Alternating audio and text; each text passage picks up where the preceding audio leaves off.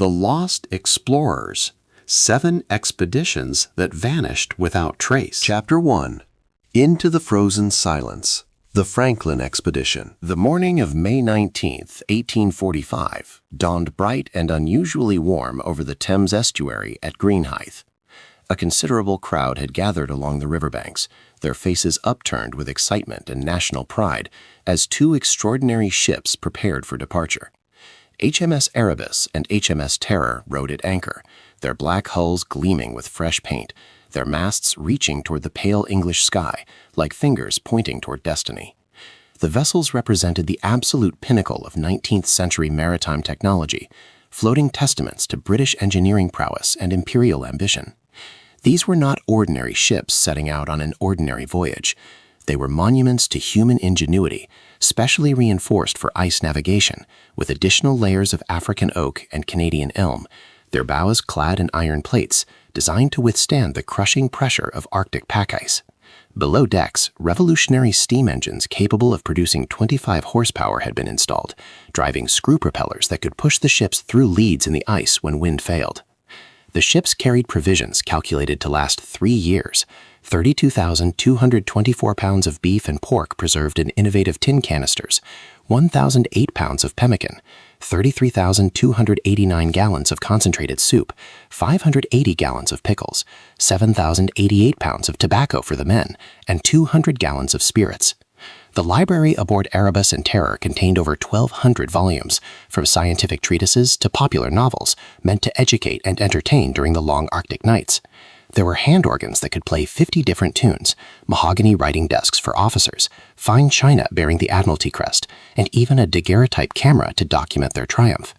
Every detail had been considered, every contingency planned for, or so they believed. Sir John Franklin stood on the deck of HMS Erebus, his flagship, acknowledging the cheering crowds with characteristic modesty. At 59 years old, he was considerably older than typical expedition commanders, his frame carrying the comfortable weight of middle age, his face lined by decades of service to the Royal Navy and the British Empire. But those lines told a story of experience that the Admiralty valued highly.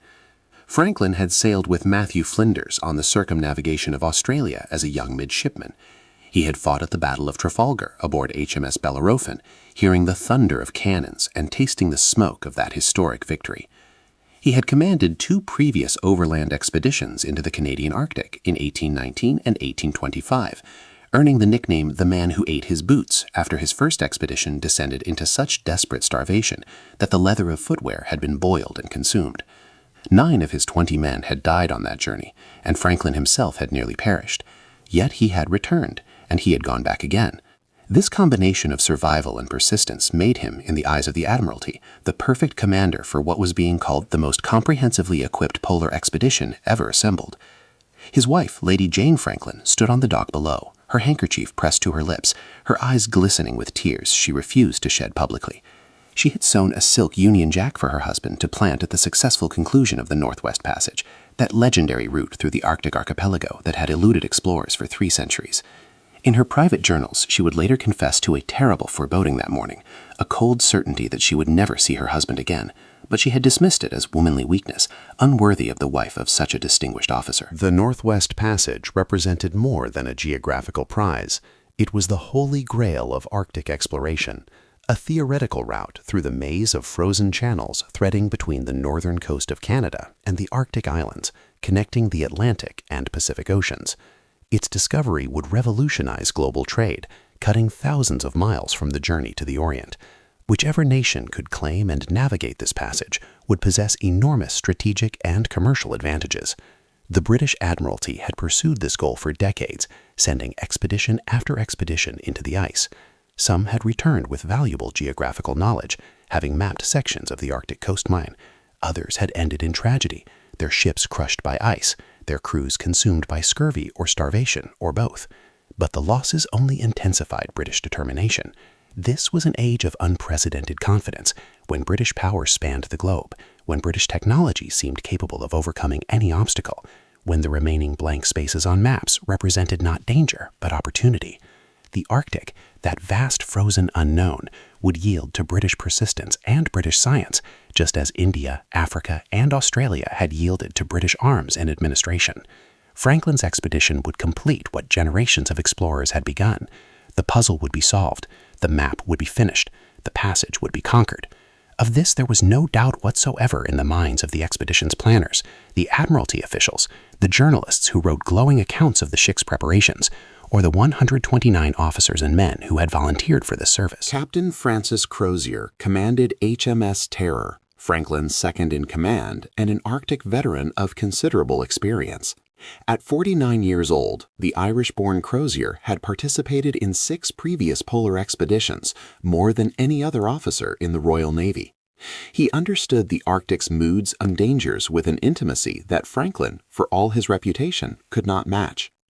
Crozier had actually expressed private reservations about the expedition's timing and route, concerns he had raised with Franklin and others during the planning stages.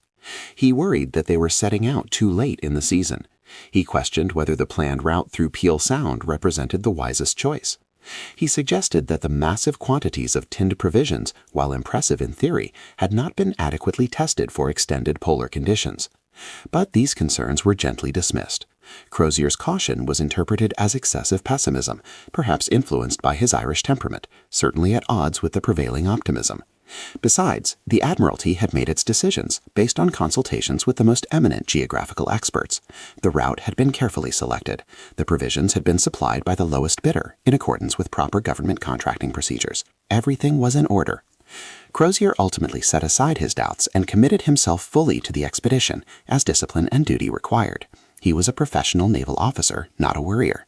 His concerns were noted and filed away, where they would remain until historians, over a century later, would read his cautious letters and marvel at his prescience. Commander James Fitzjames served as Franklin's second-in-command aboard Erebus, a younger officer at 33 years old who represented the rising generation of naval leadership. Tall, handsome, and charismatic, Fitzjames combined aristocratic bearing with genuine competence. He had distinguished himself in the Syrian campaign, participating in land operations that earned him recognition and rapid promotion. Though he lacked Arctic experience, his intelligence and energy made him a valuable addition to the expedition's leadership. His letters home to his family radiated confidence and excitement. "I have never felt such exhilaration," he wrote to his sister shortly before departure. "We are embarked upon an enterprise that will echo through history. The ships are as fine as any that have ever sailed. The men are in excellent spirits, and our commander's experience gives us every confidence. I should not be surprised if we complete the passage in a single season and winter in the Pacific, celebrating Christmas in warmer climes than England." His optimism was infectious among the junior officers and crew, who looked to their leaders for assurance that the dangers of polar exploration, while real, were manageable by men of courage and preparation. Fitzjames kept a detailed journal that would end abruptly 19 months into the expedition, its final entries growing noticeably shorter and darker in tone, though that terrible document would not be discovered for over a decade. The crew of 112 men represented a cross-section of Victorian naval society, from aristocratic officers to working-class able seamen, from literate gentlemen to illiterate deckhands, from teenagers serving their first commission to grizzled veterans of the Napoleonic conflicts. There was William Braine, a 25-year-old Royal Marine from the Shetland Islands, strong and eager. There was John Torrington, a petty officer and lead stoker, just 20 years old, responsible for maintaining the steam engines that were supposed to push them through the ice. There was John Hartnell, able seaman, 25 years old, who had written to his brother that he expected to return from the Arctic with enough prize money to purchase a small farm. There was John Irving, third lieutenant aboard Terror, who carried a medal of Lady Jane Franklin, given to him for luck by the commander's wife. Each man had his own reasons for volunteering. Some sought adventure, others needed the pay. A few hoped that distinguished service in this high-profile expedition would advance their careers. All of them trusted in their ships, their officers, their provisions, and their nation's technological superiority. None of them imagined that they were sailing toward annihilation, that not a single soul among them would ever see England again, that their names would become synonymous with the greatest disaster in polar exploration history. As the ships weighed anchor and began their stately progress down the Thames toward the North Sea, bands played patriotic airs, children waved small Union Jacks, and journalists scribbled notes for articles that would celebrate this latest chapter in Britain's polar endeavors. The Times reported that no expedition has ever set forth with greater advantages of every kind or under more favorable auspices. The Illustrated London News published detailed engravings of the ship's internal arrangements, marveling at the efficiency and comfort provided for the crews. Scientific journals anticipated the valuable magnetic and meteorological observations that would certainly be collected. The expedition would take regular readings of terrestrial magnetism, contributing to British dominance in this field of scientific inquiry. They would map unknown coastlines, claim new territories for the Crown, and quite possibly solve the ancient riddle of the Arctic geography. The mood throughout Britain was one of uncomplicated celebration. This was what Britain did best: send forth its bravest men and its finest ships to expand the boundaries of knowledge and empire. That some expeditions had ended badly was acknowledged but not dwelt upon. Risks were inherent in exploration, but proper British preparation and determination invariably prevailed. The Franklin expedition would be no exception.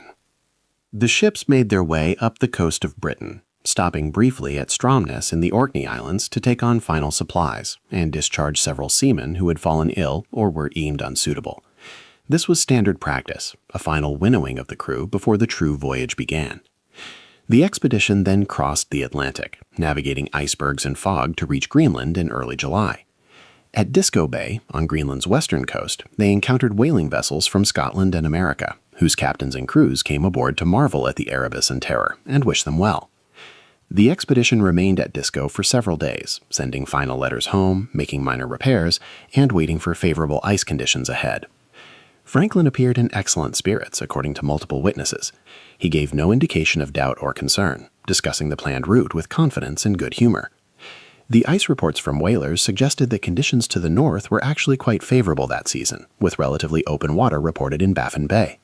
Franklin and his officers took this as an excellent omen. The expedition would be able to penetrate deep into the Arctic archipelago before the summer navigation season ended, positioning themselves perfectly to complete the passage the following year. On July 26, 1845, the whaling vessel Prince of Wales, captained by Danett of Peterhead, Scotland, encountered HMS Erebus and Terror in Baffin Bay, moored to an iceberg near the entrance to Lancaster Sound, the gateway to the Arctic archipelago. This would prove to be the last confirmed sighting of Franklin's expedition by European witnesses. Captain Danett and several of his men went aboard the Royal Navy ships, conversing with Franklin and his officers, observing that all seemed well, the ships in good condition, the men healthy and in high spirits. Franklin explained that he intended to sail west through Lancaster Sound, then south through Peel Sound or Prince Regent Inlet, threading through the channels that would lead ultimately to the Canadian coast and the known waters beyond. The plan was sound, based on the best available geographical knowledge. Danett wished them well and returned to his whaling duties. As the Prince of Wales sailed away, members of Danett's crew looked back at the two ships, dark silhouettes against the massive white iceberg to which they were tethered, and watched as Franklin stood on Erebus deck, raising his hand in farewell. The image would haunt Danett for the rest of his life. Those two ships, that confident commander, that wave goodbye. And then silence. Absolute impenetrable silence that would extend for years, deepening from curiosity to concern to alarm to horror as the realization slowly grew that something had gone catastrophically, unthinkably wrong. In England, the first year without news occasioned no particular worry. Arctic expeditions were routinely out of contact for extended periods. The distances were vast, opportunities to send messages rare. The Admiralty had expected no word until 1847 at the earliest, possibly later. Franklin had provisions for 3 years, and everyone understood that completing the Northwest Passage might require spending 2 or even 3 winters in the ice. The expedition was certainly somewhere in the Arctic archipelago, systematically working through the channels, conducting their scientific observations, planting British flags on newly charted islands. Lady Jane Franklin maintained her social calendar, attending functions, corresponding with scientific societies, meeting with Admiralty officials who assured her that all was proceeding according to plan. But by 1847, as the second full year without news ended, concern began to grow among those with Arctic experience. Crozier's friend, the explorer James Clark Ross, privately expressed worry to colleagues. 2 years without any word at all was unusual, even by Arctic standards. Wintering ships typically sent small parties south over the ice to leave messages at known caches, where subsequent expeditions or whaling vessels might find them.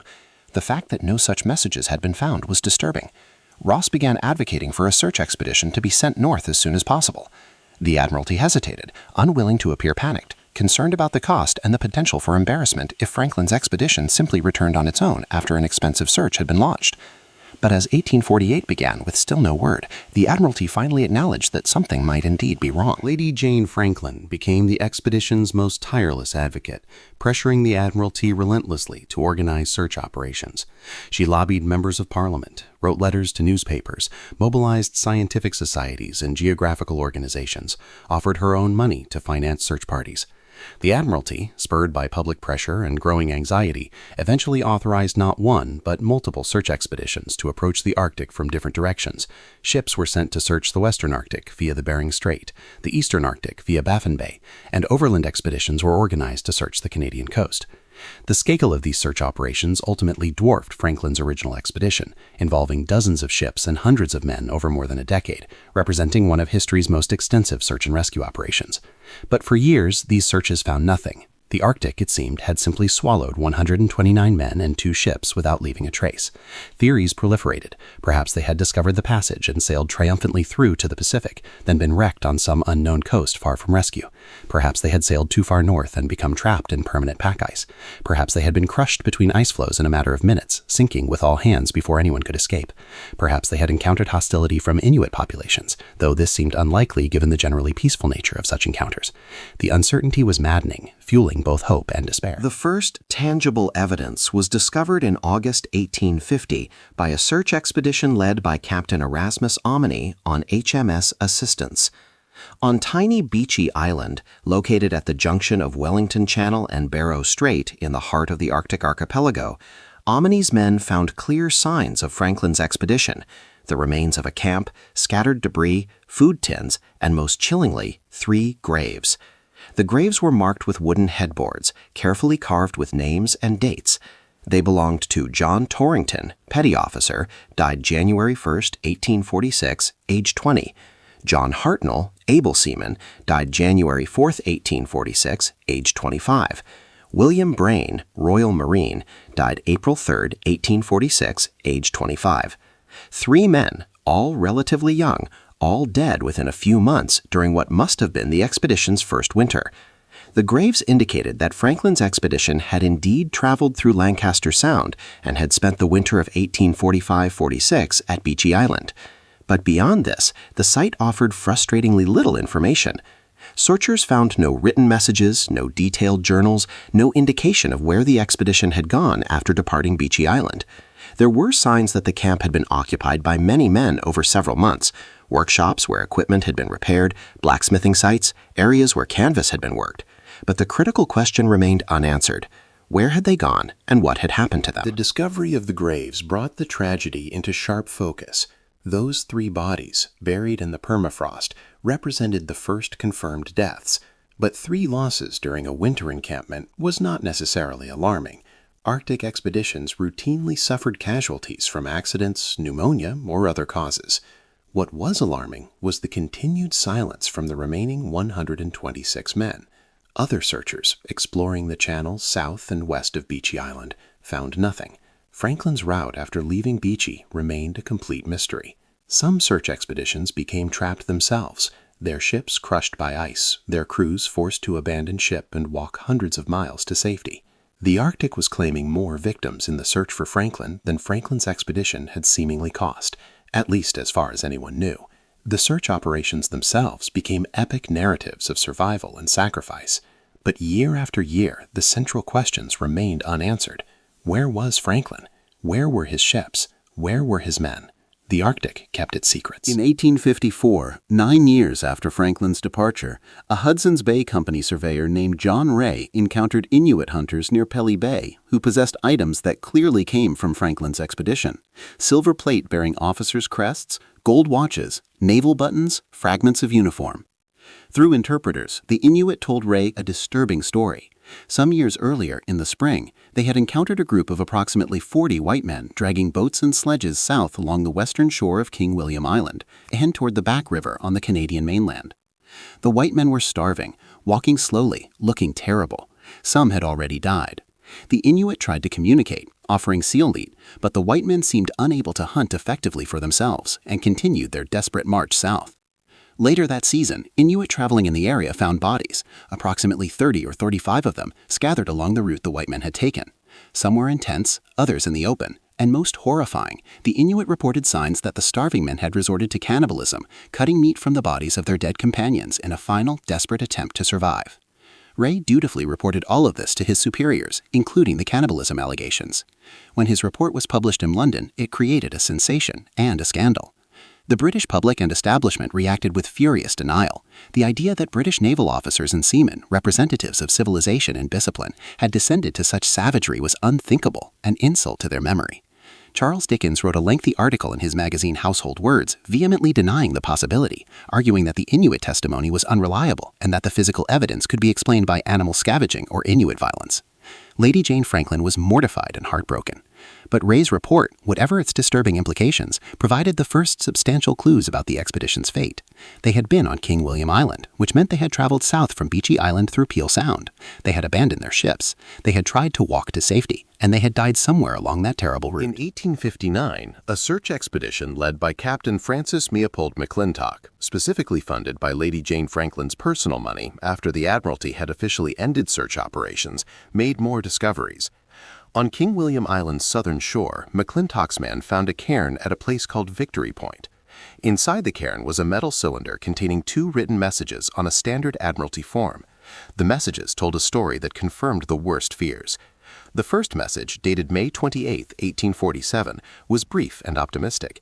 HM ships Erebus and Terror wintered in the ice in lat 70 degrees 5N, long 98 degrees 23 west, having wintered in 1846-47 at Beechy Island in lat 74 degrees 43 28N, long 91 degrees 39-15 west, after having ascended Wellington Channel to lat 77 degrees and returned by the west side of Cornwallis Island. Sir John Franklin commanding the expedition, all well. Party consisting of 2 officers and 6 men left the ships on Monday, 24 May 1847, all well. The expedition had penetrated south from Beechy Island, sailing through what is now called Franklin Strait to the northwest of King William Island, then had become trapped in the ice somewhere off the island's northwest coast during the summer of 1846. They had spent a second winter frozen in the ice, but as of May 1847, all was well. Franklin's leadership was continuing, the expedition remained intact. But around the margins of this first message, written in a different hand using different ink, was a second message dated April 25, 1848, almost exactly 11 months later. April 25, 1848, HM ships Terror and Erebus were deserted on the 22nd April, 5 leagues NNWW of this, having been beset since 12th September 1846.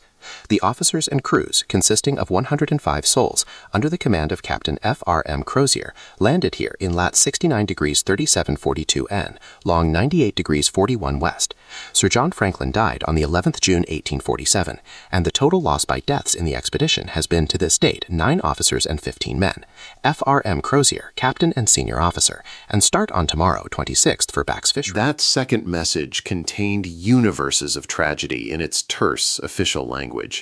Sir John Franklin had died just 2 weeks after the first message declared all was well, taking with him any hope that his experience and leadership could save the expedition. 9 officers and 15 men had died by April 1848, meaning 24 dead in total out of 129, nearly 20% casualties before the survivors had even abandoned the ships. The ships themselves had been trapped in the ice for 19 months, far longer than the single season Franklin had confidently predicted.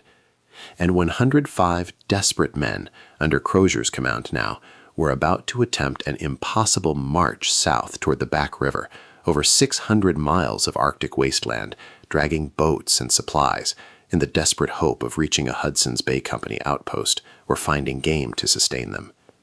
The message revealed the magnitude of the disaster, but also left crucial questions unanswered. What had killed Franklin and the other 23 men who died before the abandonment? Why had 24 men died while the ships were still intact and provisioned? What had driven the decision to abandon what should have been relatively safe, sheltered ships for the almost certainly fatal march south? McClintock's expedition found other evidence scattered along King William Island's coast. More bodies, more debris, more artifacts. Near the Victory Point cairn, they found a boat mounted on a sledge containing 2 skeletons and a bizarre assortment of items: chocolate, tea, tobacco, silverware, slippers, soap, sponges, books including a copy of The Vicar of Wakefield, combs, and dozens of other items that revealed men making irrational decisions, hauling utterly useless items while starving to death. The boat was oriented pointing back toward the ships, suggesting these men had been trying to return to Erebus in terror, perhaps realizing that abandoning them had been a catastrophic mistake. Modern scientific analysis has added disturbing layers to our understanding of what went wrong. In 1984 and 1986, a team led by Dr. Owen Beatty from the University of Alberta obtained permission to exhume and examine the 3 bodies buried on Beechey Island. The permafrost had preserved the corpses in remarkable condition, allowing detailed forensic examination. The results were shocking. All 3 bodies showed extraordinarily high levels of lead, particularly in bone tissue, indicating chronic lead poisoning over an extended period. The source of the contamination was quickly identified: the tinned provisions that had been so celebrated as modern technology. The contract for supplying the tins had gone to a provisioner named Stefan Goldner, who had rushed the work to meet the expedition's departure deadline. The canning process involved sealing food in tin containers with lead-based solder. Properly done, with the solder carefully applied only to external seams, this presented minimal risk. But Goldner's workers, rushing to complete thousands of cans, had been careless, applying large amounts of lead solder to internal seams that came into direct contact with acidic foods, leaching lead into the provisions. The Franklin expedition had carried tons of poisoned food. Lead poisoning causes a constellation of symptoms: fatigue, confusion, irritability, abdominal pain, constipation, anemia, and in severe cases, brain damage affecting judgment and decision-making. The officers and men of the Franklin expedition had been slowly poisoning themselves every time they ate, beginning even before they left England and continuing throughout the voyage. This helps explain the seemingly irrational decisions, the high death rate even while the ships remained intact, and possibly the poor judgment that led to abandoning relatively secure ships for a hopeless march. But lead poisoning alone cannot account for the entire disaster. Modern analysis suggests a cascade of failures, each compounding the others. The route Franklin chose, pushing south through Peel Sound along the western side of Somerset Island, took him into what Inuit hunters could have told him, and eventually did tell searchers, was an area of particularly heavy, persistent ice.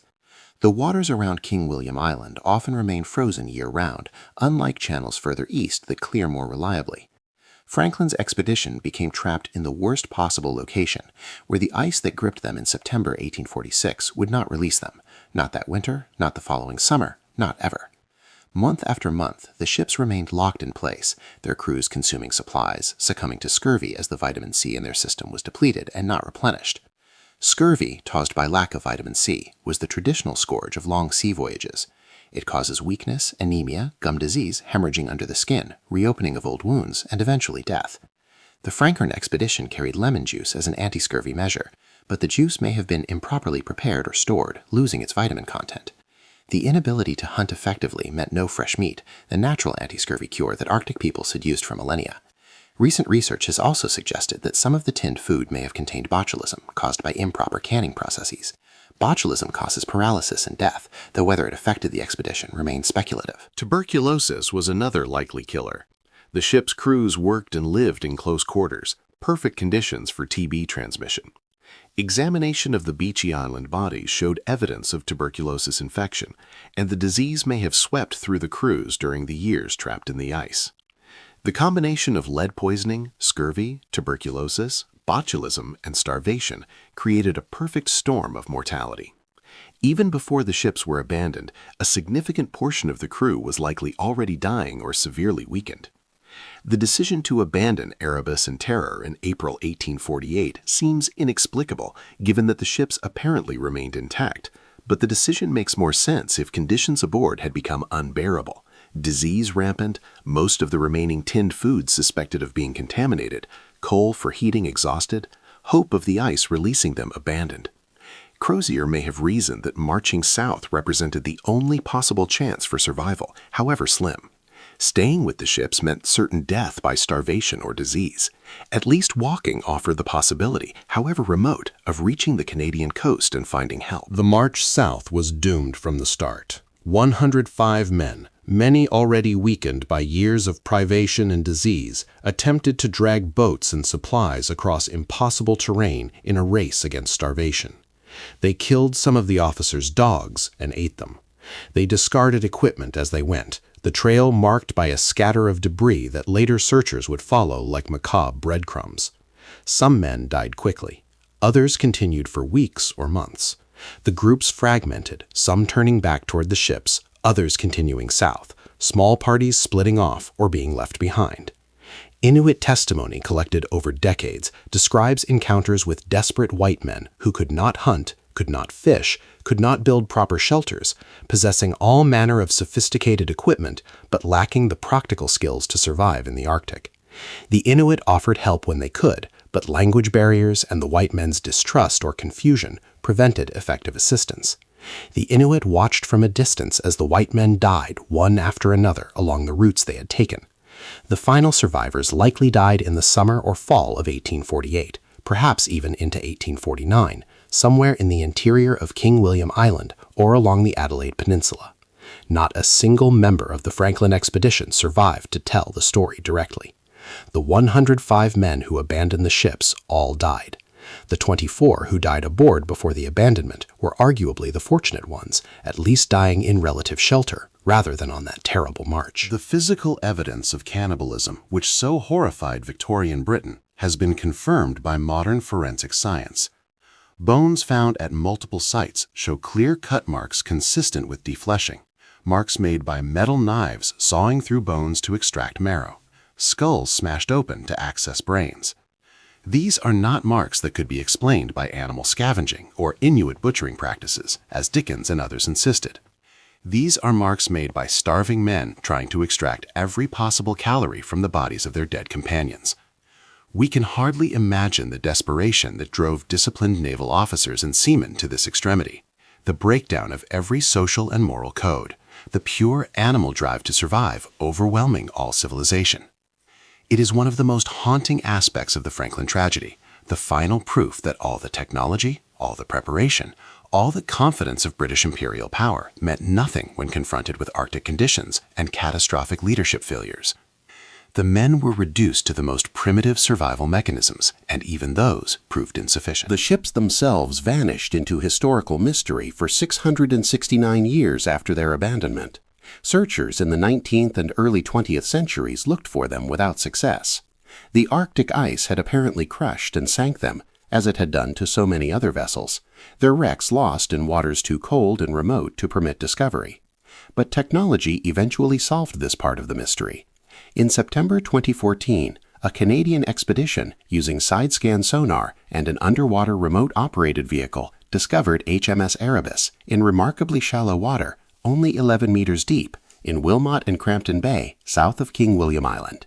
The ship rested upright on the seafloor, largely intact, clearly recognizable as a vessel of the Franklin expedition period.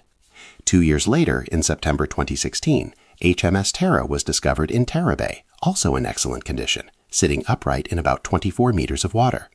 Both ships apparently had not been crushed by ice, but had drifted or been partially sailed after their abandonment, eventually sinking in relatively protected waters that preserved them beautifully. Underwater photography and video revealed ships frozen in time, deck beams intact, companionways visible, artifacts scattered across decks and inside cabins, a ship's bell, wine bottles, a desk drawer.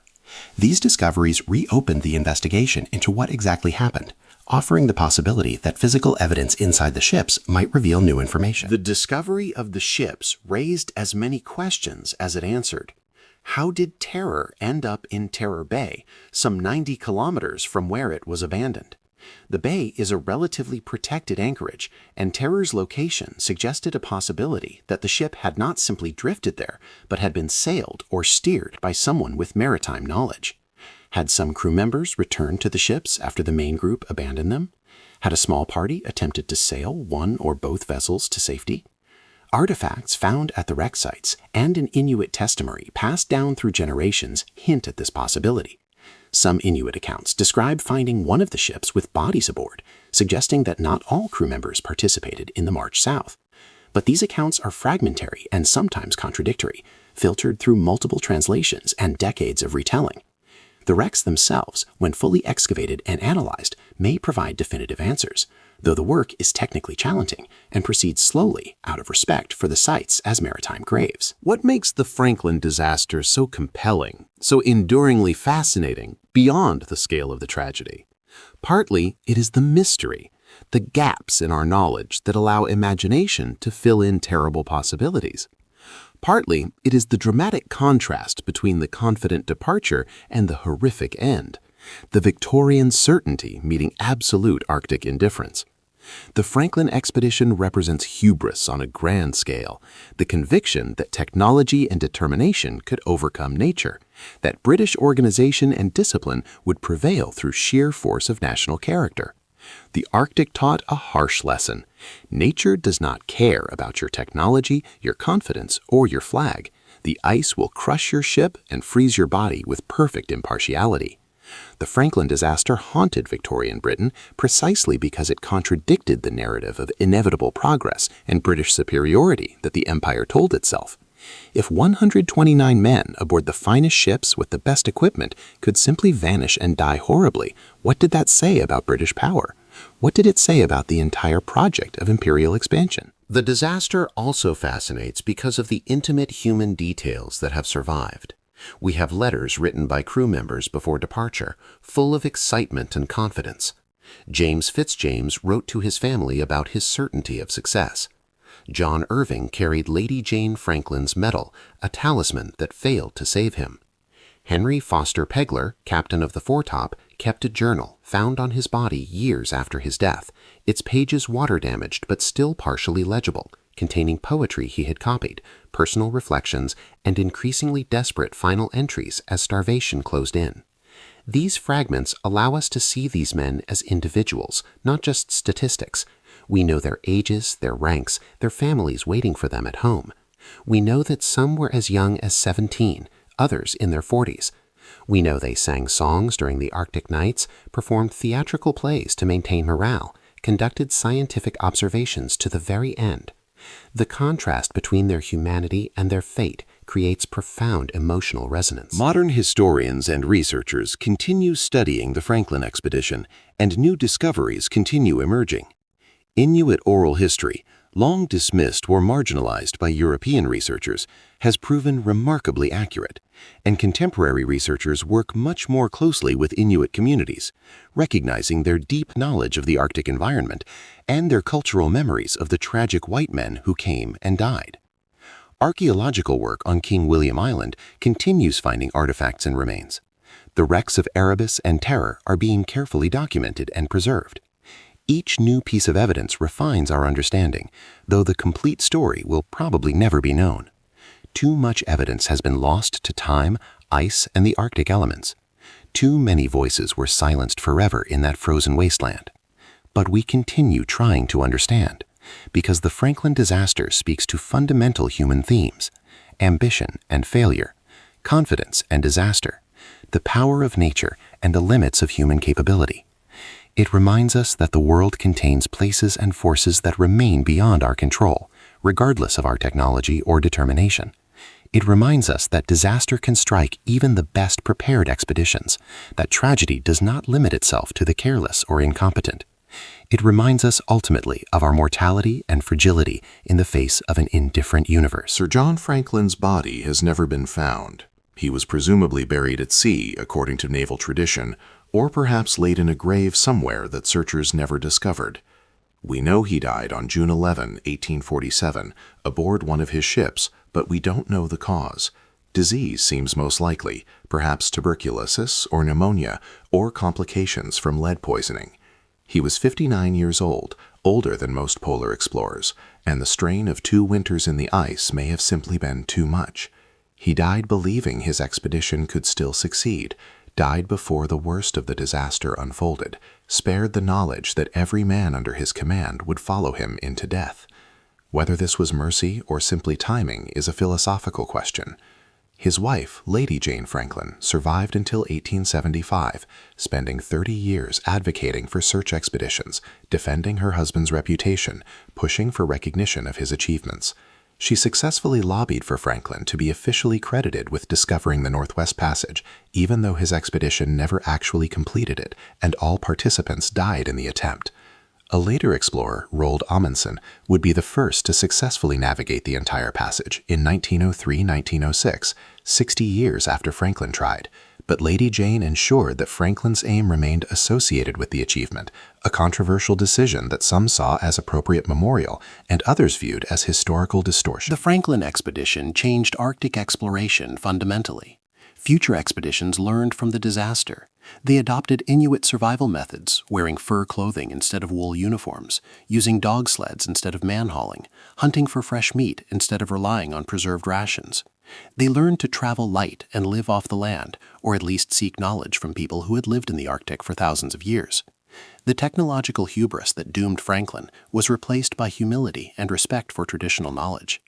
This represents perhaps the one positive legacy of the disaster.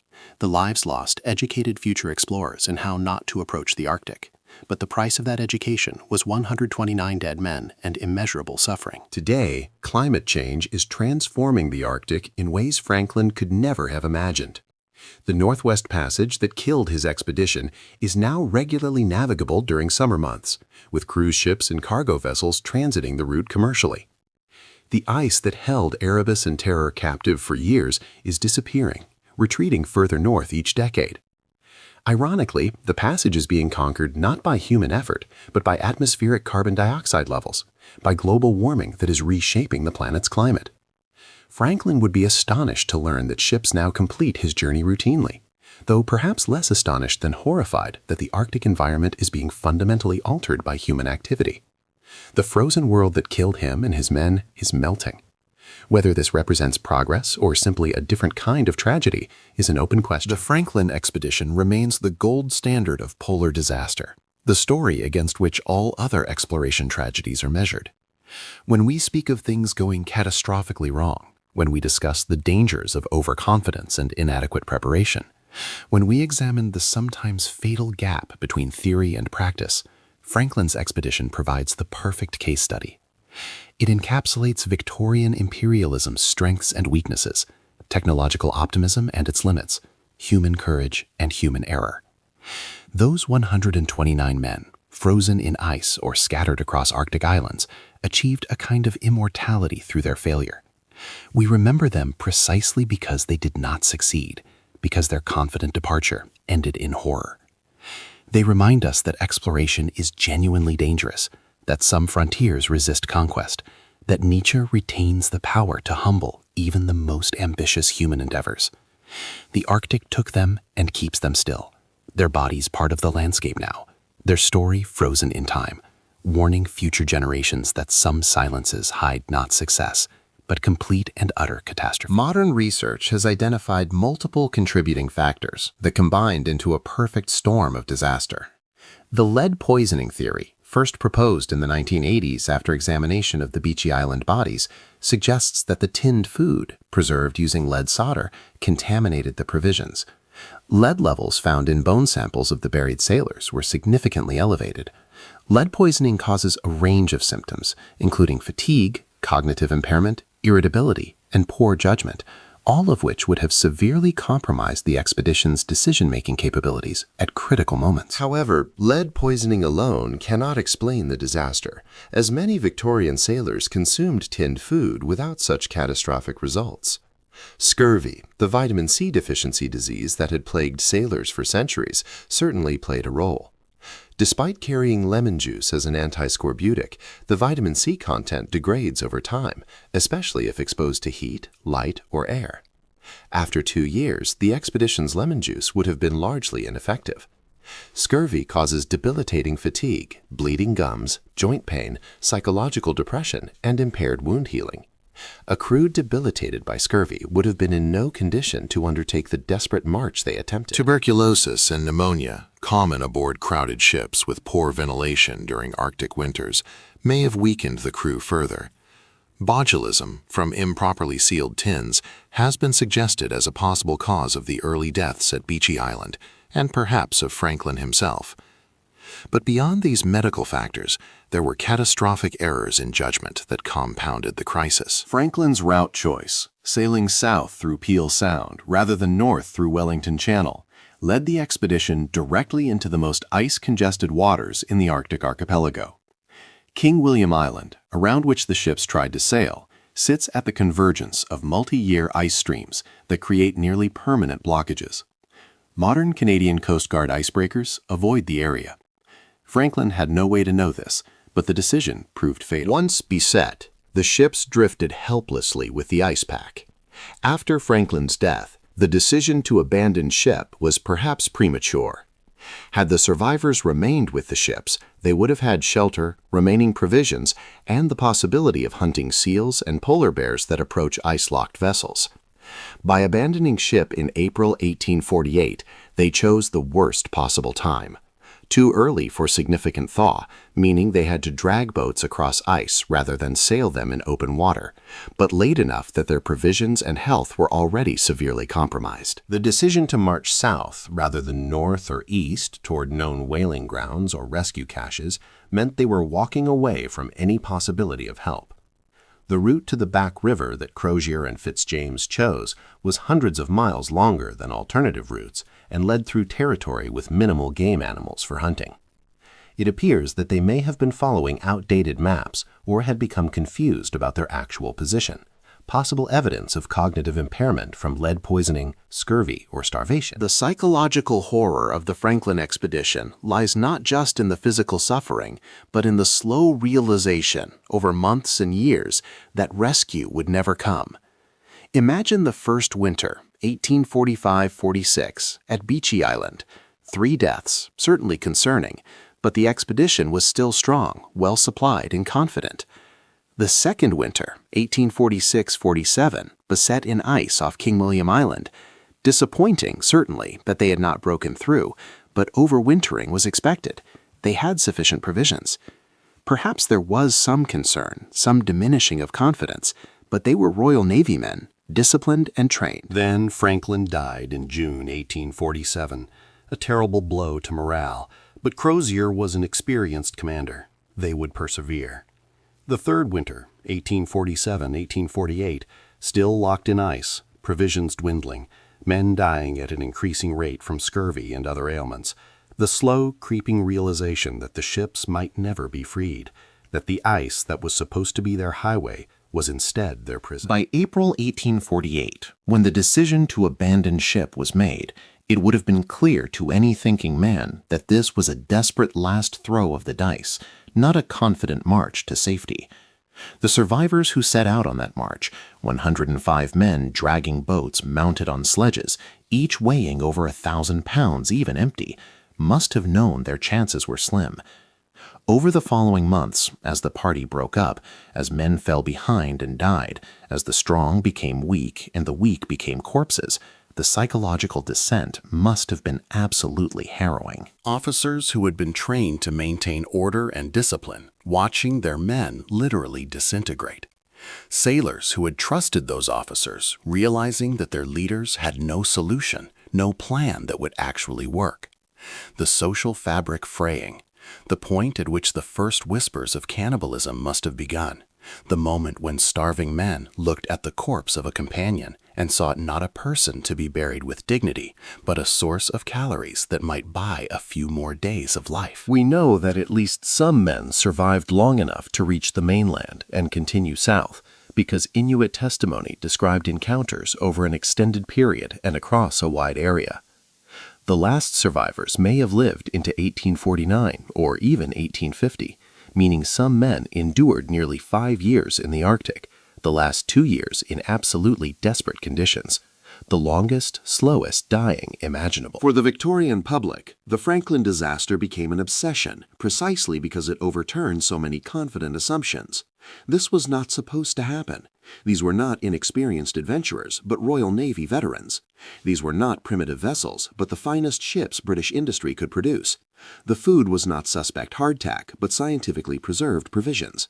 Everything that could be done had been done, and yet nature had obliterated the expedition so completely that it took years just to discover that they had died, much less how or why. The Franklin expedition became a cautionary tale about hubris, about the limits of technology, about the terrible power of the Arctic.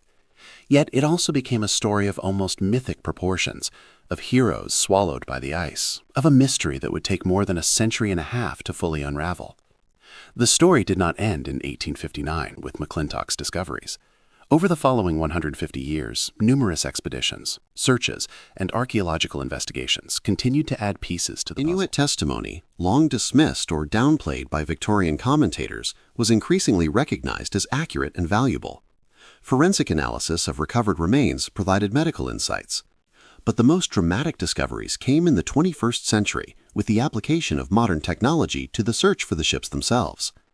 In September 2014, a Canadian government expedition using sophisticated sonar equipment located HMS Erebus in the Queen Maud Gulf, south of King William Island, in only about 11 meters of water. The ship was remarkably intact, sitting upright on the seabed, preserved by the cold Arctic waters.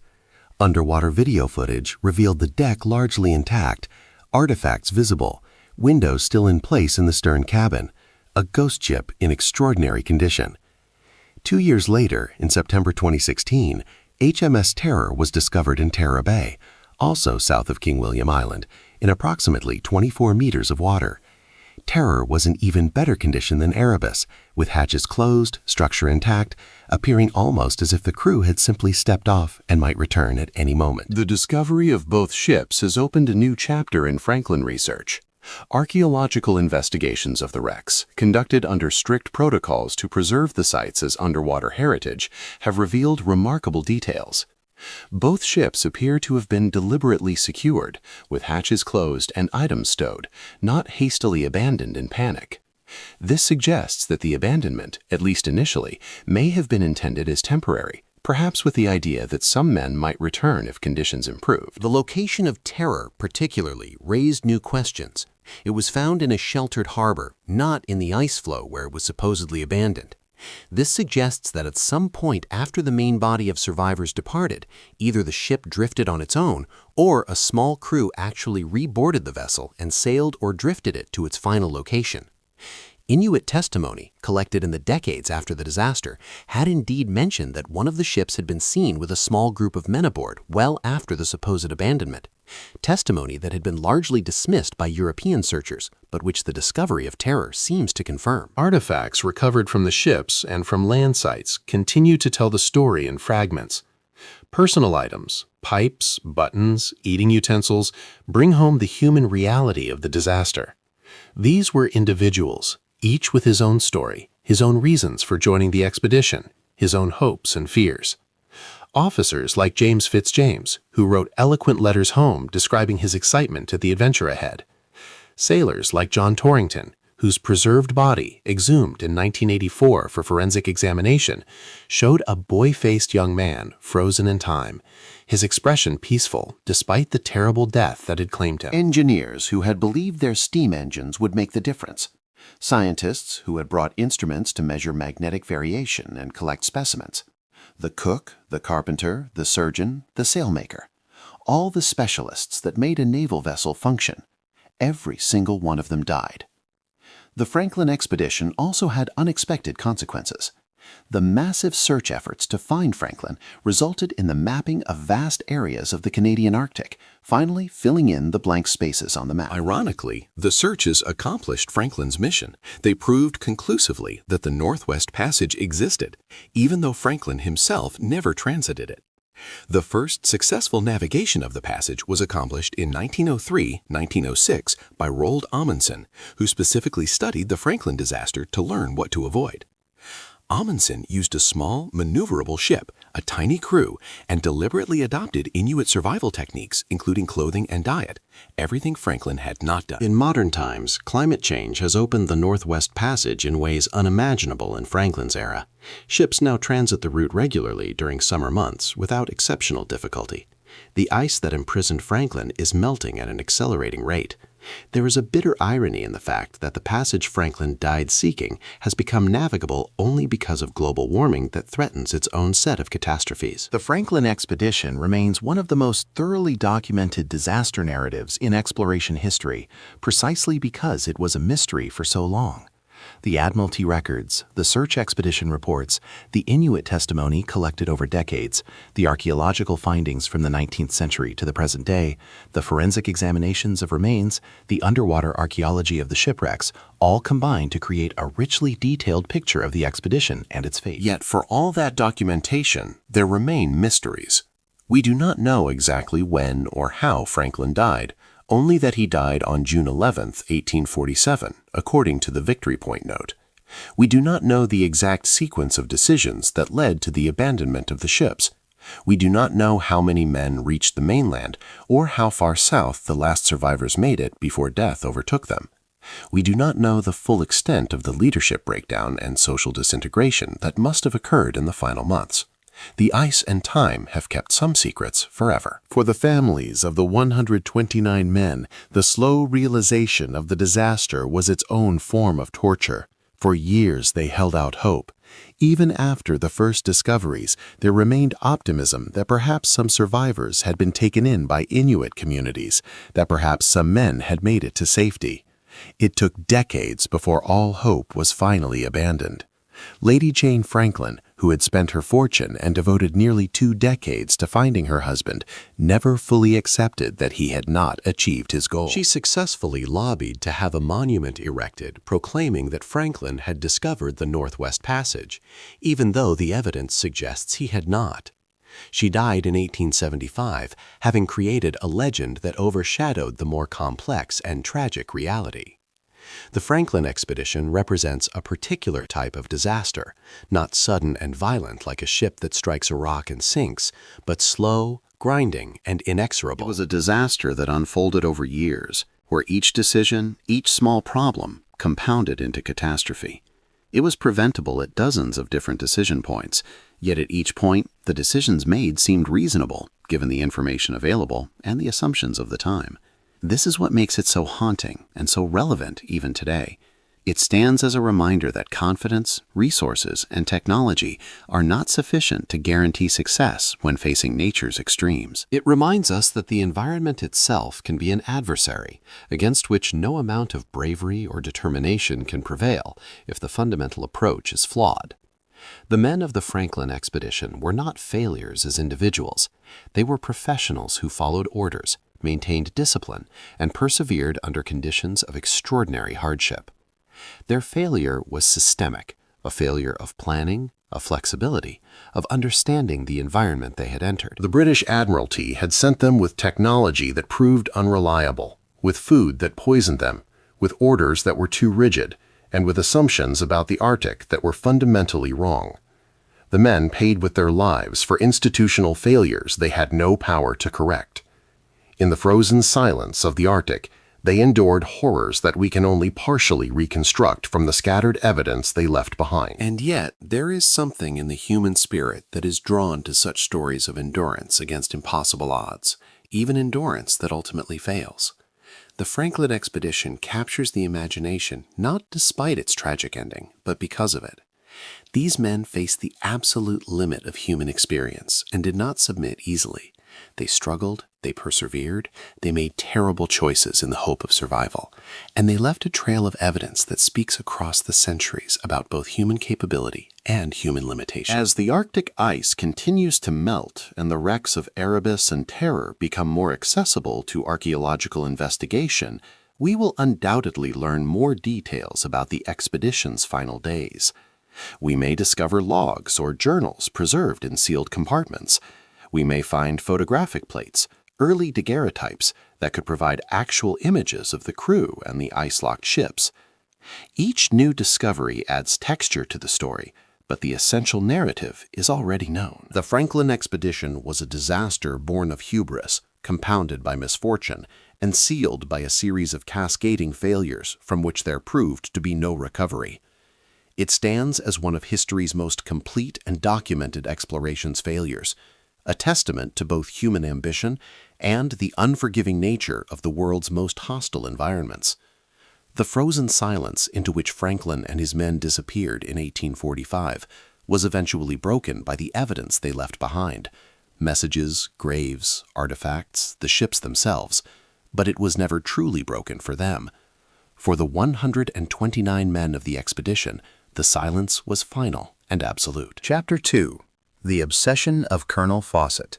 The Quest for Z. In the winter of 1906, Lieutenant Colonel Percy Harrison Fawcett stood at a crossroads that would define the remainder of his life and ultimately lead him into one of the 20th century's most enduring mysteries. The Royal Geographical Society had approached him with what seemed a straightforward commission: to survey and map the disputed borders between Brazil, Bolivia, and Peru, a tangled region where imprecise cartography had led to diplomatic tensions and occasional bloodshed.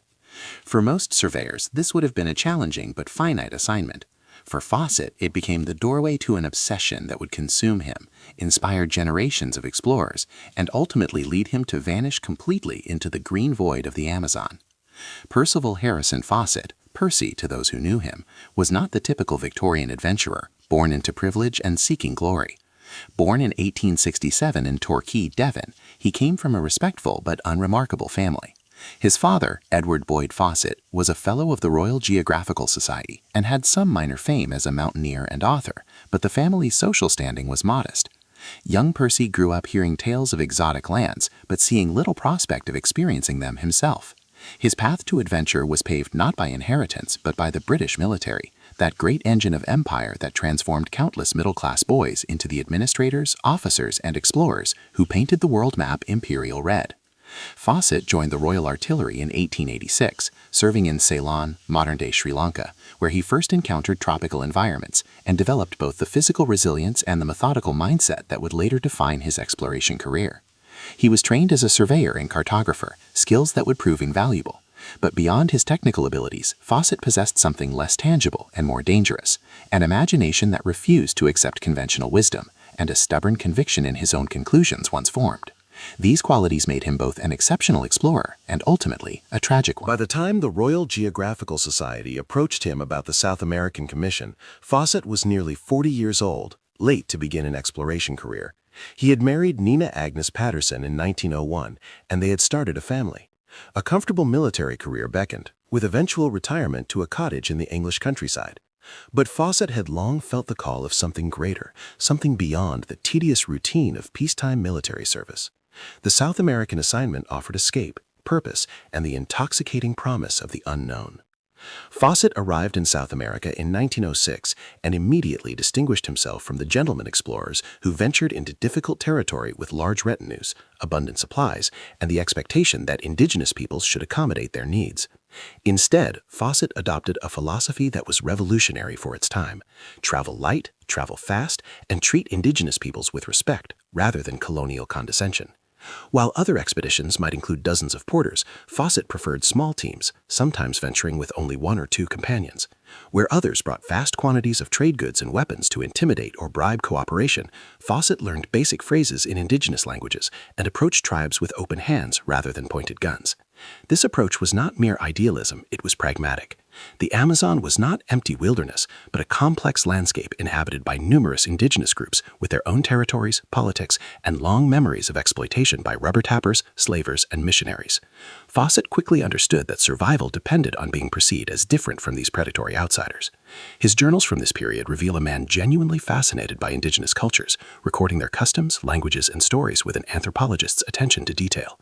It was these stories, dismissed as superstition by most European observers, that would plant the seeds of Fawcett's great obsession. During his survey work, Fawcett encountered something that troubled the neat categories of contemporary archaeology and anthropology.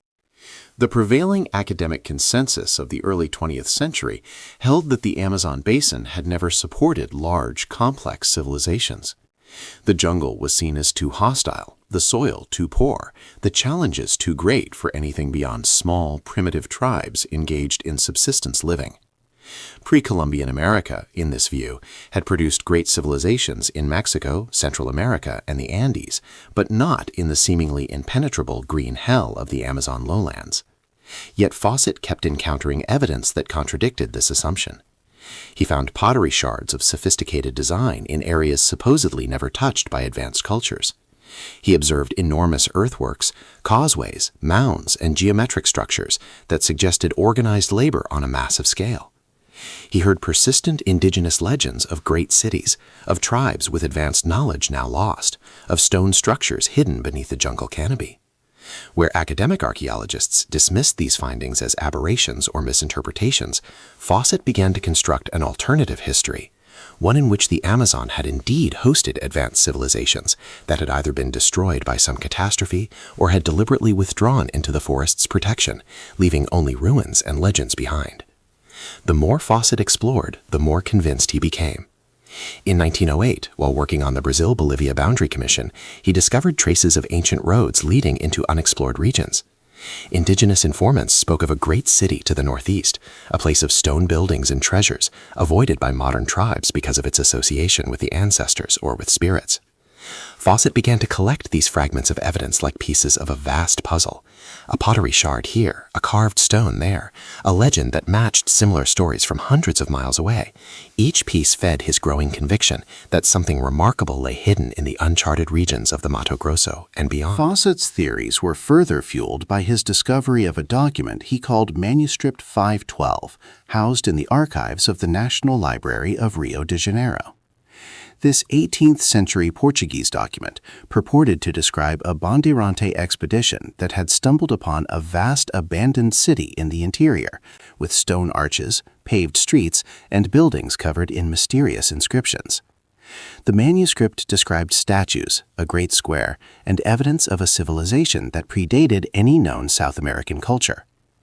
Most historians dismissed Manuscript 512 as either a fabrication or a wildly exaggerated account of modest ruins. Fawcett, however, saw it as a roadmap. He became convinced that this lost city, or something like it, truly existed, waiting to be rediscovered. By 1910, Fawcett had completed his primary survey work, earning high praise for his meticulous maps and his ability to survive conditions that had killed or broken other explorers. The Royal Geographical Society and the British government considered him one of the foremost experts on the Amazon basin. He could have rested on these laurels, accepted comfortable positions, and enjoyed a respected retirement. Instead, he began planning what would become a series of expeditions specifically aimed at finding evidence of his lost civilization. He gave it a name, perhaps to make it seem more concrete, perhaps to protect its location from rival explorers. He called it simply Z. The quest for Z became Fawcett's consuming passion.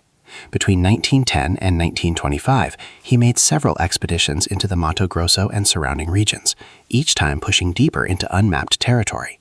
He survived conditions that seemed to belong more to adventure fiction than real exploration. Attacks by hostile tribes, tropical diseases including repeated bouts of malaria and dysentery, dangerous animals, starvation, and the constant psychological pressure of being entirely cut off from civilization for months at a time. His reputation grew with each survival. While other explorers perished from privations that Fawcett seemed to shrug off, he developed an almost supernatural mystique. Indigenous tribes began to speak of him as blessed by the forest spirits. Fellow explorers whispered that he possessed uncanny luck or secret knowledge. Fawcett himself cultivated this image, perhaps believing that confidence in his own survival was itself a form of protection. But the quest took its toll. Each expedition failed to produce the definitive evidence Fawcett sought. He found intriguing artifacts, heard tantalizing stories, mapped regions never before recorded, but Z itself remained elusive. Critics began to question whether it existed at all. The Royal Geographical Society, while respecting Fawcett's surveying work, grew skeptical of his theories about advanced Amazon civilizations. Academic archaeologists dismissed him as a romantic fantasist, projecting his desires onto ambiguous evidence. Even some of his former supporters began to suggest gently that perhaps it was time to abandon the search. These doubts only hardened Fawcett's resolve. He became increasingly secretive about his findings and his planned routes, fearing that others would claim credit if he revealed too much. He developed elaborate theories connecting Z to Atlantis, to ancient migrations across the Atlantic, to mystical orders and lost wisdom. His writings from this period blend careful scientific observation with speculation that veered into the esoteric and occult. He was clearly a man whose isolation and obsession were leading him into intellectual territory that made even sympathetic observers uncomfortable. Yet he remained physically vigorous, mentally sharp in matters of practical exploration, and absolutely convinced that one more expedition, properly supplied and routed, would settle all questions. By 1925, Fawcett was 57 years old, ancient by the standards of Amazonian exploration, but he felt more certain than ever that he knew where Z was located and how to reach it.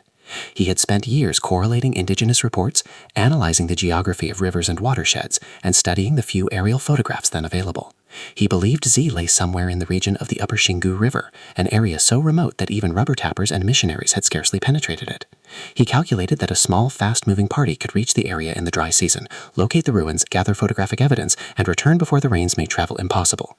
It would be, he assured his supporters, the expedition that would rewrite the history of South American civilization. The Royal Geographical Society was no longer willing to fund what they saw as a wild goose chase, but Fawcett had become sufficiently famous that he could secure private backing. Newspapers and individuals fascinated by exploration contributed funds. He planned the expedition with military precision, calculating supplies, choosing equipment that would withstand tropical conditions, and plotting a route that would avoid the territories of the most hostile tribes while taking advantage of rivers and natural pathways that would speed travel. The composition of the expedition party was unusual and would later fuel much speculation. Rather than taking experienced explorers or guides, Fawcett decided to bring his eldest son, Jack, then 21 years old. Jack was athletic, eager, and devoted to his father, but he had no experience with the Amazon's specific challenges. Fawcett also invited Raleigh Reimel, Jack's best friend and approximately the same age, who had even less survival experience than Jack. The decision to take two inexperienced young men instead of seasoned explorers struck many observers as reckless. Some suggested it revealed Fawcett's deteriorating judgment. Others speculated that Fawcett intended this to be a one-way journey, that he planned to find Z and remain there, and wanted only companions who would follow him without question. In February 1925, the three men arrived in Rio de Janeiro and began making their way into the interior. Fawcett was in characteristically good spirits, confident and charismatic. He gave several interviews to the press, describing his theories and his certainty that this expedition would achieve what years of previous attempts had not. There was something in his manner, a kind of fevered intensity beneath the military bearing, that disturbed some observers. But there was also the unmistakable presence of a man doing exactly what he believed he was meant to do, pursuing his vision regardless of obstacles or doubts. The expedition proceeded through the established settlements at the Amazon's edges in March and April of 1925. Fawcett sent periodic letters and dispatches back to Nina, his wife, and to supporters in England. These communications reveal his state of mind, excited, determined, focused on the goal.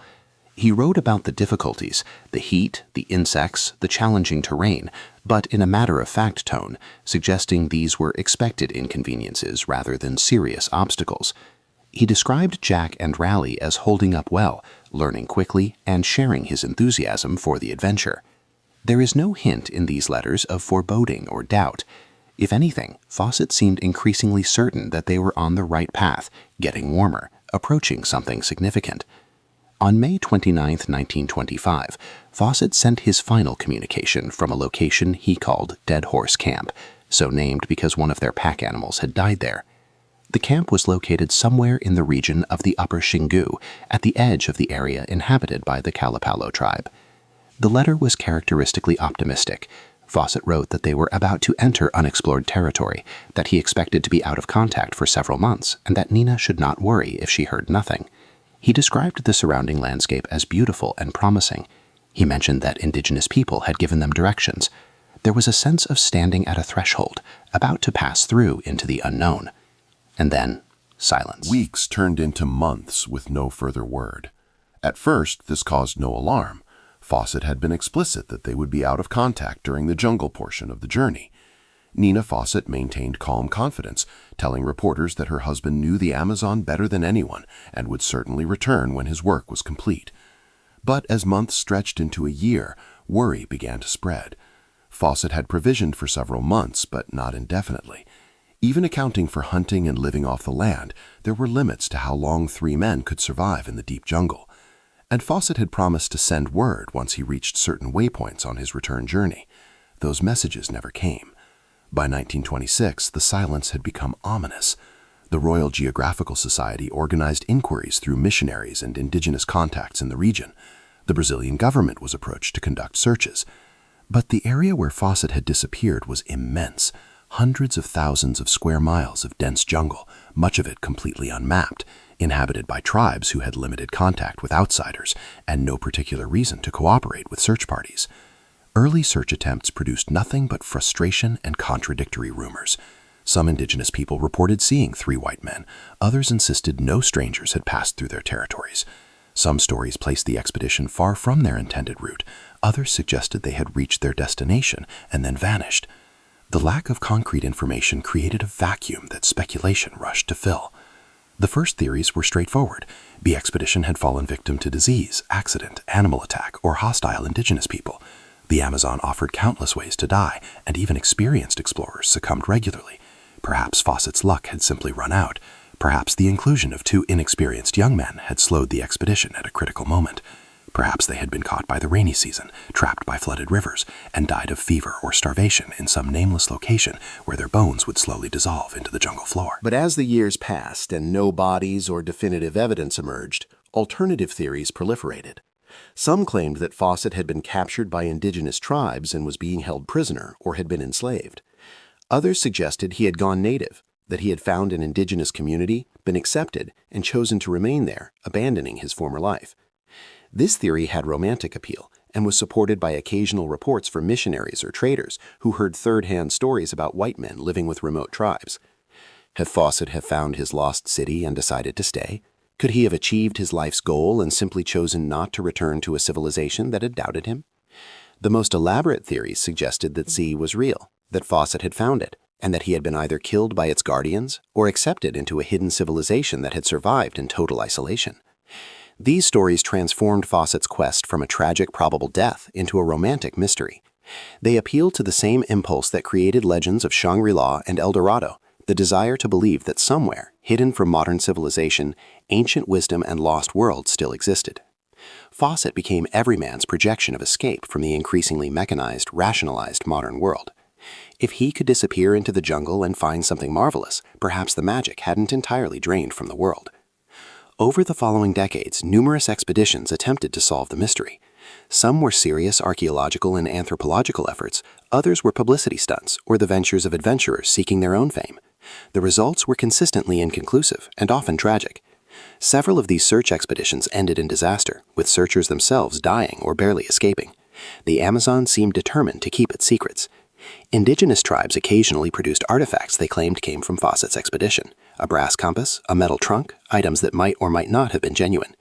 The Kalapalo tribe in particular were questioned repeatedly about what had happened to the 3 white men. Their stories changed over time, perhaps from genuine uncertainty, perhaps from telling interrogators what they wanted to hear, perhaps from a desire to misdirect outsiders from sacred or dangerous areas. In 1951, a Brazilian expedition led by Orlando Villas-Boas made contact with the Kalapalo and received what seemed like a definitive answer. The tribe claimed that yes, 3 white men had passed through their territory in 1925. They had been warned not to proceed further into the territory of hostile tribes to the east, but had insisted on continuing. The Kalapalo had seen smoke signals days later, which, in their cultural context, indicated that the strangers had been killed by the next tribe. This account was plausible and matched what was known about intertribal conflicts in the region. Villas-Boas was inclined to believe it and to consider the matter settled. Fawcett and his companions had been killed not long after their last communication.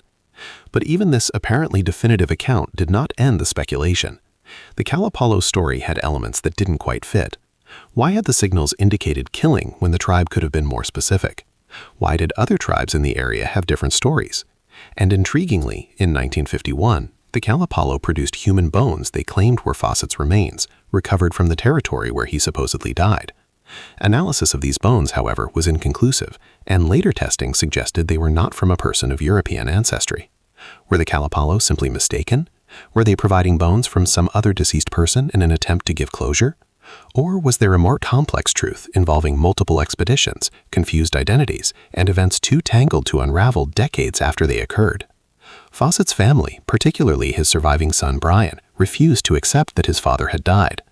Brian Fawcett spent his entire adult life investigating reports, corresponding with people who claimed to have information, and organizing his father's papers in journals for publication. He became the keeper of the flame, the guardian of his father's reputation, and a tragic figure in his own right, a man whose life was shaped entirely by another man's disappearance. Brian's belief that his father had survived was not entirely irrational. There were reports throughout the 1930s, 40s, and even into the 1950s of white men living with indigenous tribes in remote regions. Could some of these have been Percy, Jack, or Raleigh? The odds were vanishingly small, but as long as any possibility remained, Brian could not let go. The psychological dimension of the Fawcett mystery deserves examination. Why did so many people desperately want to believe that Fawcett had survived? Part of the answer lies in the timing and cultural context. Fawcett vanished in 1925, just as the age of blank spaces on maps was ending. Within a generation, aerial photography, radio communication, and improved transportation would eliminate most truly unexplored places. Fawcett represented the last of a romantic tradition, the gentleman explorer, the individual pioneer pushing into the unknown, armed with little more than courage, knowledge, and will. His disappearance came at the end of an era, and people were reluctant to accept that the era was truly over. If Fawcett was simply dead, killed by ordinary causes in an ordinary way, then the romantic age of exploration died with him. But if he had found something, if he was still out there, if the mystery remained alive, then perhaps there was still room in the modern world for wonder. Fawcett's story also resonated because it embodied a fundamental human tension, the pull between responsibility and obsession, between the ordinary life and the extraordinary quest. Fawcett had a family who loved him, a comfortable home waiting, a respected position in society. He abandoned all of this to pursue a vision that most considered delusional. Was he a fool who sacrificed everything for nothing, or was he a hero who refused to compromise his dream? The answer depends on whether Z was real, and that question remained tantalizingly open. For most of the 20th century, academic opinion firmly sided with the idea that Fawcett had been chasing a fantasy. The Amazon, in this view, simply could not have supported the kind of civilization he imagined. The soil was too poor, the conditions too hostile, the evidence too ambiguous. Fawcett's theories were relegated to the realm of pseudo-archaeology, lumped with Atlantis and ancient astronauts as ideas that appealed to romantic imagination but had no basis in serious scholarship. The few artifacts he had found were reinterpreted as trade goods from Andean cultures or as having mundane explanations. The earthworks he had noted were dismissed as natural formations misidentified by an observer predisposed to see patterns. Manuscript 512 was definitively labeled a colonial-era fabrication. The academic consensus was clear. The Amazon had been sparsely populated by small-scale societies, and Fawcett had died pursuing an illusion. Then, beginning in the 1990s and accelerating dramatically in the early 21st century, everything changed. New archaeological techniques, particularly the use of LiDAR, light detection and ranging technology, capable of penetrating jungle canopy to reveal ground structures, began to uncover something extraordinary. In regions of the Amazon previously thought to have been pristine wilderness, researchers discovered evidence of massive pre-Columbian settlements, sophisticated agricultural systems, and complex earthworks covering thousands of square miles. These were not small villages, but engineered landscapes featuring raised fields, causeways, water management systems, and geometric earthworks that could only have been created by large, organized populations with advanced knowledge. The implications were staggering. The Amazon, far from being an untouched wilderness inhabited only by small primitive tribes, had been home to complex societies that may have included populations in hundreds of thousands or even millions. These societies had domesticated the landscape, creating what some researchers now call the cultivated Amazon, a region where the forest itself had been partially shaped by human activity over millennia. They had built substantial settlements, developed sophisticated agricultural techniques adapted to challenging conditions, and created cultures that persisted for centuries before collapsing, likely due to the diseases introduced by European contact, which raced ahead of the colonizers themselves and devastated indigenous populations before most Europeans even arrived. These discoveries vindicated core elements of Fawcett's theories. He had been right that the Amazon had hosted advanced civilizations. He had been right that the archaeological establishment's dismissal of this possibility was based on incomplete knowledge and cultural prejudice. The pottery shards, the earthworks, the indigenous legends he had documented were not misinterpretations, but glimpses of a real historical truth. The academic orthodoxy that had mocked him as a fantasist now had to acknowledge that he had seen what trained archaeologists had missed. But vindication came too late and remained incomplete. While Fawcett was right about the broad picture, that did not mean Z existed as he imagined it, a single intact city waiting to be discovered.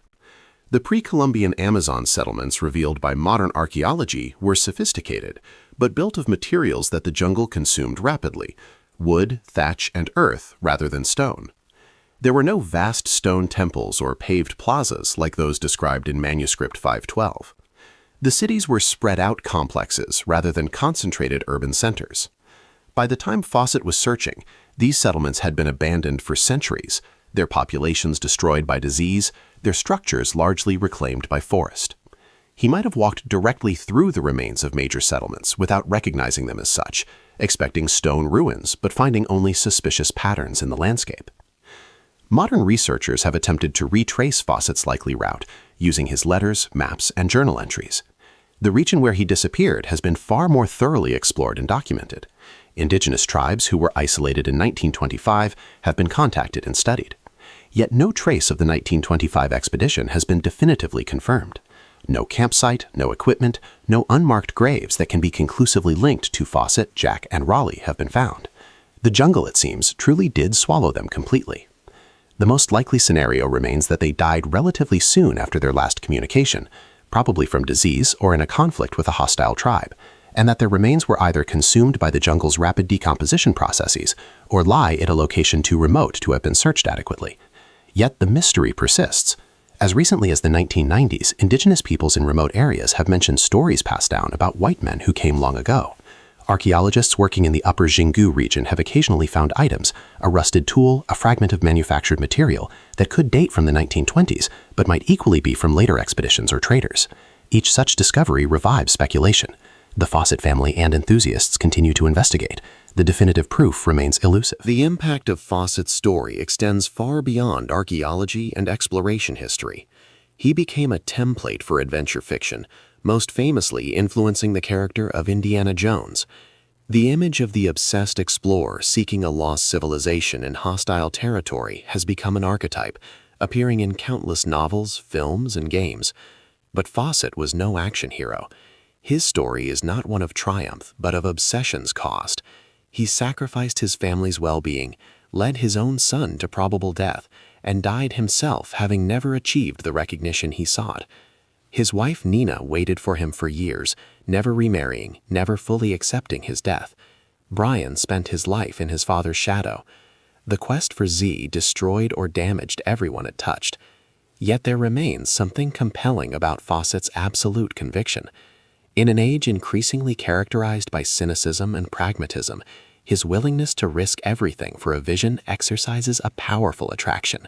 He believed in something with such intensity that practical considerations, comfort, safety, conventional opinion, became irrelevant. There is something admirable in that commitment, even as we recognize its destructive consequences. Fawcett represents the human capacity for vision, for seeing possibilities that others dismiss, for pursuing goals that seem impossible. That he was ultimately destroyed by his vision does not necessarily invalidate it. The thin line between vision and delusion is one that Fawcett clearly crossed at some point in his quest. His early theories, now partially validated, were based on careful observation and reasonable inference. But as the years passed without confirmation, as the evidence remained ambiguous and the goal elusive, he seems to have retreated into increasingly speculative thinking. His later writings mix legitimate archaeology with mysticism, ancient astronaut theories, and occult speculation. He was clearly a man whose isolation, both physical in the jungle and intellectual in his theories, had led him into territory where he could no longer distinguish between evidence and wishful thinking. The tragedy is not simply that he died, but that he had become unable to question his own assumptions, locked into a narrative that demanded completion regardless of consequences. Modern researchers studying the phenomenon of obsession and impossible quests have noted that people like Fawcett often display a particular psychological pattern. Initial successes, Fawcett's legitimate achievements in surveying and exploration, create confidence and reputation. This leads to the opportunity to pursue more ambitious goals. Early difficulties are interpreted as tests to be overcome rather than signs to reassess. Each setback, rather than prompting reconsideration, is treated as a reason to try harder, could demonstrate greater commitment. The goal itself becomes increasingly valuable precisely because so much has been sacrificed for it. To admit failure would be to admit that all the previous suffering, all the sacrifices made by self and loved ones had been for nothing. So the quest continues, consuming resources, destroying relationships, and ultimately destroying the quester. It is a pattern seen in various contexts: gamblers who cannot walk away, investors who double down on failing ventures, leaders who cannot admit their strategy has failed. Fawcett's story is an extreme example, but the underlying psychology is universal. What ultimately are we to make of the obsession of Colonel Fawcett? The evidence suggests he was partially right about ancient Amazon civilizations, but wrong about the existence of an intact lost city waiting to be discovered. He was correct that academic orthodoxy had underestimated indigenous American achievements, but incorrect in his specific theories about Z. He was right to trust his observations over conventional wisdom, but wrong to let that trust become imperviousness to contrary evidence.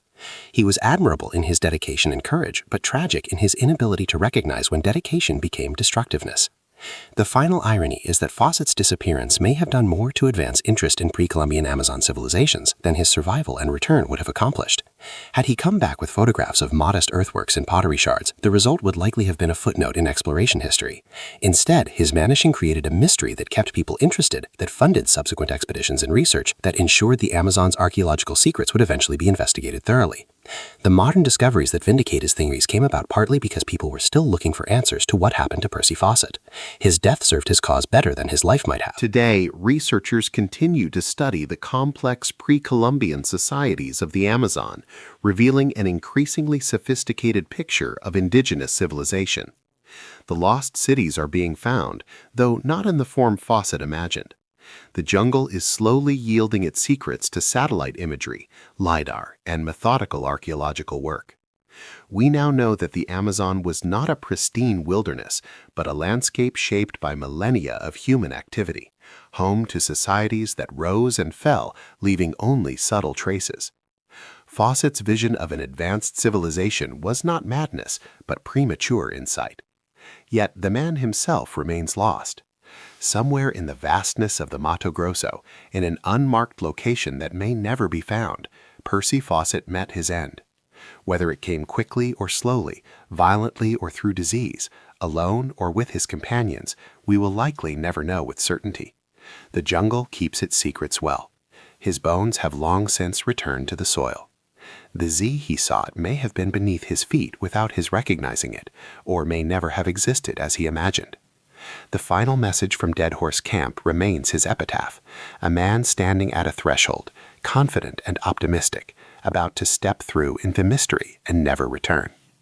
The quest for Z ended in silence and ambiguity, but it echoes still in the discoveries that continue to emerge from beneath the jungle canopy, in the cautionary tale of obsession's cost, in the enduring human desire to believe that there are still mysteries worth dying for.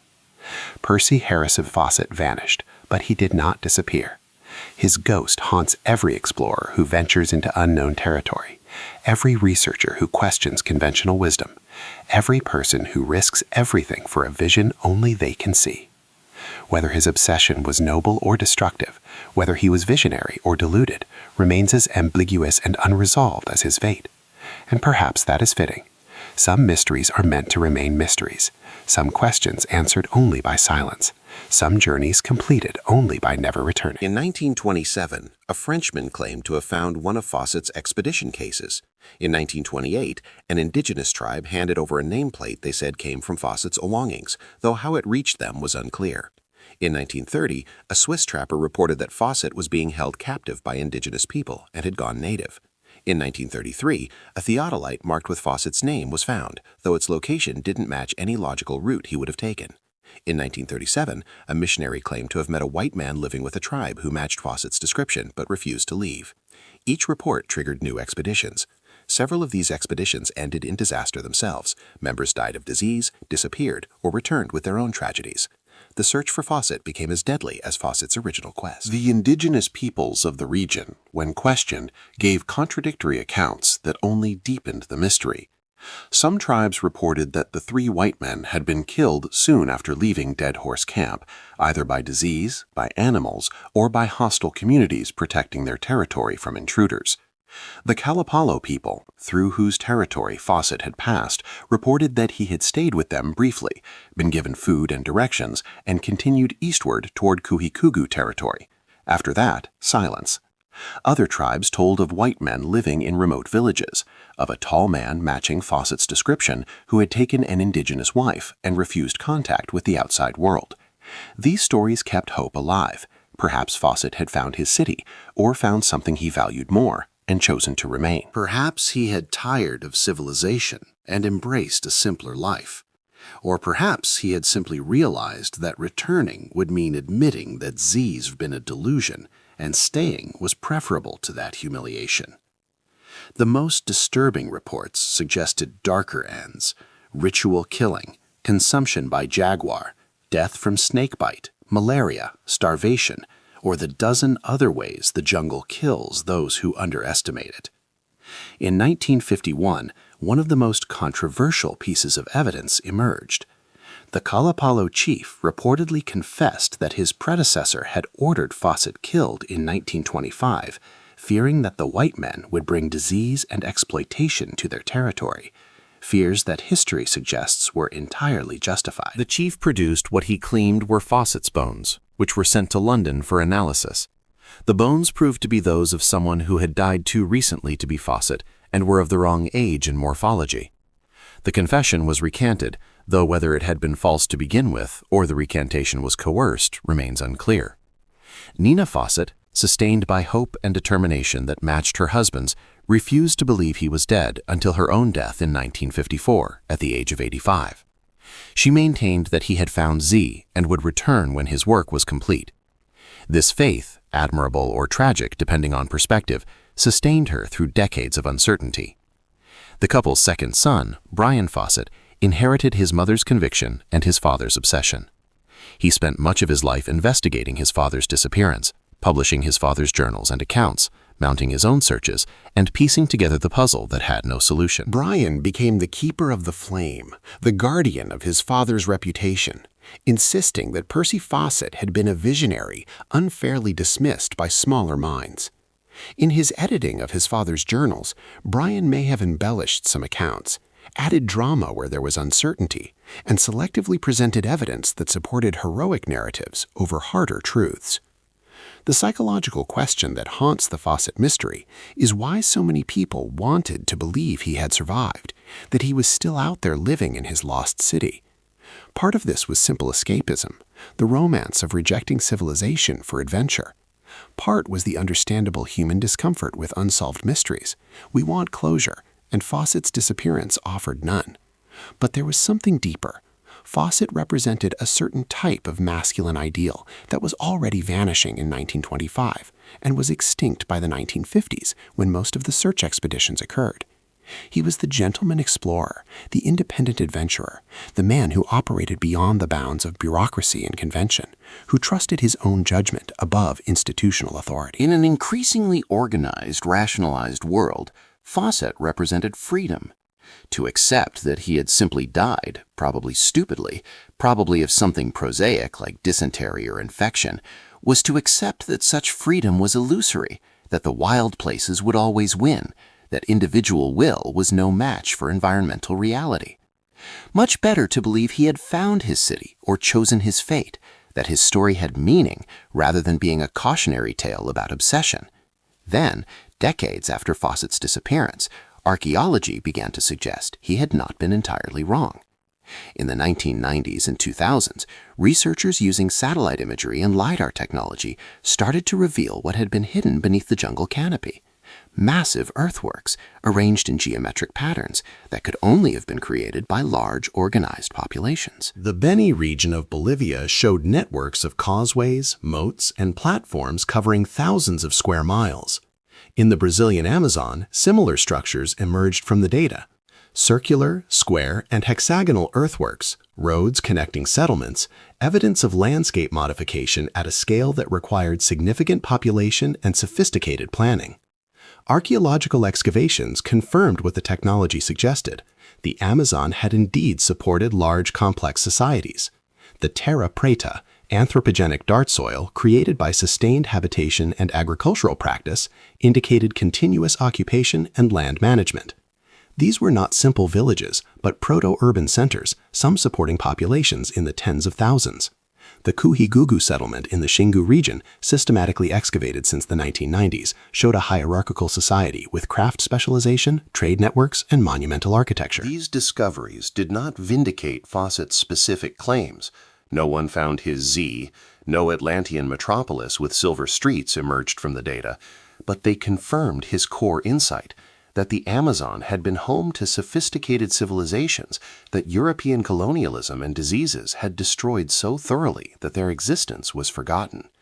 The pristine wilderness that Fawcett's contemporaries saw was actually a post-apocalyptic landscape, recovering from the catastrophic population collapse that followed European contact. Diseases introduced by the conquistadors and colonists, smallpox, measles, influenza, typhus, killed an estimated 90% of indigenous populations within a century of contact. The Amazon in Fawcett's time was like visiting Europe in 1450 and trying to reconstruct the Roman Empire from ruins and dim legends. The cities had fallen, the population was gone, the jungle had reclaimed the architecture. Fawcett saw the traces and correctly interpreted them as evidence of lost complexity. His mistake was in mythologizing that complexity, in projecting his own needs and fantasies onto the fragments, in refusing to accept that the evidence was insufficient to justify the risks he took. Modern researchers have proposed various theories about Fawcett's actual fate. The most prosaic and probably most accurate is that the expedition succumbed to disease. Malaria, yellow fever, and parasitic infections were rampant in the region. Despite Fawcett's experience, he was 57 years old, undertaking extreme physical hardship. Jack and Raleigh had no immunity to tropical diseases and no previous exposure to build resistance. It's entirely possible that one or all of them fell ill within weeks of leaving Dead Horse Camp, that they died in the jungle and their bodies were consumed by the forest's efficient decomposers, leaving no trace. This is what happens to most people who die in the Amazon. Complete biological recycling within weeks. Another theory, supported by some of the indigenous testimony, is that they were killed by the Kalapalo or another tribe, not out of inherent hostility, but as a defensive measure. The rubber trade had brutalized indigenous communities for decades. White men arriving in indigenous territory were often harbingers of violence and exploitation. That some communities would choose preemptive violence as self-defense was entirely rational given historical context. The ambiguity in later testimonies might reflect genuine uncertainty. Different communities had different information, stories changed in retelling, memory is unreliable, and the political implications of admitting to killing famous white explorers made honesty dangerous. A third theory suggests that Fawcett and his companions were victims of simple misfortune. Snakebite, jaguar attack, drowning in river crossing, accident during hunting, any of the 100 ways to die quickly in the Amazon. Without modern medical care, even minor injuries could be fatal. A broken leg meant immobility, which meant death from exposure, dehydration, or predation. A spider bite could cause necrotic infection. Fawcett was experienced and careful, but the jungle is unforgiving of even small mistakes, and 3 men traveling alone had no margin for error. The most romantic theory, which refuses to die despite lack of evidence, is that Fawcett found something, maybe not Z exactly, but something significant, and chose to remain. This theory is kept alive by occasional reports of white men living with indigenous tribes, though none have proven to be Fawcett. It's sustained by the appeal of the narrative, the explorer who leaves civilization behind, who finds what he's looking for not in the ruins of ancient cities, but in a different way of life. This theory says more about our needs than about Fawcett's fate, but it's proven unkillable because it offers the meaning we want the story to have.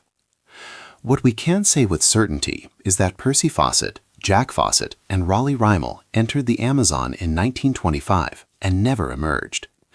Somewhere in the Mato Grosso, probably within weeks of their final letter, they met their end. The jungle kept their fate secret, as it keeps so many secrets, and they passed from living men to legend. The impact of Fawcett's disappearance extended far beyond his family's grief. His story captured public imagination in a way that previous explorers' deaths had not. Perhaps it was the mystery, the complete absence of closure. Perhaps it was the lost city narrative, which resonated with romantic notions of adventure and discovery. Perhaps it was simply the timing, coming at a moment when the age of exploration was ending and being replaced by scientific expeditioning and aviation-based surveying. Fawcett represented the last of something, and his vanishing felt symbolic. He became the template for fictional adventurers, most notably Indiana Jones, whose combination of academic credentials and physical courage, whose obsessive pursuit of archaeological mysteries, whose willingness to challenge institutional orthodoxy, all echo Fawcett. The difference is that Indiana Jones always comes home. The cautionary tale that should have emerged from Fawcett's fate, that obsession is dangerous, that accepting ambiguity is wiser than demanding certainty, that some questions cannot be answered and some places should remain unexplored, was largely ignored. Instead, the mythos that developed was of the noble seeker, the man who dared, who followed his vision regardless of cost. This is either inspiring or horrifying, depending on whether you focus on the courage or the consequences. For his family, the consequences were devastating. Nina spent 29 years not knowing if she was wife or widow, unable to remarry even had she wanted to, financially dependent on publishing her husband's journals and accepting speaking fees to recount his adventures. Jack's widow, who had married him shortly before the expedition, spent even longer in similar limbo, her life defined by a man she had barely known. Brian Fawcett spent his entire adult life in his father's shadow, trying to solve the mystery, defend the reputation, and make sense of the loss. Joan, the daughter, grew up with a father who was simultaneously dead and alive, present as absence. The psychological toll of this ambiguity is difficult to overstate. Yet Nina apparently never blamed her husband. She supported his decision to the end, believed in his vision, and defended his memory against those who called him deluded or irresponsible. This was either remarkable loyalty or tragic codependency, perhaps both.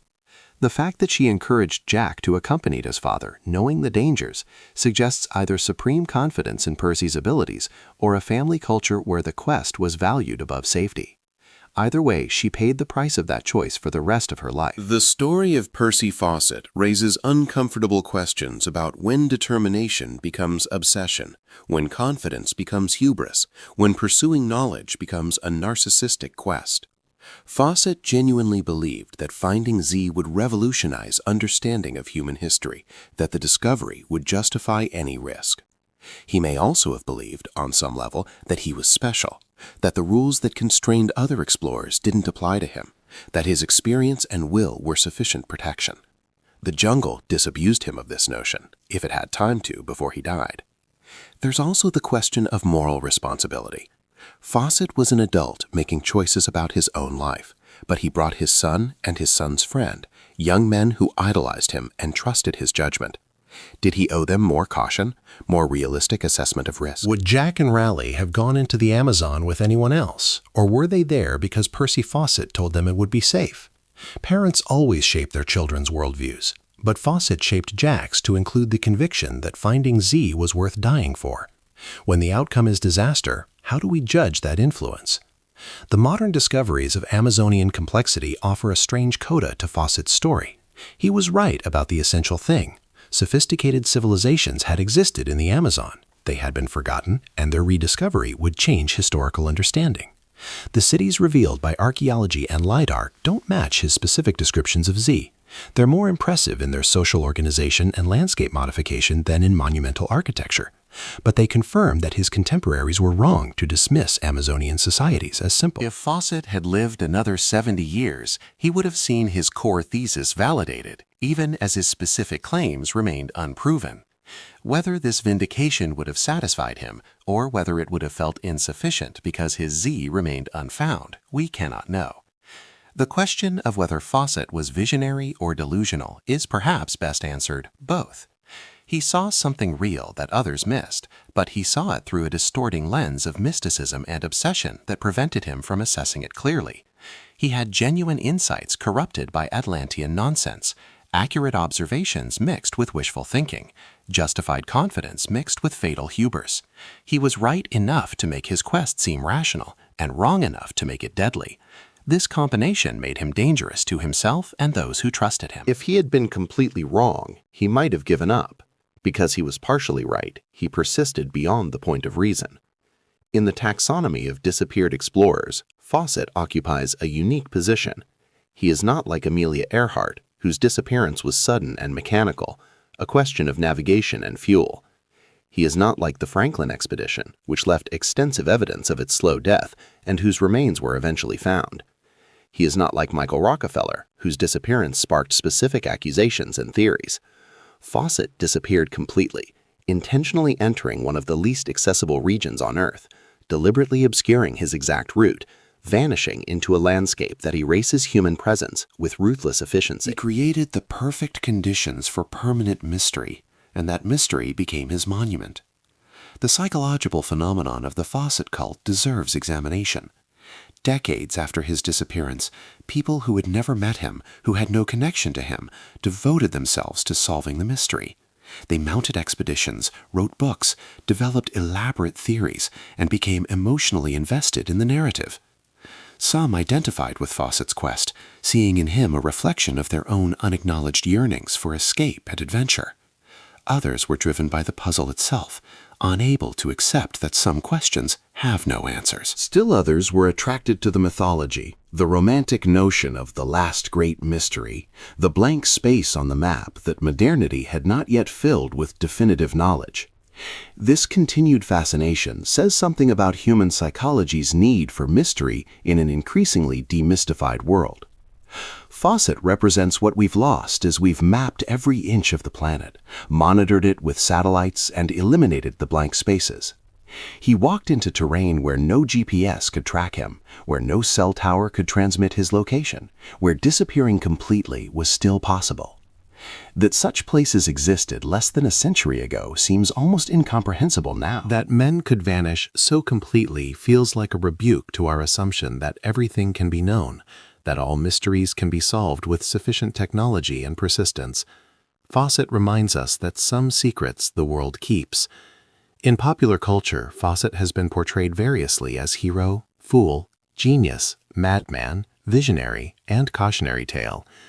The 2016 film The Lost City of Z presented him sympathetically as a man ahead of his time whose insights were dismissed by lesser minds. Books about his expeditions range from hagiography to psychological case studies of obsession. The lack of definitive information about his fate allows each generation to project its own values onto him. He becomes whatever the storyteller needs him to be: the bold individualist, the irresponsible father, the scientific maverick, the colonial relic, the romantic dreamer. The truth is probably less dramatic than any of these portrayals. A capable surveyor whose legitimate insights were overwhelmed by obsession, who took one risk too many, and who died from causes mundane rather than mythic. The final aspect of the Fawcett story is what it reveals about the transition between eras. When Fawcett entered the Amazon in 1925, the age of explorers was effectively over, though he didn't acknowledge this. Aviation had made reconnaissance easier. Radio communication had made isolation less absolute. Organized scientific expeditions with extensive logistics were replacing the lone wolf explorer model. Fawcett represented an older tradition, the Victorian gentleman adventurer, operating on personal initiative with minimal support. His disappearance marked the end of that tradition. After Fawcett, expeditions would be more cautious, more bureaucratic, more accountable. The blank spaces would be filled by systematic surveying, not individual quests. The romantic age of exploration would be replaced by the professional age of scientific expeditioning. The jungle would still kill people, but they would die within institutional structures that documented their passing and learned from their mistakes. No one like Fawcett, independent, secretive, operating outside organizational control, would be allowed to disappear so completely again. In this sense, his vanishing was symbolic, the last of the old explorers walking into the unknown and not returning, the door closing on a particular type of human endeavor. Whether we should mourn or celebrate this transition is an open question. We've gained safety and systematic knowledge. We've lost something harder to define, a certain type of freedom, perhaps, or a particular relationship with risk and mystery. As we conclude this chapter on Percy Fawcett's obsession and disappearance, we're left with more questions than answers, which seems appropriate for a man who deliberately entered mystery and never emerged. Was his quest noble or irresponsible? Was his confidence justified or delusional? Were his theories vindicated by modern discoveries, or were those discoveries mere coincidence, validating different ideas than the ones he actually held? Did he die quickly or slowly, violently or from disease, immediately after his last letter, or years later living among indigenous communities? Did he regret his choices in his final moments, or die believing he was close to his goal? These questions have no answers. Somewhere in the Mato Grosso, perhaps at a location now revealed by LiDAR to be near ancient earthworks that would have fascinated him, Percy Harrison Fawcett lies in an unmarked grave, or no grave at all, consumed by the forest he loved and that killed him. His obsession led him to truth and to death, sometimes in the same moment. His legacy is a mystery that remains unsolved and probably unsolvable, a cautionary tale that people persist in reading as inspiration, and the bittersweet validation that came too late, the discovery that sophisticated civilizations had indeed flourished in the Amazon, that he was right about more than his contemporaries acknowledged, but that being right about the general premise was not enough to make his specific quest anything other than fatal folly. The city of Z, as he imagined it, does not exist and never did. The civilizations that did exist, the earthworks now emerging from jungle and data, might have satisfied his curiosity if he had approached them with science rather than mysticism, with patience rather than obsession. The tragedy is that Percy Fawcett was capable of such an approach. His surveying work proved his scientific rigor, but chose instead to pursue a fantasy until it consumed him. He reminds us that the line between vision and illusion is thinner than we like to believe, that obsession can feel like dedication, that confidence can mask hubris, and that the cost of chasing impossible dreams is sometimes everything. His story does not answer whether such quests are worthwhile, whether the pursuit justifies the cost, whether dying in pursuit of truth is noble or needless. Each reader must answer those questions for themselves, as each person must decide what they're willing to sacrifice for their own obsessions. Percy Fawcett made his choice and paid the price.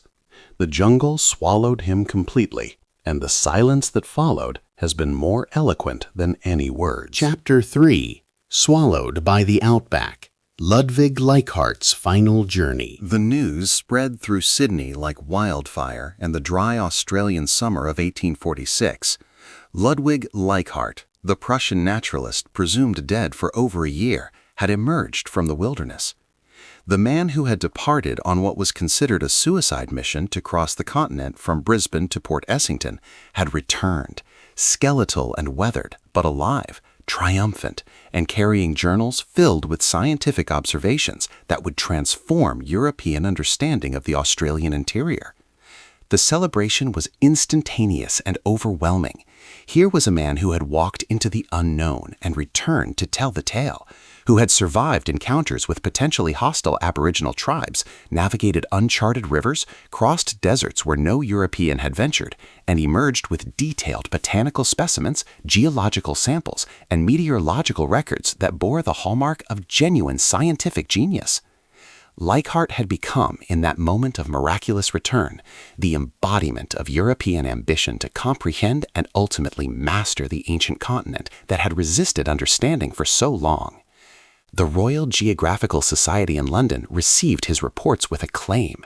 Scientists across Europe pored over his meticulous field notes, and Ludwig Leichhardt, who had departed as an unknown researcher with limited funding and a questionable reputation, returned as Australia's greatest living explorer.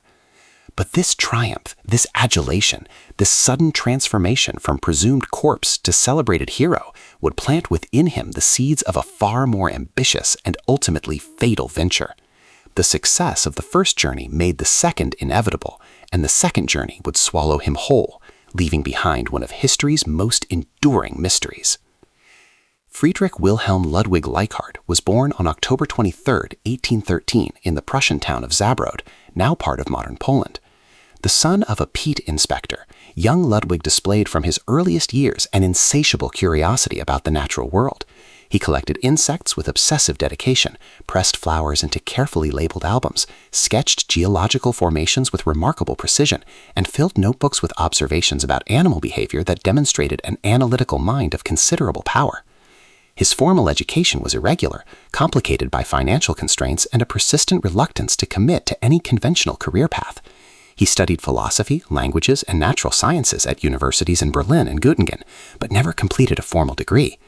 This academic wandering, this refusal to be confined by institutional structures, would characterize his entire life. What Leichhardt lacked in credentials, he compensated for with passionate self-education and an almost spiritual devotion to fieldwork. He studied comparative anatomy, botany, geology, and meteorology with the intensity of a monk studying sacred texts. By his late 20s, he had become a scholar without portfolio, a scientist without affiliation, a brilliant mind constrained by lack of resources and aristocratic patronage. When he arrived in Australia in 1842 at the age of 29, he came not with official sponsorship, but with borrowed funds and desperate hope that the unknown continent might offer opportunities denied him in Europe. Australia in the 1840s existed in European imagination as a land of extremes and paradoxes. It was simultaneously a prison colony and a land of opportunity, a place of exile and a promised frontier. The coastal settlements clung to the continent's edges like tentative fingers, barely scratching the surface of a landmass whose interior remained largely unknown to European science. Aboriginal peoples had inhabited and intimately understood this landscape for more than 60,000 years, carrying within their oral traditions and cultural practices sophisticated knowledge of water sources, seasonal patterns, edible plants, and navigational techniques that Europeans were only beginning to dimly perceive. But colonial Australia in the 1840s existed in that peculiar state of willful ignorance characteristic of settler societies, simultaneously dependent on indigenous knowledge and determined to claim discovery and mastery as European achievements. For men like Leichhardt, the continent represented a blank slate upon which scientific reputation could be written, a vast laboratory where a man of limited resources but considerable determination might make his name. The successful crossing from Brisbane to Port Essington in 1844-1845 had done exactly that. Leichhardt had led a small part of men through regions that existed on European maps only as ominous blank spaces, marked with speculative rivers and hypothetical mountain ranges. His expedition had covered approximately 3,000 miles over 14 months, navigating through tropical forests across savanna grasslands, past hostile terrain where water sources were unreliable and food supplies dependent on hunting and foraging. They had encountered Aboriginal groups whose responses ranged from cautious welcome to open hostility. They had suffered from fever, from wounds, from near starvation. One member of the party, John Gilbert, had been killed in a nighttime attack by Aboriginal warriors. Yet Leichhardt had pressed forward with a determination that bordered on obsession, his scientific observations never faltering even as physical conditions deteriorated. His journals from that journey revealed a mind capable of maintaining analytical precision under conditions of extreme duress, detailed botanical descriptions written while suffering from fever, careful astronomical observations recorded despite exhaustion, geological samples collected and catalogued when rational behavior would have dictated abandoning such burdens. The Leichhardt who returned from that first expedition was physically transformed. The robust young man who had departed had been replaced by a gaunt figure with sun-damaged skin, eyes that reflected both triumph and trauma, and a body bearing the accumulated injuries of more than a year in unforgiving terrain. But his mind was electric with possibility. If he had crossed from east to north, surely the greater prize, the truly historic achievement, would be to cross the entire continent from east to west, from the settled regions of Queensland to the western coast and the settlement of Perth. Such a journey would traverse the absolute heart of the continent, regions of which Europeans knew virtually nothing. It would be a journey of perhaps 4,000 miles, requiring at least 2 years, passing through landscapes that might include mountain ranges, vast deserts, inland seas, or featureless plains. No one knew Mish because no European had ventured there. The ambition was breathtaking. It was also, to many observers, suicidal. Friends and fellow scientists urged caution. The first expedition had been grueling enough, and that had followed river systems that provided some assurance of water. The transcontinental crossing would necessarily pass through the interior deserts, the dead heart of the continent, where water sources were speculative at best. Aboriginal peoples in coastal regions spoke of the interior with a mixture of respect and fear, describing vast empty lands where heat could kill in a single day, where waterholes might be separated by hundreds of miles, where the land itself seemed hostile to human life. But Leichhardt was undeterred. Indeed, the warnings seemed only to intensify his determination. He had survived the first journey, he had proven his capabilities. Now he would attempt something that would secure his place in history alongside the greatest explorers of the age. He would cross Australia or die trying. As it turned out, the latter would prove prophetic. The preparation for the transcontinental expedition consumed more than 2 years. Leichhardt needed funding, supplies, men, livestock, and equipment on a scale far exceeding the first journey. He traveled to Sydney to solicit financial support from colonial authorities, merchants, and wealthy settlers. His reputation from the first expedition opened some doors, but many potential sponsors remained skeptical. The proposed journey seemed too ambitious, the timeline too uncertain, the risks too great. Eventually, through a combination of private donations, public subscription, and funds from the New South Wales government, Leichhardt assembled approximately £1,000, a substantial sum but barely adequate for an expedition of such scale and duration. The logistics were staggering. He would need dozens of horses and bullocks to carry supplies and equipment. He would need preserved food sufficient for months of travel before the party could rely on hunting.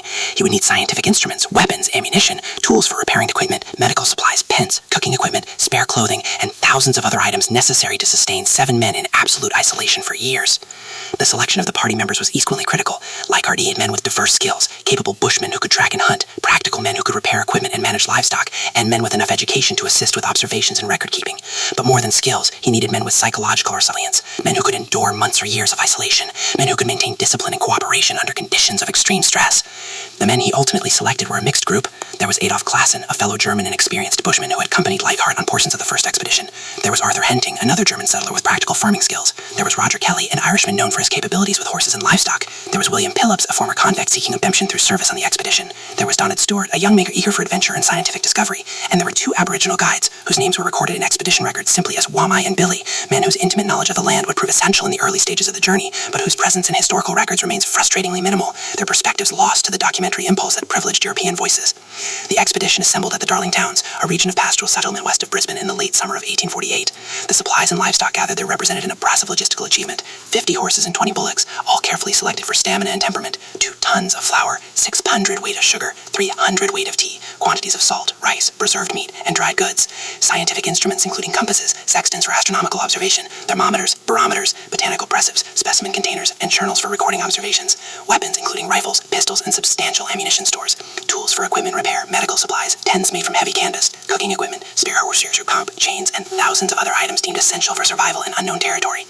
Local settlers who visited the expedition's camp in those final weeks before departure described a scene of organized chaos, supplies being sorted and packed, animals being trained and tested, equipment being checked and rechecked, and Ludwig himself moving through it all with focused intensity, his notebooks constantly in hand, recording details, adjusting plans, or finding strategies. Those who spoke with him in those final days reported a man who seemed utterly confident in the mission's success, who spoke enthusiastically about the scientific discoveries awaiting in the interior, who appeared to have fully considered and addressed every conceivable risk. But there were also moments of lighter reflection. In letters written to friends in Sydney in the weeks before departure, Leichhardt acknowledged the magnitude of the undertaking.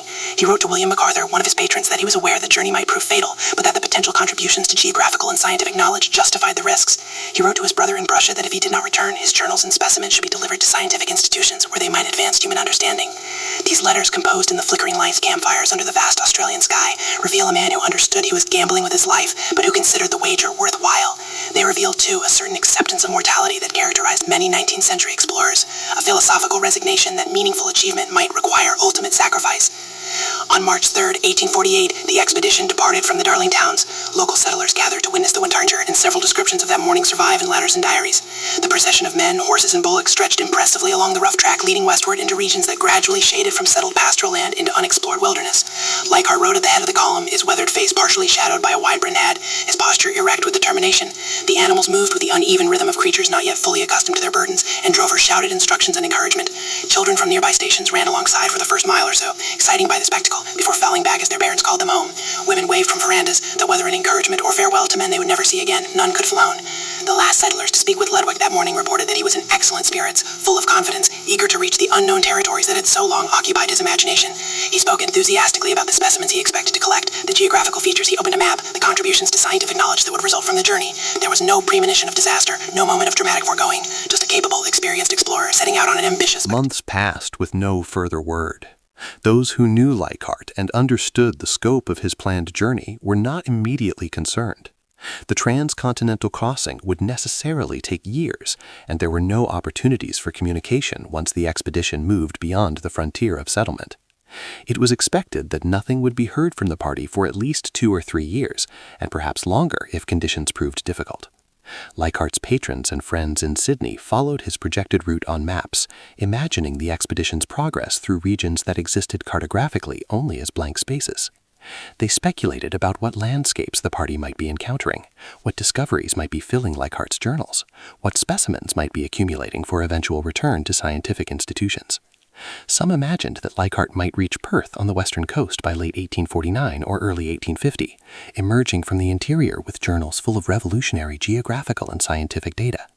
Others, more cautious or more realistic about the challenges involved, suggested that the journey might take until 1851 or even 1852. But as 1849 passed into 1850 and 1850 into 1851, with no word from the party and no reports of their arrival on the western coast, concern began to transform into anxiety. By 1852, 4 years after the expedition's departure, the absence of any news had become ominous. Even accounting for difficult terrain and slow progress, the party should have either completed the transcontinental crossing or sent word back through the eastern settlements. The silence was absolute and increasingly inexplicable. In 1852, the first official search expedition was organized. The New South Wales government, responding to growing public concern and pressure from Leichhardt supporters, funded a search party to follow the explorers' projected route and look for any traces of the expedition. This search party, led by Augustus Gregory, was itself a substantial undertaking, with multiple men, horses, and supplies for an extended journey through harsh territory. Gregory's expedition searched the regions west of the Darling Downs, looking for marked trees, a common practice among explorers to indicate their route, abandoned campsites, graves, or any other evidence of the missing party. They questioned Aboriginal peoples encountered along the route, though communication difficulties and cultural differences made obtaining reliable information challenging. After months of searching, Gregory's party returned with essentially nothing. They had found no definitive evidence of Leichhardt's expedition. No marked trees bearing his distinctive L could be conclusively identified, no abandoned equipment, no graves, no skeletal remains of horses or bullocks that might indicate the party's route. The Australian interior, it seemed, had simply swallowed the expedition without trace. Gregory's report to the government acknowledged the enormity of the challenge. The interior was vast beyond European comprehension, comprised of deserts, scrublands, occasional ranges, and watercourses that might flow vigorously during brief wet seasons and disappear entirely during extended droughts. A party of 7 men and 70 animals could pass through such landscape and leave virtually no trace that would remain visible after several years of wind, rain, and shifting sands. Aboriginal peoples regularly traveled through regions Europeans considered impassable, moving between water sources with sophisticated knowledge that left minimal environmental impact. If Leichhardt's party had died in the interior, whether from thirst, starvation, disease, accident, or violence, their remains could be scattered across hundreds of miles, and time, weather, and wildlife could reduce traces to nothing within a few years. Yet human nature abhors unsolved mystery, and the disappearance of Ludwig Leichhardt became a consuming obsession for Australian colonists and European geographers alike. Over the following decades, numerous search expeditions were mounted, both official and private. Some were substantial, well-funded undertakings. Others were modest efforts by individuals convinced they had information or theories about the expedition's fate. Each search added fragments to the puzzle, tantalizing clues that seemed significant but proved impossible to confirm. In 1858, a pastoral station manager named Nathaniel Buchanan reported finding a tree marked with the letter L and what appeared to be a date carved into the bark at a location several hundred miles west of the expedition's last confirmed position. The tree was examined by multiple parties, and opinions divided sharply. Some were convinced it represented Leichhardt's camp marker. Others argued the carving could have been made by anyone, that the letter was ambiguous, and that the supposed date was illegible. The tree became a site of pilgrimage for those obsessed with the mystery, visited and re-examined countless times, but never yielding definitive proof. In 1864, Aboriginal peoples working on a cattle station reported to their employer that they knew of a location where white men bones could be found, scattered about an area that also contained metal objects and leather fragments. A search party investigated but found nothing conclusive. Animal bones were discovered, possibly horses or bullocks, but positive identification was impossible. Metal fragments could have been from Leichhardt's expedition or for any number of other sources, station equipment, prospectors' tools, or material abandoned by other explorers. The Aboriginal workers who had reported the initial sighting were questioned further, but language barriers and cultural differences made detailed information difficult to obtain. Were the bones those of Leichhardt's party, or were they remains of other unknown travelers who had met death in the interior? The evidence suggested possibility, but confirmed nothing. In 1869, more than 20 years after the expedition's disappearance, a dramatic discovery seemed to promise revelation. A station manager in the Northern Territory named William Duncan sent to Sydney a brass nameplate that had allegedly been found by Aboriginal workers at a location near the Kumu Plains, hundreds of miles north of Leichhardt's projected route. The plate, heavily corroded and damaged, appeared to bear the inscription of Ludwig Leichhardt 80 Ugate. The discovery created a sensation. Scientists and colonial officials examined the plate intensively. Was it genuine? Some experts insisted the corrosion pattern to metal composition consisted with an object that had been exposed to the elements for 2 decades. Others argued that the inscription was suspiciously clear for such an old artifact, but the plate might be a hoax created by someone seeking attention or reward. No other artifacts were found at the location where the plate was allegedly discovered. No bones, no other equipment, no additional evidence that Leichhardt's party had been at that location. The Aboriginal workers who had reported the initial sighting were not located for questioning, having moved on to other employment or returned to their traditional hands. The plate existed. It was physical, tangible, real, but the provenance remained uncertain, and without corroborating evidence, it could not definitively resolve the mystery. The plate was eventually deposited in a museum, where it remains today, a tantalizing artifact that is either a genuine relic of the lost expedition or an elaborate hoax that believed to desperate believers. Search expeditions continued sporadically for decades. In 1871, explorer John Forrest searched vast areas of the interior while conducting his own transcontinental journey.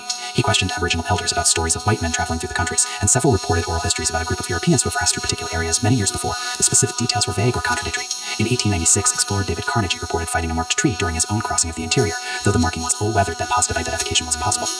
In 1900, more than 50 years after Leichhardt's disappearance, surveyor Lawrence Wells reported Aboriginal informants had told him about a camp where white men had died, located in a remote region of central Australia. An investigation outscattered bones and metal fragments, but once again, positive identification was impossible. Were these Leichhardt's party, or other unknown travelers lost to Lidda? The bones were too deposed for reliable determination, and the metal fragments too corroded and fragmentary to answer to average circulator source. Australian interior, it seemed, was littered with the anonymous remains of those who had underestimated its harshness, and distinguishing one tragic expedition from another became impossible, as decades of weather and time erased identified details. The theories about what happened to Leichhardt's expedition multiplied with each failed search. Some believed the party had been killed by Aboriginal warriors, so this theory faced the challenge that Aboriginal peoples in most regions had generally complex rather than uniformly hostile relationships with regular odds, and mass killings of each expeditions were fair.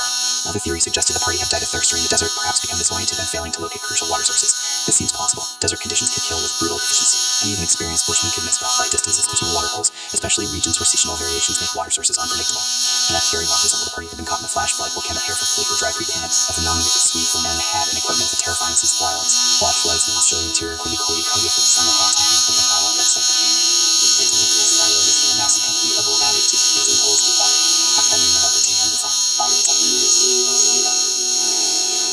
but the party of the part also tested since his bike and unconscious is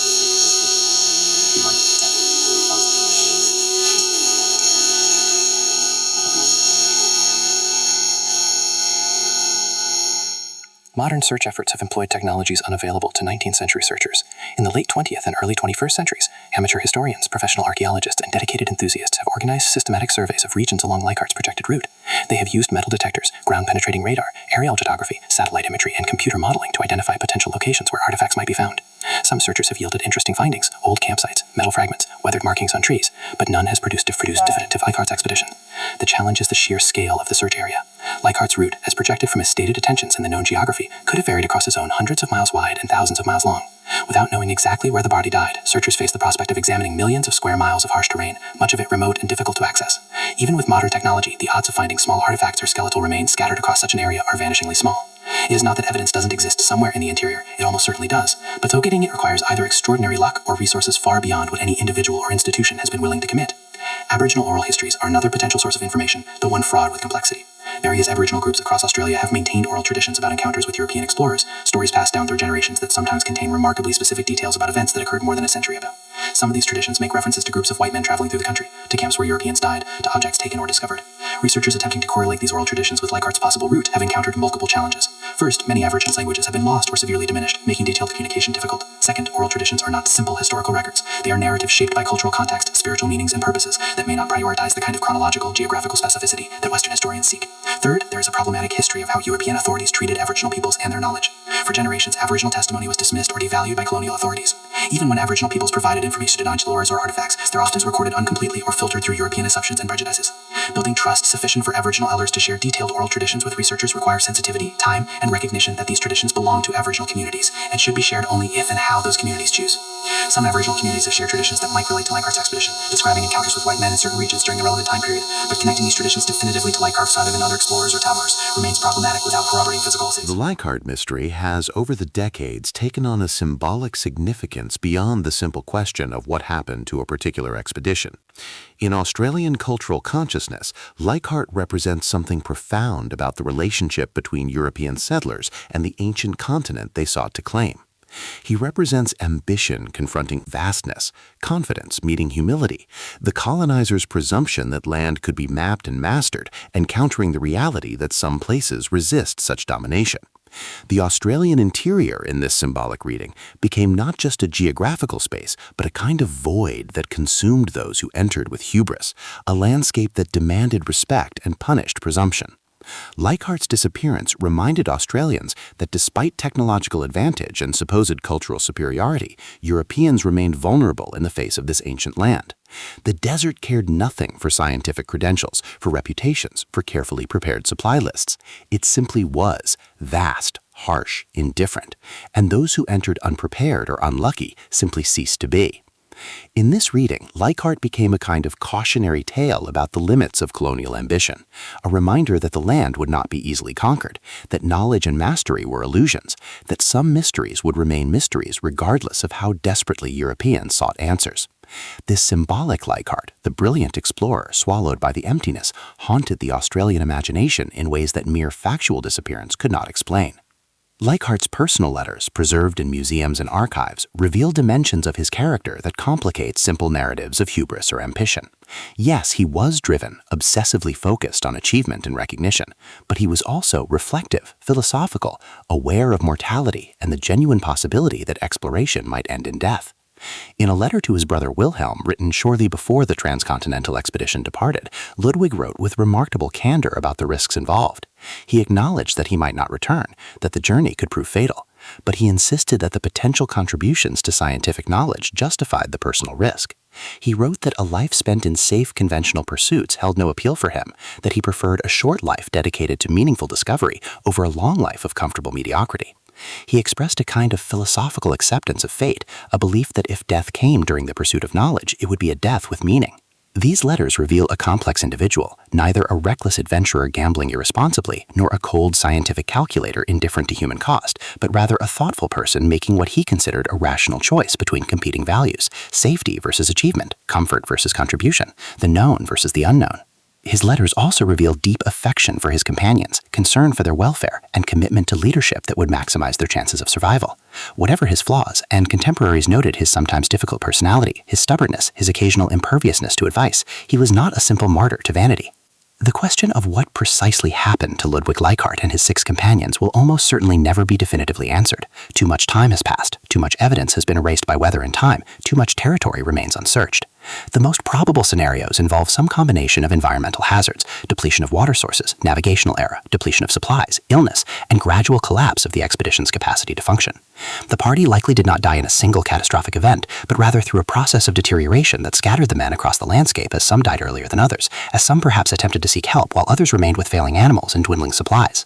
Their remains would have been scattered, consumed by scavengers, buried by sand, eroded by wind and water.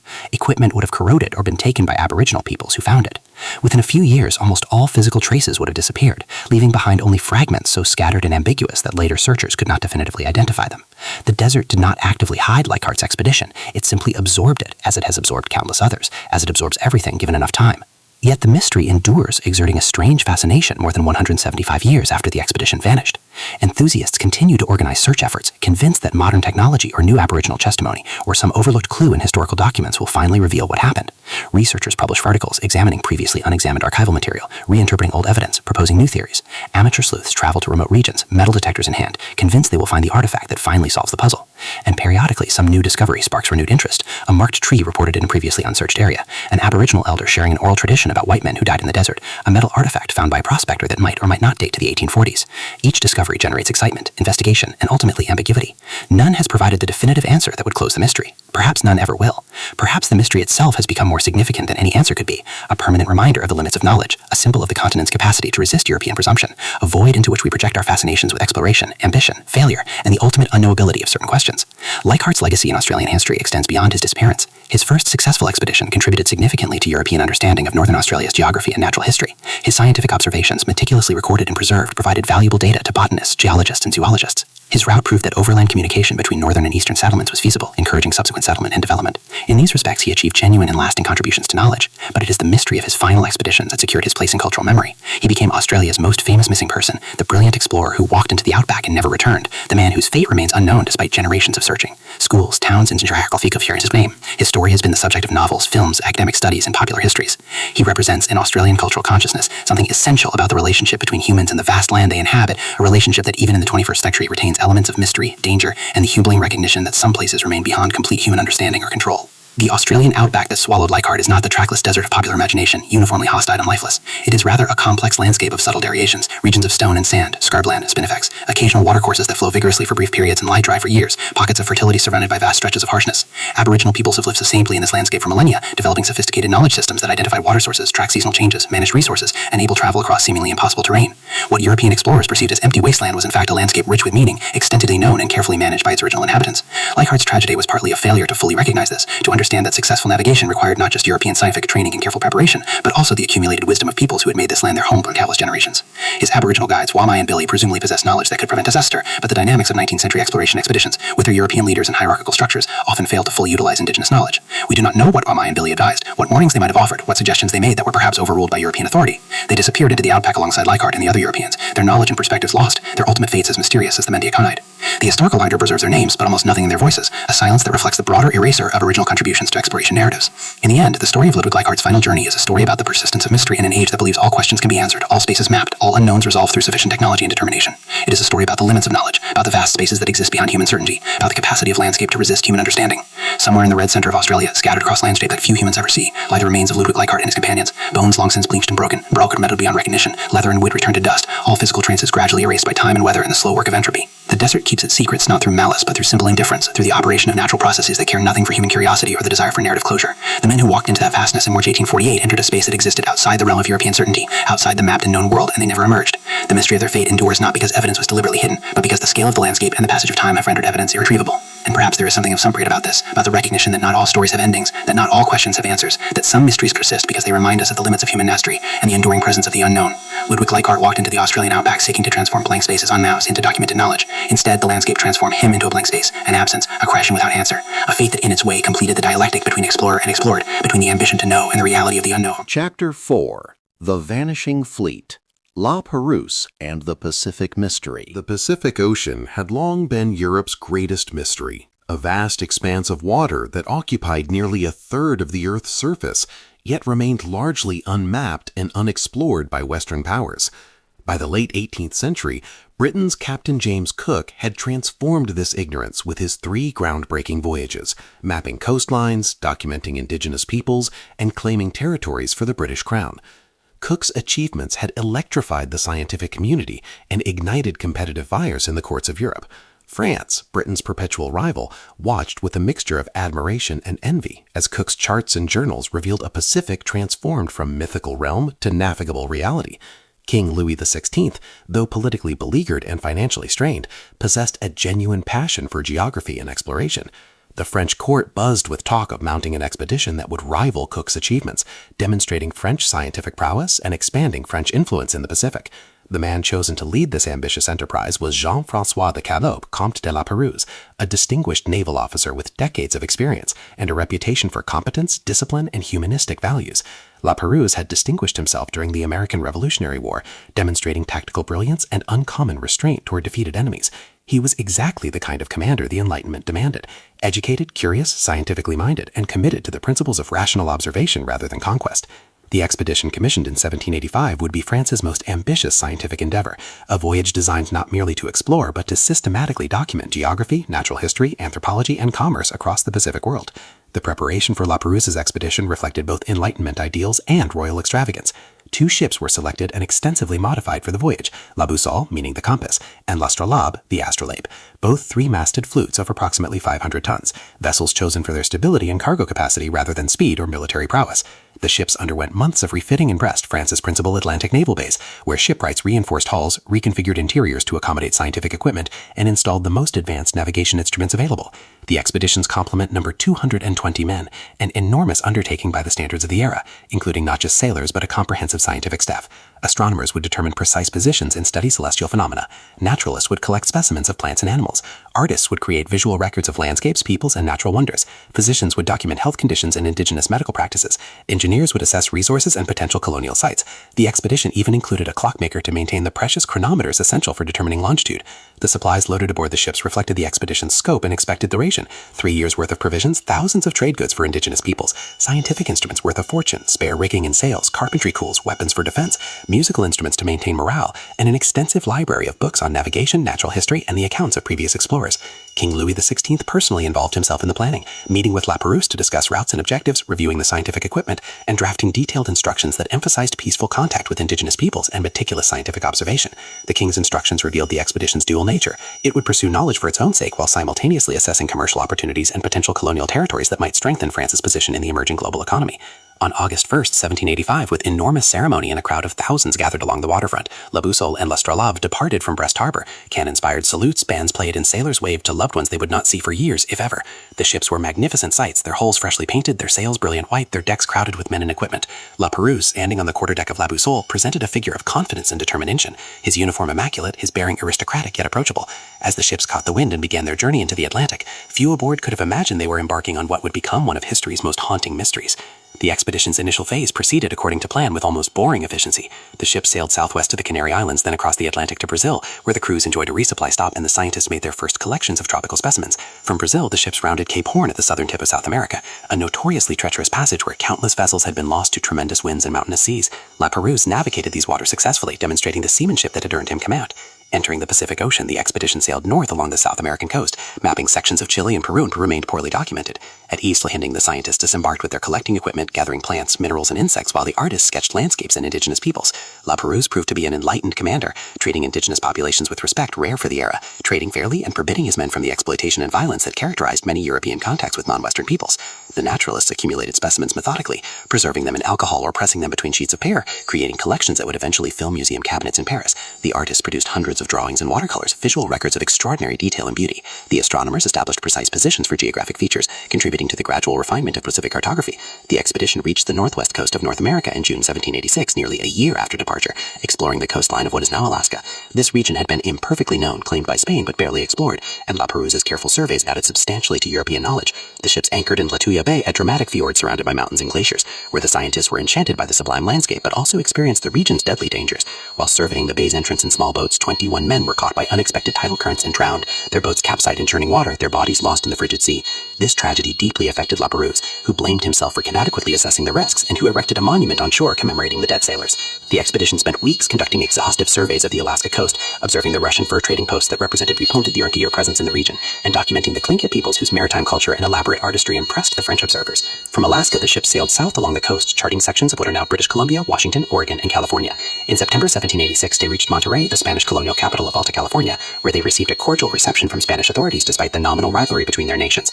The scientists explored the California landscape, marveling at the giant redwood forests, documenting the Franciscan missions and the difficult lives of indigenous peoples forced into the mission system, and collecting seeds and cuttings of plants unknown in Europe. La Perouse's journal entries from California reveal his complex response to Spanish colonization. He admired the missionaries' dedication but criticized their paternalism and the devastating effects of European diseases on indigenous populations. The expedition remained in California for several weeks, repairing ships, refreshing supplies, and conducting extensive scientific observations before departing westward into the Pacific's vast emptiness. The crossing to Asia took months of sailing across featureless ocean, with only occasional island landfalls breaking the monotony. The ships reached Macau, the Portuguese trading enclave on the China coast, in January 1787, nearly 18 months after leaving France. Macau provided a welcome respite, a place where the men could walk on solid ground, enjoy fresh food, and experience the marvels of Chinese civilization. La Perouse arranged for a substantial portion of the expedition's collections, journals, and charts to be sent overland through Russia back to France, a precaution that would prove historically significant. This was La Perouse's consistent practice throughout the voyage. At every opportunity, he dispatched materials homeward via other ships or overland routes, ensuring that even if disaster struck, the expedition's scientific achievements would survive. For Macau, the ship sailed north to explore the coasts of Korea and Japan, regions almost completely closed to European contact. The expedition navigated the strait between Hokkaido and Sakhalin, now known as La Perouse Strait, establishing that Sakhalin was an island rather than a peninsula as previous maps indicated. The careful charting of these waters represented a significant geographic achievement, correcting errors that had persisted for decades. The Japanese authorities, maintaining their policy of strict isolation, refused to allow the French ashore except for minimal water and wood collection under close supervision, but La Perouse respected these restrictions, avoiding the confrontations that had characterized some European attempts to force trade with Pekin. From Japan, the expedition sailed north to Russia's Kamchatka Peninsula, where they received an enthusiastic welcome from the tiny Russian settlement of Petropolis. The Russian commandant, isolated for years with minimal contact with European civilization, treated the French visitors as honored guests, providing supplies, arranging hunting expeditions, and organizing celebrations that featured dancing, drinking, and the exchange of stories about their respective nations' exploration efforts. La Perouse dispatched another major shipment of materials overland through Siberia to St. Petersburg and eventually to Paris, including the young naturalist Jean-Honoré Robert de Paul de Laminat's extensive collections and detailed observations. The expedition's stay in Kamchatka extended through the autumn of 1787, with the crews enjoying the hospitality while preparing for the next phase of their voyage into the southern Pacific. Departing Kamchatka in September 1787, La Boussole and l'Astrolabe sailed south through the Coral Islands and into the tropical Pacific, the vast region that had been the focus of Cook's voyages and remained imperfectly known despite British exploration. The expedition visited several island groups, conducting surveys, trading with indigenous peoples, and collecting ethnographic observations. The scientists documented variations in language, culture, and material conditions across islands separated by relatively small distances, contributing to emerging anthropological understanding of Pacific migrations and cultural diffusion. In December 1787, the ships reached Samoa, where the expedition experienced a tragic encounter that illustrated the dangers of cross-cultural misunderstanding. A shore party, including the naturalist Lamanon, landed to collect specimens in water. A confrontation developed with local warriors, possibly triggered by cultural violations the French committed unknowingly, and the situation escalated to violence. Lamanon and 7 other Frenchmen were killed in the fighting, clubbed to death on the beach while their companions retreated to the boats under a shower of stones and spears. La Perouse, observing from the ships, was devastated by this loss, and particularly by Lamanon's death. The naturalist had been one of the expedition's most productive scientists, a man of infectious enthusiasm and tireless work ethic, whose collections and observations had enriched every landfall. The expedition conducted no retaliation against the Samoans, a decision consistent with La Perouse's humanistic principles, but some crew members questioned, arguing that European prestige and safety demanded punishment for the deaths. La Perouse instead ordered an immediate departure, unwilling to perpetuate a cycle of violence that he believed stemmed from mutual misunderstanding rather than deliberate malice. The ship sailed onward through the Pacific, and the expedition's mood grew darker, the initial optimism eroded by cumulative losses. 21 men drowned in Alaska, 12 killed in Samoa, and others dead from disease and dysentery nearly 3 years at sea. On January 26, 1788, La Boussole and l'Astrolabe entered Botany Bay on the southeastern coast of Australia, the site Captain Cook had identified 18 years earlier as suitable for colonization.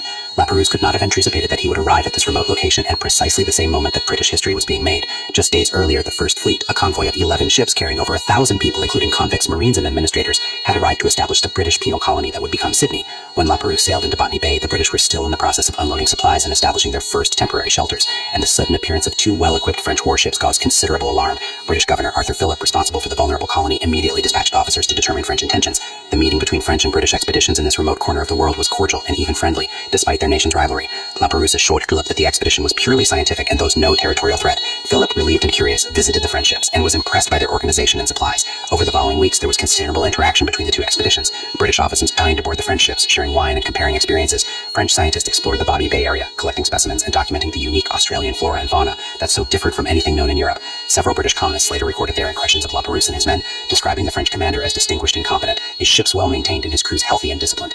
These observers noted that the French seemed exceptionally well supplied, with ample provisions and equipment, showing no sign of deprivation that long voyages often inflicted. One British observer wrote that La Perouse appeared to be in excellent spirits, discussing his plans to continue north through the Pacific island chains, charting regions that remain poorly known, before eventually returning to France via the Indian Ocean and around the Cape of Good Hope. La Perouse took advantage of the unexpected presence of British ships preparing to return to England, entrusting them with another substantial batch of journals, letters, charts, and reports. He penned a final letter to the French Minister of Marine, outlining the expedition's achievements and future plans, expressing confidence in their prospects and devotion to completing their mission. This final dispatch, dated February 7, 1788, would be the last communication Europe received from La Perouse. On March 10, 1988, La Boussole and l'Astrolabe departed Botany Bay under clear skies with favorable winds. British colonists watched the ships sail northward out of the bay, their sails full, their hulls cutting cleanly through the water, until they disappeared beyond the headlands into the vast Pacific. La Perouse's announced plan was to sail north through the Solomon Islands, a region of uncertain geography, then continue to the islands of the southwestern Pacific, including New Caledonia, before turning west toward Australia's north coast through the Torres Strait or around New Guinea. The islanders of Vanikoro, particularly the elder members who remembered the events or had heard detailed accounts from their parents, told a consistent story of disaster. Many years earlier, during the lifetime of the oldest inhabitants, 2 large ships had approached the island during a tropical storm. The night was wild with wind and rain, visibility was nearly zero, and the ships, attempting to find shelter or passage through the reef system that surrounded the island, had struck the coral with tremendous force. One ship had broken apart almost immediately on the outer reef, the impact shattering the wooden hull and drowning most of the crew in darkness and chaos. The second ship had made it through the outer reef, but struck again on an inner reef, where it lodged more or less intact, but badly damaged and taking on water. Survivors from both wrecks struggled to reach shore through the surf, some drowning in the attempt, others reaching the beach exhausted and injured. The islanders described how, in the morning light, they saw the wreckage and the foreign men, dozens of them, salvaging what they could from the ships. The survivors established a camp on shore, and over the following weeks and months worked to salvage materials from the wrecks. The relationship between the French survivors and the Vanikoro Islanders was complex and apparently varied over time. Initial interactions were cautious, but not immediately hostile. The islanders, like many Pacific peoples, had a tradition of assisting shipwreck victims, providing food and water. But tensions developed, possibly from cultural misunderstandings, competition over salvaged materials, or actions by desperate survivors. Some islanders described attacks on the foreign men, motivated by fear or by the desire to acquire the valuable metal tools and other goods that survivors possessed. The French defended themselves and their salvage operation, but their position was precarious, stranded on a remote island with no possibility of rescue, surrounded by an indigenous population that was at best ambivalent and at worst hostile. The survivors from both ships, numbering perhaps 60 to 80 men initially, undertook the extraordinary project of building a new vessel from the wreckage of their ships. This was an astonishing feat of ingenuity and determination, typical of the era seamen, who possessed comprehensive practical skills that allow them to function as carpenters, sailmakers, riggers, and shipwrights. Using salvaged timbers from the wrecked ships, tools recovered from the debris, and supplementary materials from the island's forests, the survivors spent months constructing a smaller vessel, perhaps a two-masted schooner or a large boat capable of carrying some of the men to safety. The islanders described this construction project, watching the foreign men work tirelessly sawing, hammering, and shaping wood, pulling together a craft in the shallows of the lagoon. Not all the survivors could have fitted aboard this escape vessel, suggesting the agonizing decision to leave some men behind, or perhaps the intention that the vessel would reach a settlement and organize a rescue for those remaining. The accounts differ on exactly how many men departed on the newly built craft and how many remained on Vanikoro, but all agree that the escape vessel eventually launched and sailed away, carrying the hopes of all the survivors. And then, in a final cruel twist, the escape vessel apparently also met disaster. Whether it foundered in a storm, struck another reef, or simply proved unseaworthy for ocean passage, the newly built craft never reached safety, never brought rescuers back to Vanikoro, and none of its passengers survived to tell Europe what had happened. The men left on Vanikoro waited weeks, then months, then years for rescue that never came. Gradually, they died from disease, malnutrition, accidents, and possibly from violence with islanders. Some survivors apparently integrated into island society, living among the Vanikoro people, learning the language, taking wives, but these men also eventually died. By the time of Dillon's visit in 1827, nearly 40 years after the wreck, no survivors remained alive, though the islanders claimed that the last French survivor had died only a few years earlier, an old man who had lived on the island for decades. Dillon collected extensive physical evidence from Vanikoro to corroborate the islanders' accounts. He gathered ship's fittings, including bronze cannons, iron anchors, bells, navigational instruments, and personal items such as buttons, buckles, and tableware, all clearly of European and specifically French origin. The islanders showed him the locations of the wrecks, still visible beneath the water on the reefs, though heavily encrusted with coral and degraded by decades of exposure to the tropical ocean. Dillon's collection of artifacts and his detailed report of the islanders' testimony provided the first definitive evidence of La Perouse's fate, solving a mystery that had haunted French exploration for decades. Dillon returned to Europe in 1829, where his findings caused a sensation.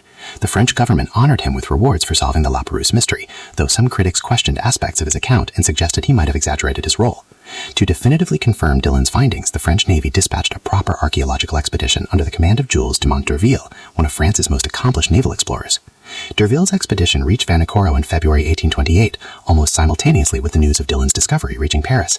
D'Urville conducted a thorough investigation, interviewing islanders independently, diving on the wreck sites to examine the remains personally, and recovering additional artifacts. His team recovered cannons bearing French naval markings, anchors of the size and type used on La Pistole and l'Astrolabe, pieces of scientific instruments in to be matched to equipment lists from the expedition, and personal effects, including a sword hilt with a nobleman's crest, possibly belonging to La Perouse himself. D'Urville erected a monument on Vanikoro to commemorate La Perouse and his men, a marble cenotaph placed on the shore overlooking the reef where the ships had met their end. The monument's inscription read in French, "To the memory of La Perouse and his companions," a simple but powerful testament to the explorers who had vanished into the Pacific darkness. The confirmation of La Perouse's fate brought closure, but also profound sadness to France and to the international exploration community. The expedition had been one of the Enlightenment's most ambitious scientific projects, and its catastrophic end seemed to symbolize the fragility of human endeavor against nature's overwhelming power. The specific details of the disaster, reconstructed from the islanders' accounts and physical evidence, revealed how quickly fortune could reverse. La Perouse had commanded his expedition successfully for nearly 3 years, covering thousands of miles, conducting valuable research, and navigating some of the world's most dangerous waters. He had rounded Cape Horn, charted the Alaska coast, crossed the Pacific multiple times, and visited dozens of islands. His ships were well maintained, his crews experienced, his navigation skillful. Yet a single storm on a single night had destroyed everything, driving 2 robust vessels onto reefs, killing most of the men immediately, and dooming the survivors to a slow death on a remote island, despite their ingenuity and determination. The tragedy illustrated the ocean's pitiless indifference to human plans, the razor-thin margin between success and disaster in the age of sail, and the profound isolation of Pacific islands where a shipwreck might as well occur on another planet for all the possibility of rescue. The La Perouse disaster also highlighted the particular dangers of coral reefs, structures that could light just beneath the surface, invisible to lookouts on a dark night, capable of gutting a wooden hull with surgical precision. Pacific navigation required not just skill but extraordinary luck, the fortune to avoid the 1,000 hazards that could appear without warning, sudden storms, hidden reefs, unexpected currents, navigational errors compounded by imperfect charts. that Laperouse's expedition had succeeded for so long before meeting disaster only emphasized how chance could nullify competence in a single moment. Yet even in tragedy, Laperouse's expedition achieved a kind of immortality through the commander's prudent practice of regularly dispatching materials homeward. The charts, journals, specimens, and reports sent back from Kamchatka, Macau, Monterey, and Botany Bay survived the expedition's destruction and contributed substantially to scientific knowledge. The astronomical observations helped refine the positions of Pacific islands and coastlines. The natural history collections, including hundreds of plant specimens, stuffed birds and animals, and preserved marine creatures, filled cabinets in the Musée National d'Histoire Naturelle in Paris and became reference materials for generations of naturalists. The ethnographic drawings and descriptions of indigenous peoples from Alaska to Samoa constituted valuable anthropological records, often depicting cultures at the moment of first contact with European civilization, before the devastating diseases, cultural disruption, and colonization that would follow. The linguistic notes, collecting words and phrases from dozens of Pacific languages, contributed to early comparative linguistics and the understanding of Pacific migration patterns. The geological observations, including descriptions of volcanic activity and coral reef formation, added to emerging theories about Earth structure and processes. The meteorological records, noting winds, currents, and weather patterns across 3 years and across the Pacific, improved understanding of global climate patterns. All this knowledge survived because Laperouse, understanding the ocean's dangers, had ensured that his expedition's work would outlive the ships and men. In this sense, the Laperouse expedition was not a failure, but a success, despite its tragic end. The scientific objectives were largely achieved, the data and specimens were preserved, and the knowledge was disseminated. That the men who collected this information died before returning home was a profound personal tragedy, but did not negate their scientific contribution. The personal dimension of the Laperouse tragedy emerged from the letters and journals the commanders sent home at various points during the voyage. These documents, preserved in French archives, reveal Laperouse as a man of Enlightenment values, humane, curious, dedicated to rational inquiry and peaceful contact with other cultures. His instructions to his officers emphasized respect for indigenous peoples, fair trade, and avoidance of violence except in absolute necessity for self-defense. His journal entries show him wrestling with the moral complexities of exploration and colonization, admiring indigenous societies while simultaneously assessing their territories for potential French exploitation, genuinely sympathizing with native peoples suffering under European colonization while accepting the inevitability of European expansion. He emerges as a thoughtful, complex figure, neither saint nor villain, but a man of his time, shaped by his assumptions, yet sometimes questioning them. His letters home to his wife reveal deep homesickness, the loneliness of command, and the psychological burden of responsibility for hundreds of men in constant danger. He wrote about his determination to complete the mission successfully, to return home with achievements that would justify the king's confidence in the nation's investment. He expressed confidence in his ships and crews, but also an awareness, never quite explicit, that the ocean allowed no guarantees, that every voyage into unknown waters was a gamble with death. His final letter from Botany Bay, dated February 7, 1788, conveyed optimism about the expedition's prospects and affection for his wife, ending with the expectation that they would reunite in France in approximately 2 years. That letter, delivered to Europe by British ships, arrived months after Laperouse had died, his ships wrecked, his body lost to the Pacific, creating one of history's many poignant juxtapositions between written words that project into the future and the already accomplished tragedy that makes those projections heartbreaking. Modern underwater archaeology has added further dimensions to the Laperouse story, confirming and expanding on the 19th century discoveries. In 1964, a team of New Zealand and French divers conducted a detailed survey of the Vanikoro wreck sites, using newly developed scuba equipment to spend extended time examining the remains. They found both wreck sites substantially intact beneath coral overgrowth, with many artifacts still present, including cannons, anchors, ballast stones, pottery, glass bottles, and even some scientific instruments, their brass casings protecting them from complete degradation. The 1964 expedition recovered numerous artifacts that were transported to France for preservation and study. More recently, in 2005, a major archaeological expedition organized by the French government and the Vanikoro Association conducted an extensive investigation using advanced underwater survey techniques, including magnetometry, side sand sonar, and precise GPS mapping to create a comprehensive picture of the wreck sites. The 2005 expedition recovered thousands of artifacts, including navigational instruments, personal items, ship's fittings, scientific equipment, and even human remains, which were treated with the respect due to sailors who died far from home. The artifacts underwent extensive conservation and analysis, revealing details about the ship's construction, the expedition's equipment, and the violence of the wrecks. Many items showed evidence of the terrible forces involved when the ship struck the reefs: cannons torn from their mountings, anchors with their cables still attached but snapped, instruments crushed or bent. The artifacts also revealed details of daily life aboard the ships: wine bottles, clay pipes, buttons and buckles from uniforms, personal possessions including a singlet ring, coins, and a pocket watch, stopped at an unknowable hour. These items transformed the Laperouse. Chapter 5. The Lost Colony. Roanoke's Enduring Enigma. In the autumn of 1590, John White stood on the deck of a weathered ship approaching the Carolina coast, his heart pounding with a mixture of hope and dread that had consumed him for 3 agonizing years. The grandfather and governor clutched the rail with white knuckles, scanning the shoreline for any sign of smoke, any indication that the colony he had reluctantly abandoned still survived. He had promised his daughter Eleanor that he would return within months with supplies and reinforcements. He had kissed his infant granddaughter Virginia goodbye, confident in his swift return. Now, 3 years late, he approached the island not knowing if he would find a thriving settlement or something far worse. The delay had been beyond his control. The Spanish Armada, the commandeering of every available ship, storm after storm, bureaucratic obstacles, financial disasters. But such explanations would be nothing to a starving colonist, if any remained alive. As the ship drew closer to Roanoke Island, White saw smoke rising in the distance and felt momentary elation flood through him. They had survived. His family lived. But as the vessel approached, the captain identified the smoke as coming from a forest fire, not cooking fires or smithies. The island itself appeared eerily silent. No figures rushed to the shore, no voices called out in greeting, only the sound of waves and wind and the cries of seabirds filled the air. This moment represents one of history's most haunting mysteries, the disappearance of 115 English colonists who vanished so completely from Roanoke Island that their fate remains disputed more than 4 centuries later, a puzzle that touches the deepest questions about colonization, survival, cultural collision, and the cruel uncertainties of history itself.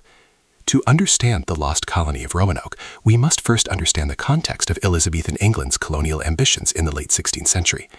England in the 1580s was emerging as a maritime power, challenging Spanish dominance in the New World and seeking to establish its own foothold in the Americas.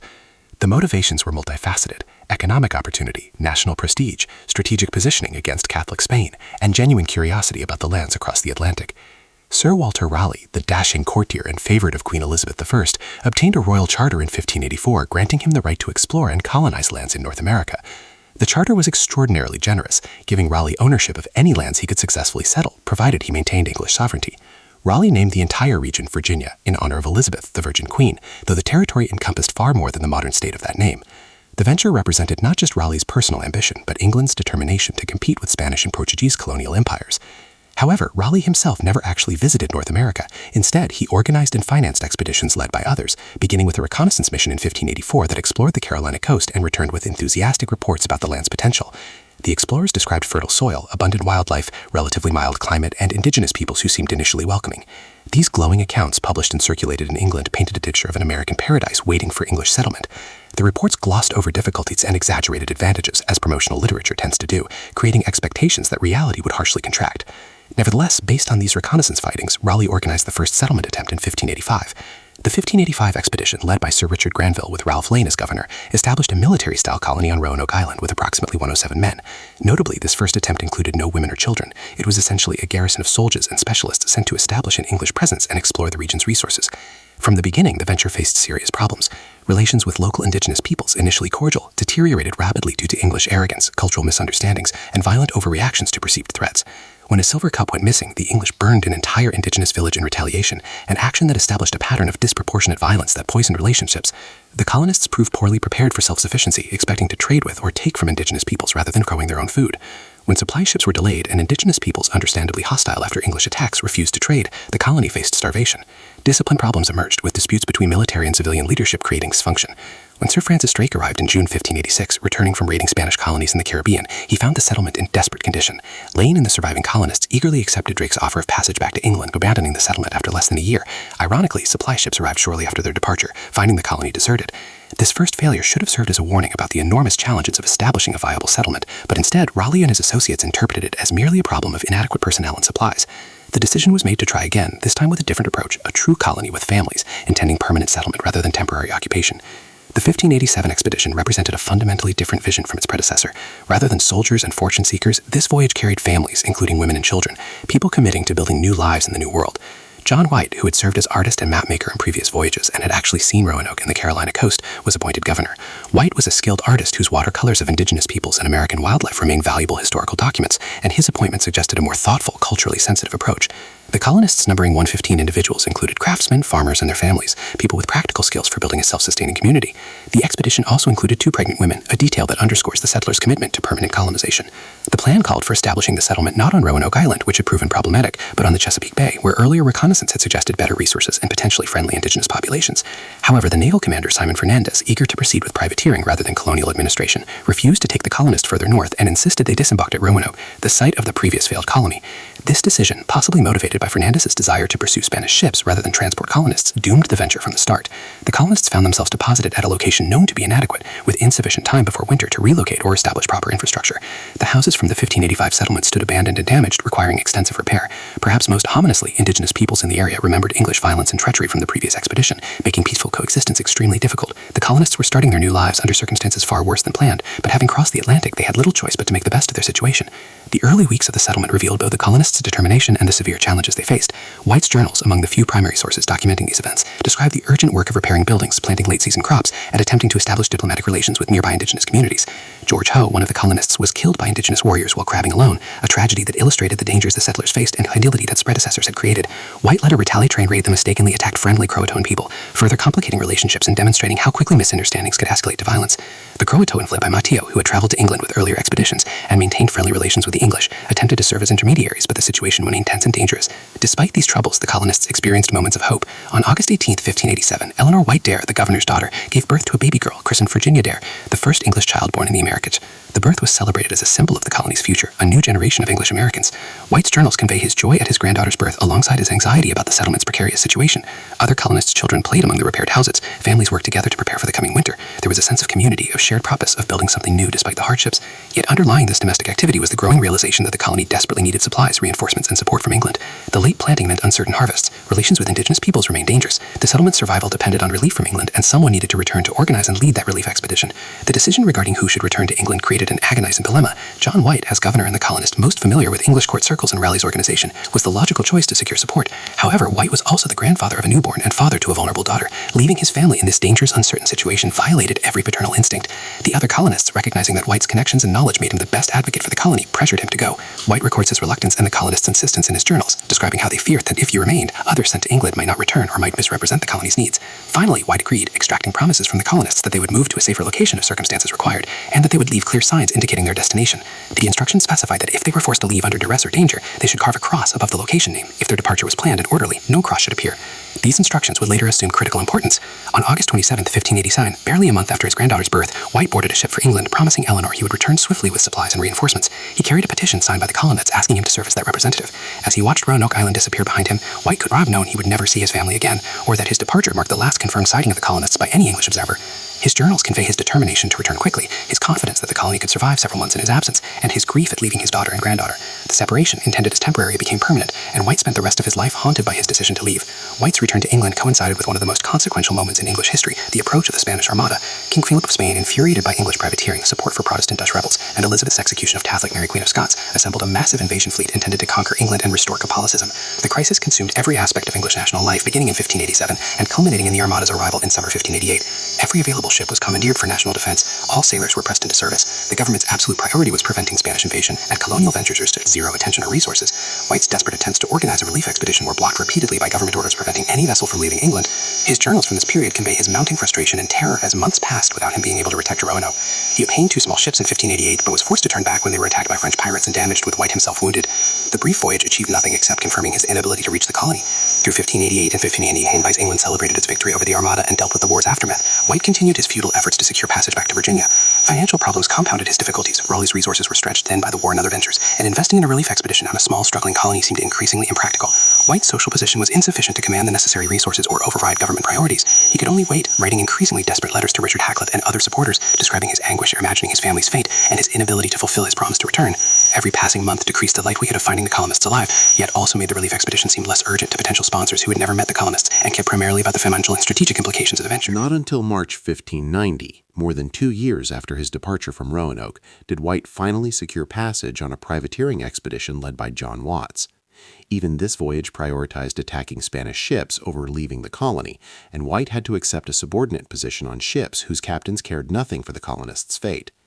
The fleet spent months raiding in the Caribbean before finally, in August 1590, approaching the Carolina coast. White describes his mounting excitement and dread as the ships neared Roanoke Island. On August 15, 1590, exactly 3 years after Virginia Dare's birth, the expedition reached the island. White and a party of sailors approached the shore at night, seeing a fire burning and feeling hopeful that the colonists remained. They sounded trumpets and sang English songs, trying to announce their arrival. The fire proved to be another naturally occurring blaze, not a signal or cooking fire. The next morning they landed and proceeded to the settlement site. What White found there has puzzled historians, archaeologists, and amateur detectives for more than 4 centuries. The settlement was completely abandoned. The houses had been dismantled methodically, not destroyed violently. Possessions were scattered, but not in the pattern of a hasty flight. Rather, it appeared the colonists had taken most of their portable goods with them. Heavy iron items, including cannon, had been buried, suggesting an intention to return and reclaim them later. Most significantly, White found 2 clues carved into wood. On a tree at the settlement's entrance, the letters CRO were carved. On a post at the fort's right side, the word Croatan was carved in large, clear letters. White examined the carvings carefully. Neither featured the distress cross that should have appeared if the colonists had left under duress. The organized nature of the site's departure suggested a planned departure, not a panicked flight. White's immediate interpretation was that the colonists had relocated to Croatan Island, approximately 50 miles south, where Montio's people lived and where the English had maintained friendly relations. His journals express relief mixed with frustration. The colonists appeared to have survived and moved to a safer location, but he could not immediately follow to confirm their safety. White's relief quickly turned to despair when weather conditions prevented him from investigating Croatan Island. Storms damaged the ship's anchors and threatened to drive them onto the treacherous shoals of the Carolina coast. The captains, primarily concerned with their privateering mission rather than colonial rescue, insisted on leaving the area. White desperately argued for searching Croatan, proposing various plans and compromises, but the sailors refused to risk their ships and lives for colonists who might not even be there. The fleet departed the Carolina coast, intending to sail to the Caribbean to resupply and repair, then return to search Croatan. However, storms drove them directly across the Atlantic to the Azores, and from there back to England. The promised return to search for the colonists never occurred. White arrived in England in October 1590, having been so close to potentially finding his family but unable to complete the search. He never returned to America. The remaining years of his life are poorly documented, but surviving letters reveal a man consumed by grief and guilt. He retired to a plantation owned by Raleigh in Ireland, from which he wrote a final heartbroken letter in 1593 to Richard Hakluyt, committing the relief of my discomfortable company, the planters in Virginia, to the merciful help of the Almighty, whom I most humbly beseech you to help and comfort them. White died sometime around 1593, never knowing what became of his daughter, his granddaughter, or the 11 and 15 colonists he had left behind with a promise to return quickly. His failure to find them, through no fault of his own, becomes part of the mystery's tragedy, a grandfather who did everything possible to return to his family, but was defeated by circumstances beyond his control, leaving behind one of history's most haunting unsolved disappearances. The mystery of Roanoke/a colony has generated countless theories over the centuries, ranging from plausible to fantastical. The evidence is frustratingly sparse: the abandoned settlement, the Croatan carving, the absence of bodies or signs of violence, and the organized nature of the departure. Later searches and investigations added fragments of information but no definitive answers. When Jamestown was established in 1607, the new colonists sought information about Roanoke's fate. Captain John Smith reported indigenous accounts of a massacre of English people, but the details were vague and may have referred to other incidents. William Strachey, secretary of the Virginia colony, wrote in 1612 that Powhatan, the powerful chief, confessed to killing colonists who had lived among indigenous peoples, but again the specifics were unclear and possibly confused with other events. Archaeological investigations over the centuries have uncovered artifacts that may relate to the lost colony: English trade goods and indigenous sites, a 17th century ring bearing what might be an English family crest found in a Croatan area archaeological site, and various other suggestive but inconclusive findings. The primary theories that scholars and researchers have pursued can be categorized as follows: integration with indigenous peoples, massacre by hostile tribes, death by disease or starvation, relocation and subsequent demise, Spanish attack, or some combination of these factors. Each theory has supporting evidence and significant problems, making definitive conclusions impossible with current information. The integration theory suggests that the constituents recognized their Letchman's geography dispersed among friendly indigenous groups, particularly the Croatan people, where they were absorbed into native communities through marriage and cultural adoption. This theory is supported by the Croatan carving, which clearly suggests the colonists intended to go to or communicate with that group. It's supported by later reports of indigenous peoples with European features, including gray eyes and lighter complexions, encountered by subsequent English explorers. The Lumbee people of North Carolina, descendants of various indigenous groups, including the Croatan, have long-standing traditions of English ancestry, and some family names among the Lumbee match names of lost colony members: Dare, Cooper, and others. Archaeological findings from Croatan Island, modern-day Hatteras Island, include English artifacts dated to the appropriate period. Recent genetic studies attempting to identify European DNA in Lumbee populations. The results remain controversial and methodologically debated. The integration theory represents perhaps the most hopeful interpretation. The colonists survived by abandoning their English identity and becoming part of indigenous communities. However, this theory faces challenges. Why would John White, knowing the colonists planned to go to Croatan, not receive any message from them during his years in England? Why did later English explorers not find clear evidence of surviving colonists or their descendants? Would an intact community of 115 people completely disappear into indigenous populations without leaving more definitive traces? The integration theory may explain some colonists' fates, but perhaps not all, suggesting a possibility of the group split up with different individuals meeting different fates. The massacre theory proposes that hostile indigenous peoples, resentful of English violence and land encroachment from the 1585 settlement, attacked and killed the colonists. This theory is supported by the reports John Smith and others collected from indigenous sources about English people being killed. It's consistent with the dangerous environment the colonists faced and the hostility they had generated through previous English actions. Powhatan's alleged confession to William Strachey specifically mentioned attacking English people who'd lived in houses and wore European clothes, details that seem to match the Roanoke colonists. However, the massacre theory faces significant evidentiary problems. White found no signs of violence at the abandoned settlement, no bodies, no burned buildings, no evidence of combat. The organized nature of the site's abandonment, with houses dismantled and heavy goods buried, suggesting planning, not sudden attack. The Croatan carving included no distress cross, the signal the colonists agreed to leave if departing under duress. If a massacre occurred, it must have happened after the colonists left Roanoke Island, perhaps at whatever location they relocated to, leaving no evidence of the original settlement. Some researchers have proposed that the colonists moved inland, perhaps to the Chesapeake Bay area as originally planned, and were subsequently attacked there. A 2012 announcement by archaeologists with the First Colony Foundation suggested evidence of colonist presence at two sites, one near Cape Creek on Hatteras Island and another at a location called Site X near the Albemarle Sound. found, based on analysis of hidden patches on John White's maps. These findings hit at planned relocation sites, but whether colonists reached them and what happened there remains speculative. The massacre theory may explain why the colonists disappeared so completely from the historical record. Death leaves no oral traditions or cultural transmission, but the absence of bodies or battle evidence remains problematic. In the final analysis, the lost colony of Roanoke endures in historical memory and popular imagination, not despite its unsolved nature, but because of it. The mystery represents something essential about history itself, that the past is never fully recoverable, that even apparently well-documented events contain unknowns, that historical certainty is often impossible, and that some questions may never be answered. The colonists who disappeared at Roanoke were real peoples whose stories ended in ways we cannot reconstruct with certainty. Eleanor Dare never saw her father again. Virginia Dare grew up, if she survived childhood, in circumstances we cannot specify, in locations we haven't identified, leaving no trace history has yet recovered. John White died with his grief and guilt unresolved, his family's fate unknown. These human realities, the separation, the uncertainty, the loss, transcend the historical puzzle and make Roanoke a deeply human story about how life sometimes offers no closure, how history sometimes preserves mysteries rather than solving them. The lost colony stands as a reminder of colonization's costs, the meeting of cultures and violence and transformation, and the simple human tragedy of people who disappeared into history's gaps, leaving behind only questions, speculation, and a single word carved into wood, Croatan. Whatever fate befell the 115 colonists, death by violence, disease, starvation, or transformation through integration, they vanished so completely that 4 centuries of searching have not definitively recovered their story, making them permanent residents of history's unknown territories, lost not just to their own time but to ours as well. Chapter 6. The Heir Who Vanished. Michael Rockefeller in New Guinea. The young man standing on the deck of the Dutch cargo vessel Tasman wore khaki trousers stained with red mud, a sweat-dampened shirt open at the collar, and an expression of barely contained excitement that made him look younger than his 23 years. Michael Clark Rockefeller, Harvard graduate, son of New York's governor, scion of one of America's wealthiest and most powerful dynasties, gazed at the coastline of Dutch New Guinea as it materialized through the equatorial haze, like something from a fever dream. Dense jungle descended to mangrove swamps that bled into muddy waters the color of old pennies. The air was thick enough to taste, laden with salt and decomposition and the fecund sweetness of rot. Behind him, the modern world, his father's political ambitions, the family's petroleum empire, Manhattan penthouses and museum galas. Before him, one of the last truly unmapped regions on Earth, home to peoples who had had minimal contact with the outside world, who still practiced headhunting and ritual cannibalism, who carved ancestor figures with such raw power that they seemed to vibrate with spiritual energy. Michael gripped the ship's railing, his knuckles white with anticipation. This was exactly where he wanted to be. It was March 1961, and he had no way of knowing he had less than 9 months to live. The journey that would end with his disappearance had begun not in New Guinea, but in the comfortable corridors of Harvard University, where Michael had been an undergraduate studying history and economics, subjects befitting a Rockefeller heir expected to eventually enter politics or business. But something in him had resisted that predetermined path. He had been drawn instead to his father's passion for art, particularly the primitive and tribal works that Nelson Rockefeller had been collecting for years. While other students spent their weekends at football games or social clubs, Michael haunted the Peabody Museum, studying oceanic shields and African masks, reading everything he could find about cultures that Westerners dismissed as savage, but whose artistic achievements rivaled anything produced in Renaissance Europe.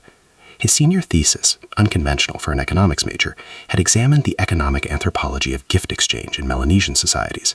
His tutors had been bemused but impressed by his genuine intellectual curiosity. After graduation in 1960, Michael could have walked into any position his father's influence could secure: Wall Street, Washington, the family's business empire. Instead, he asked to spend a year on an adventure before settling into adult responsibilities. Nelson Rockefeller, himself a man who understood the lure of distant horizons, had agreed. Michael's twin sister Mary understood better than anyone his restless need to forge his own identity separate from the family name. He wanted to do something that was his, she would later recall, something that wasn't about being a Rockefeller. What he chose was to join a film expedition to document the Dani people of the Baliem Valley in the highlands of Dutch New Guinea, one of the last Stone Age cultures on Earth. The expedition was led by Robert Gardner, a filmmaker and anthropologist from Harvard's Peabody Museum, who was creating a documentary about Dani warfare and ritual. Michael signed on as a sound man and general assistant, paying his own way and asking for no special treatment. The 6 months he spent in the Baliem Valley transformed him. The Dani lived in a landscape of stunning beauty, a high valley ringed by mountains where morning mists clung to steep hillsides and the air was cool and clear. They were warriors and farmers, their lives governed by elaborate rituals surrounding warfare, death, and the appeasement of ancestral spirits. They wore minimal clothing, the men in penis gourds, the women in grass skirts, and their bodies were often covered in pig grease and soot. To Western eyes, they appeared primitive, even savage. But Michael saw something different. He witnessed the sophistication of their agricultural terracing, the complexity of their social structures, the subtle philosophies embedded in their rituals. He learned to speak some Dani, to move through their villages with respect rather than the casual arrogance of colonial superiority. He filmed their mock battles, elaborate affairs with strict rules limiting casualties, and began to understand that what looked like savagery to outsiders was actually a complex cultural institution that served social and spiritual functions Westerners barely comprehended. But it was the art that truly captivated him. Dani carved ancestor figures and ritual objects of remarkable power. Each piece wasn't merely decorative, but served as a conduit to the spiritual world, a physical manifestation of cosmic forces. Michael began collecting, trading steel tools and other goods for carvings that he carefully documented and packed. In letters home, his excitement was palpable. These aren't curiosities or primitive crafts, these are masterworks. This is art as powerful as anything in the Med. As the film project wound down in October 1961, most of the expedition members prepared to return home, but Michael wasn't ready to leave. He had heard about another group further south in the lowland swamps along the coast, the Asmat people, whose artistic traditions were even more elaborate than the Danis. The Asmat were known for their bispoles, towering carved ancestor figures, sometimes 20 feet tall, covered in intricate designs representing clan histories and spiritual narratives. They were also known for something else. They were among the last practicing headhunters in the region, with a culture built around concepts of spiritual balance that required taking heads to appease the ghosts of their own dead. Dutch colonial authorities had officially banned headhunting, but the practice continued in remote areas, and the Asmat's reputation for violence toward outsiders was well established. Several missionaries and colonial officers had disappeared in Asmat territory over the years. It was precisely the kind of place a sensible person would avoid. Michael decided it was exactly where he needed to be. His plan was to spend a few weeks in Asmat territory, acquire a collection of their artwork, and then return home to help his father establish a museum of primitive art in New York City, a project that would eventually see the collection transferred to the Metropolitan Museum of Art. He recruited René Wassing, a Dutch anthropologist who had worked in New Guinea, to accompany him. Together, they would travel by boat to remote Asmat villages, trading goods for artwork and documenting pieces that few Westerners had ever seen. Nelson Rockefeller, informed of his son's plans, was uneasy but didn't forbid the journey. Michael was an adult, and the Rockefellers didn't raise children who were afraid to take risks. Be careful was the extent of his father's caution. The governor had built his career on calculated risks. How could he deny his son the same opportunity? On October 20, 1961, Michael arrived in Nagats, the main Dutch administrative outpost in Asmat territory, a collection of buildings on stilts above the tidal mud, connected by raised walkways, surrounded by seemingly infinite mangrove swamps. The air was thick with humidity and the smell of mud and fish. Enormous butterflies drifted past like torn pieces of stained glass. The jungle pressed in from all sides, the green wall that seemed to pulse with hidden life. The Dutch officers stationed there regarded Michael with a mixture of amusement and concern. Rich Americans occasionally showed up wanting to collect artifacts or have adventures, but they usually left after a few days, defeated by the heat, the insects, the sheer difficulty of moving through a landscape of water, mud, and mangrove roots. The Asmat themselves were an unknown quantity, sometimes welcoming, sometimes hostile, always unpredictable. But Michael wasn't a typical tourist. He spoke some Malay, the lingua franca of the region, and he approached the Asmat with genuine respect rather than colonial condescension. Over the next few weeks, he and Wassing traveled by boat to remote villages, where Michael photographed, took notes, and carefully negotiated for artwork. The Asmat were initially suspicious. White men met colonial authority, missionaries trying to suppress their traditions, patrol officers enforcing rules that made no sense in Asmat cosmology. But Michael's obvious reverence for their art slowly opened doors. He didn't haggle aggressively or demand pieces as if entitled to them. He asked about meanings, listened to stories, showed genuine interest in the spiritual dimensions of the work. In one village, he acquired a magnificent bisbol, carved from a single tree trunk, every inch covered in figures representing ancestors and spiritual beings, the wood darkened with soot and big blood. The village men who had carved it watched him examine it with an intensity that made them nod in recognition. This white man understood, at least partly, that this wasn't merely a wooden object, but a doorway between worlds. In another village, he obtained a series of ancestor figures and haunting, stylized faces that seemed to look through rather than at the viewer. Each piece was carefully wrapped, documented, and packed into a growing collection that would become one of the finest assemblages of Asmat art ever gathered. In his journal, Michael recorded not just the acquisitions, but his thoughts about the culture he was encountering. The Asmat world was organized around concepts of reciprocity and balance that went far beyond simple economics. Every action required a corresponding reaction. Every death demanded retribution or appeasement. When an Asmat person died, their spirit became restless, dangerous, unable to reach the afterworld until their death was balanced, either through taking an enemy head or through elaborate ritual compensation. This wasn't savagery, but a sophisticated spiritual system that maintained cosmic equilibrium. The disposed himself, or part of this system, carved to honor the dead, then used in ceremonies before being left to decay in the jungle, returning the ancestor spirits to the earth. Michael understood intellectually that he was moving through a culture that operated by rules completely foreign to his own. But understanding intellectually isn't the same as comprehending emotionally or instinctively. He was aware of the dangerous but gladly spanned fly ran. He meant well. He respected the Asmats. He was paying fairly for his hard work. Surely his good law will be recognized. This confidence, form of privilege, education, and a lifeline of words opening to them into this thing. But I like the this morning, training on area areas and that's not to fly out nearly 400 miles today.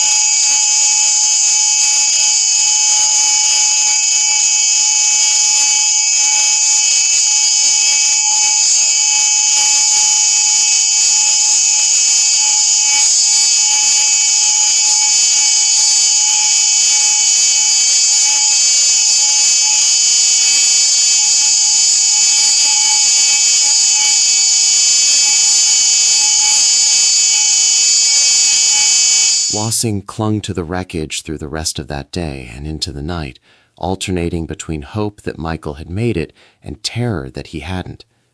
The next morning, November 20th, a Dutch patrol plane spotted the overturned catamaran and Wassing's frantic waving. A boat was dispatched, and by noon he was rescued, hypothermic, sunburned, dehydrated, but alive. His first words were about Michael. Had he made it? Had anyone seen him? The answer was no.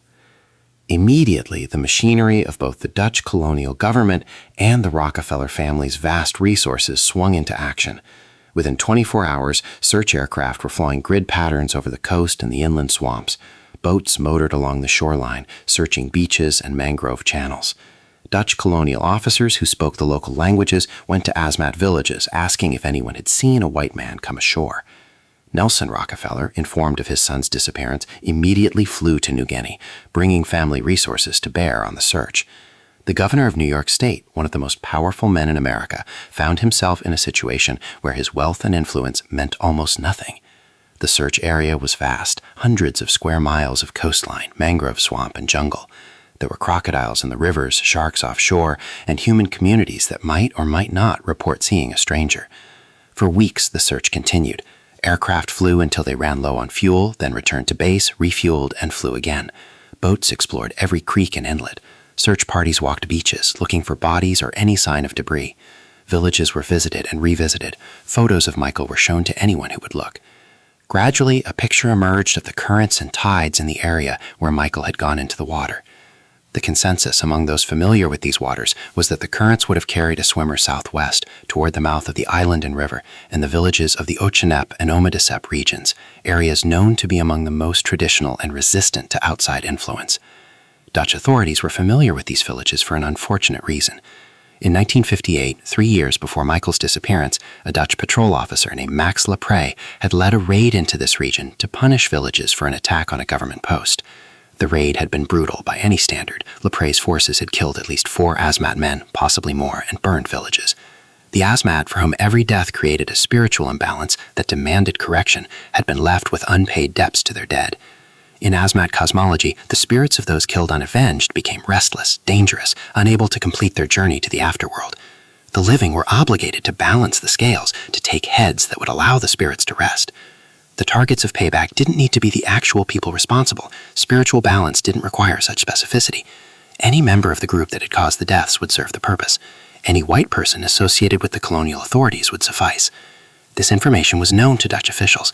They were aware that entering certain Asmat villages carried significant risk, that the 1958 killings had created spiritual obligations that hadn't been discharged. But this knowledge was not widely shared with outsiders, and Michael, for all his reading and cultural sensitivity, either didn't know the specific history or didn't appreciate its implications. As the search continued into December with no sign of Michael, the official conclusion began to solidify. He had drowned, either from exhaustion, a cramp, a shark attack, or hypothermia.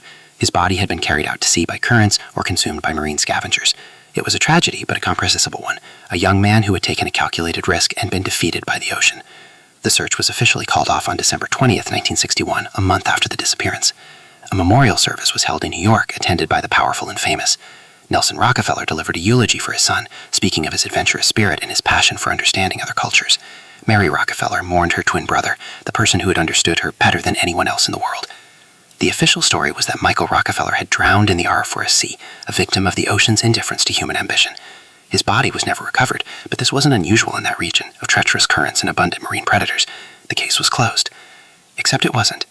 Even as the official mourning proceeded, rumors were circulating among the Asmat, strange stories that filtered through to missionaries, to traders, to the few anthropologists working in the region. Stories that a white man had come ashore alive, exhausted but walking somewhere near the Ochinep villages. Stories that he had been met by warriors. Stories that what happened next had nothing to do with random violence or hostility toward him personally, but everything to do with spiritual obligations 3 years old. These rumors were vague, secondhand, impossible to confirm. Dutch colonial authorities heard them, didn't pursue them aggressively. The official explanation of drowning was cleaner, less complicated, less likely to create international incidents or raise questions about the safety of New Guinea for Western travelers and missionaries. If the Asmat had killed Michael Rockefeller, acknowledging that fact would require acknowledging the continuing violence of the colonial project, the cycle of killing and retribution that colonialism had set in motion. It was easier to blame the ocean. The rumors persisted. In Asmat villages, people whispered names, specific men who had been part of a ritual killing. Items appeared in villages that looked like they might have come from the Rockefeller expedition. A knife, parts of what might have been the gas cans Michael had used for flotation. But evidence was fragmentary, and the Asmat weren't talking to outsiders. In 1969, 8 years after the disappearance, journalist Milt Macklin traveled to New Guinea to investigate. Macklin had covered adventure stories around the world and was skeptical of official explanations that tied things up too neatly. He spent weeks in Asmat territory, talking to missionaries, colonial officers, and eventually through intermediaries and translators and Tasman people themselves. What he heard disturbed him profoundly. Multiple sources, speaking independently, told versions of the same story. Michael had made it to shore, exhausted from his swim but alive. He had staggered onto a beach near the village of Ochinap in the late afternoon or early evening. He had been found by warriors from the village who immediately understood that an opportunity had presented itself. Here was a white man, alone, vulnerable, without the protection of colonial authority or a patrol boat. A white man who could serve to balance the deaths from 1958, who could release the spirits of the unavenged dead and restore cosmic equilibrium. What happened next, according to these accounts, was not frenzied violence, but ritual killing conducted according to traditional practice. Michael would have been quickly overwhelmed, probably killed with a blow to the head. His body would have been taken to the village, where it would have been butchered according to practices that honor the victim as a powerful being whose essence can be absorbed. The head would have been taken as a trophy. Certain parts would have been consumed in ritual cannibalism, not from hunger or savagery, but as a spiritual practice that transferred the victim's power to the community. The bones would have been made into ornaments or tools. Nothing would have been wasted. This wasn't murder as Westerners understood it, but a sacred obligation, performed to maintain the balance between the living and the dead. Macklin's sources painted names. Specific men from Ochinep were identified as the ones who had found Michael, who had killed him, who had participated in the ritual processing of his body. The details were consistent across multiple tellings, suggesting not fabrication, but genuine memory. Macklin published his findings in a book that created controversy, but changed nothing officially. The Dutch government, which had granted independence to New Guinea in 1962, the region becoming part of Indonesia in 1963, had no interest in reopening the case. The Rockefeller family, for their part, seemed to prefer the ambiguity of the official story to the horrific certainty of ritual killing and cannibalism. Nelson Rockefeller never publicly acknowledged the possibility that his son had been murdered. The matter remained officially closed, but unofficially haunted by persistent questions. For decades, the rumors persisted. In Asmat villages, people whispered names, specific men who had been part of a ritual killing. Items appeared in villages that looked like they might have come from the Rockefeller expedition. A knife, parts of what might have been the gas cans Michael had used for flotation, but evidence was fragmentary and the Asmat weren't talking to outsiders. In 1969, 8 years after the disappearance, journalist Milt Macklin traveled to New Guinea to investigate. Macklin had covered adventure stories around the world and was skeptical of official explanations that tied things up too neatly. He spent weeks in Asmat Terry, talking to missionaries, colonial officers, and eventually through intermediaries and translators and Asmat people themselves. What he heard disturbed him profoundly. Multiple sources, speaking independently, told versions of the same story. Michael had made it to shore, exhausted from his swim but alive. He had staggered onto a beach near the village of Ochinap in the late afternoon or early evening. He had been found by warriors from the village who immediately understood that an opportunity had presented itself. Here was a white man, alone, vulnerable, without the protection of colonial authority or patrol boats. A white man who could serve to balance the deaths for 1958, who could release the spirits of the unavenged dead and restore cosmic equilibrium.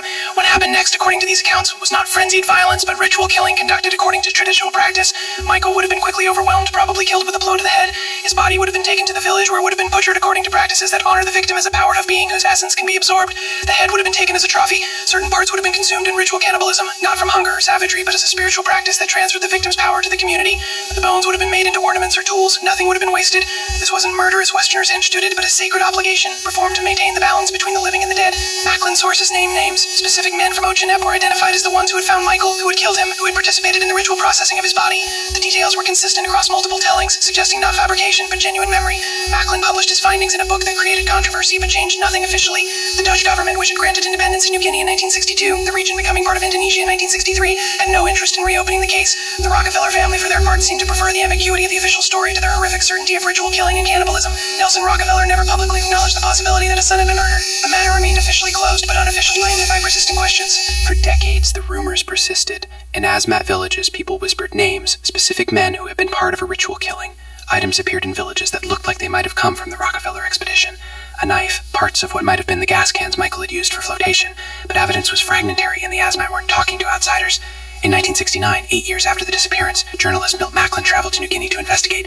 Macklin had covered adventure stories around the world and was skeptical of official explanations that tied things up too neatly.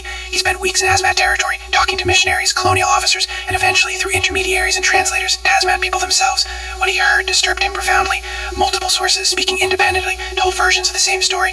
Michael had made it to shore, exhausted from his swim but alive. He had staggered onto a beach near the village of Ochinap in the late afternoon or early evening. He had been found by warriors from the village who immediately understood an opportunity and presented itself.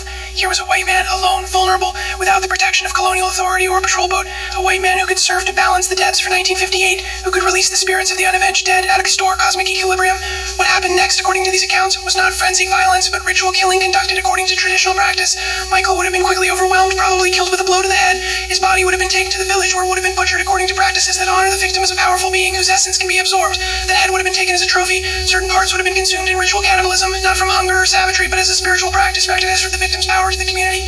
The bones would have been made into ornaments or tools. Nothing would have been wasted. This wasn't murder as Westerners understood it, but a sacred obligation performed to maintain the balance between the living and the dead. Macklin sources issue names. Specific men from Oceanette were identified as the ones who had found Michael, who had killed him, who had participated in the ritual processing of his body. The details were consistent across multiple tellings, suggesting not fabrication, but genuine memory. Macklin published his findings in a book that created controversy but changed nothing officially. The Dutch government recognition independence in Eugenia in 1962, the region becoming part of Indonesia in 1963, had no interest in reopening the case. The Rockefeller strategy for their part seemed to prefer the ambiguity of the official story to the horrific certainty of ritual killing and cannibalism. Nelson Rockefeller never publicly acknowledged the possibility that his son had been murdered. The matter remained officially closed, but unofficially haunted by persistent questions. For decades, the rumors persisted. In Asmat villages, people whispered names, specific men who had been part of a ritual killing. Items appeared in villages that looked like they might have come from the Rockefeller expedition. Chapter 7. Because It's There. The Mallory and Irvin Mystery. The Great War had ended, leaving behind a generation haunted by industrial death and mechanized slaughter. Young men who had survived the trenches returned to a world that suddenly seemed smaller, more fragile, diminished by what they had witnessed. The old certainties had collapsed, empires had fallen, the map of Europe had been redrawn in blood. In this atmosphere of disillusionment and loss, certain men looked for meaning in the few remaining blank spaces on the world's maps, the last unconquered territories where individual courage and determination might still matter, where heroism might be reclaimed from the mud of Flanders and the horror of the Somme. Mount Everest represented one such space, the highest point on Earth, untouched by human presence, visible from 100 miles away, a pyramid of rock and ice that seemed to pierce the boundary between the physical world and something beyond. The British, having surveyed and named the peak during their long occupation of India, considered it their particular challenge, their imperial destiny, to be first to the summit.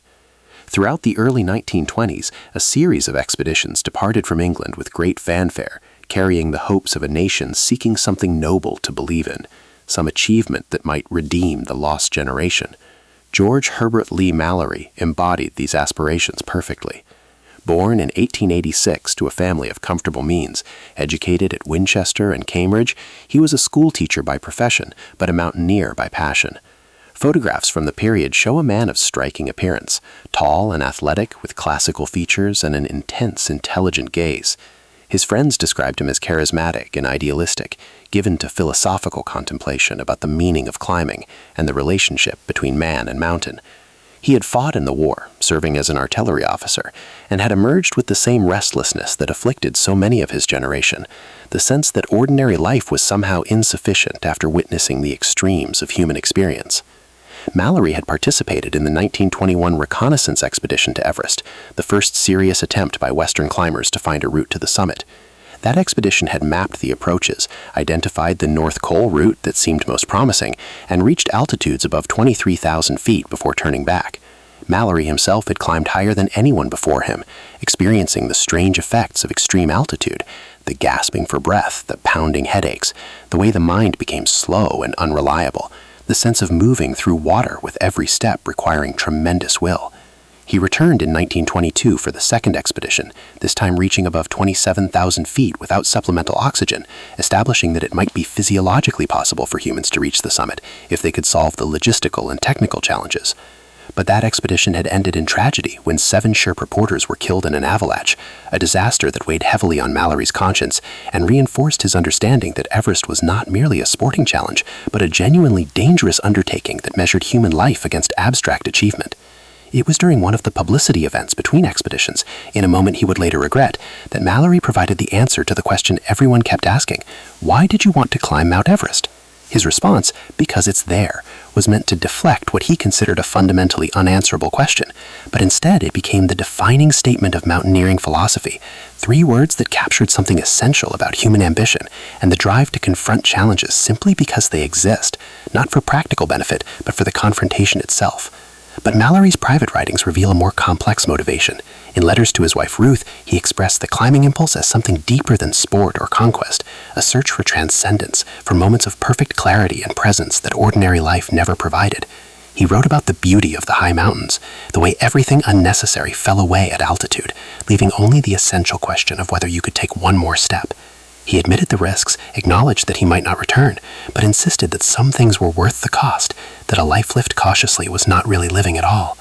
The 1924 British Mount Everest expedition departed in March, once again under the leadership of General Charles Bruce, though he would fall ill and be replaced by Edward Norton. The team included both experienced Himalayan climbers and younger men selected for their strength and technical ability. Among these younger climbers was Andrew Comyn Irvine, known as Sandy, a 22-year-old engineering student from Oxford with limited high-altitude experience but impressive physical strength and a gift for repairing and improving equipment, particularly the primitive oxygen apparatus that the expedition planned to use. Irvine represented a different climbing philosophy than Mallory. Where Mallory was the romantic idealist, Irvine was the practical engineer, more interested in solving technical problems than philosophical speculation about man's relationship with mountains.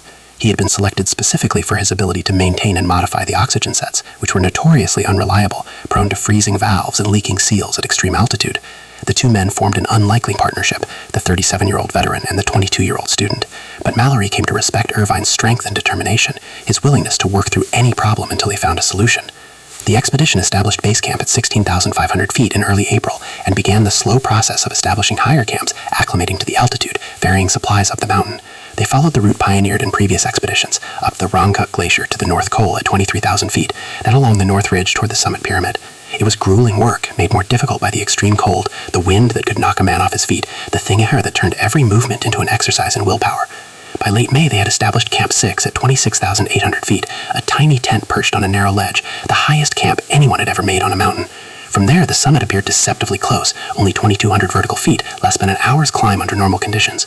But these were not normal conditions. At that altitude, the air contained only 1/3 the oxygen available at sea level. Every step required multiple breaths. The cold was so intense that any exposed skin would freeze within minutes.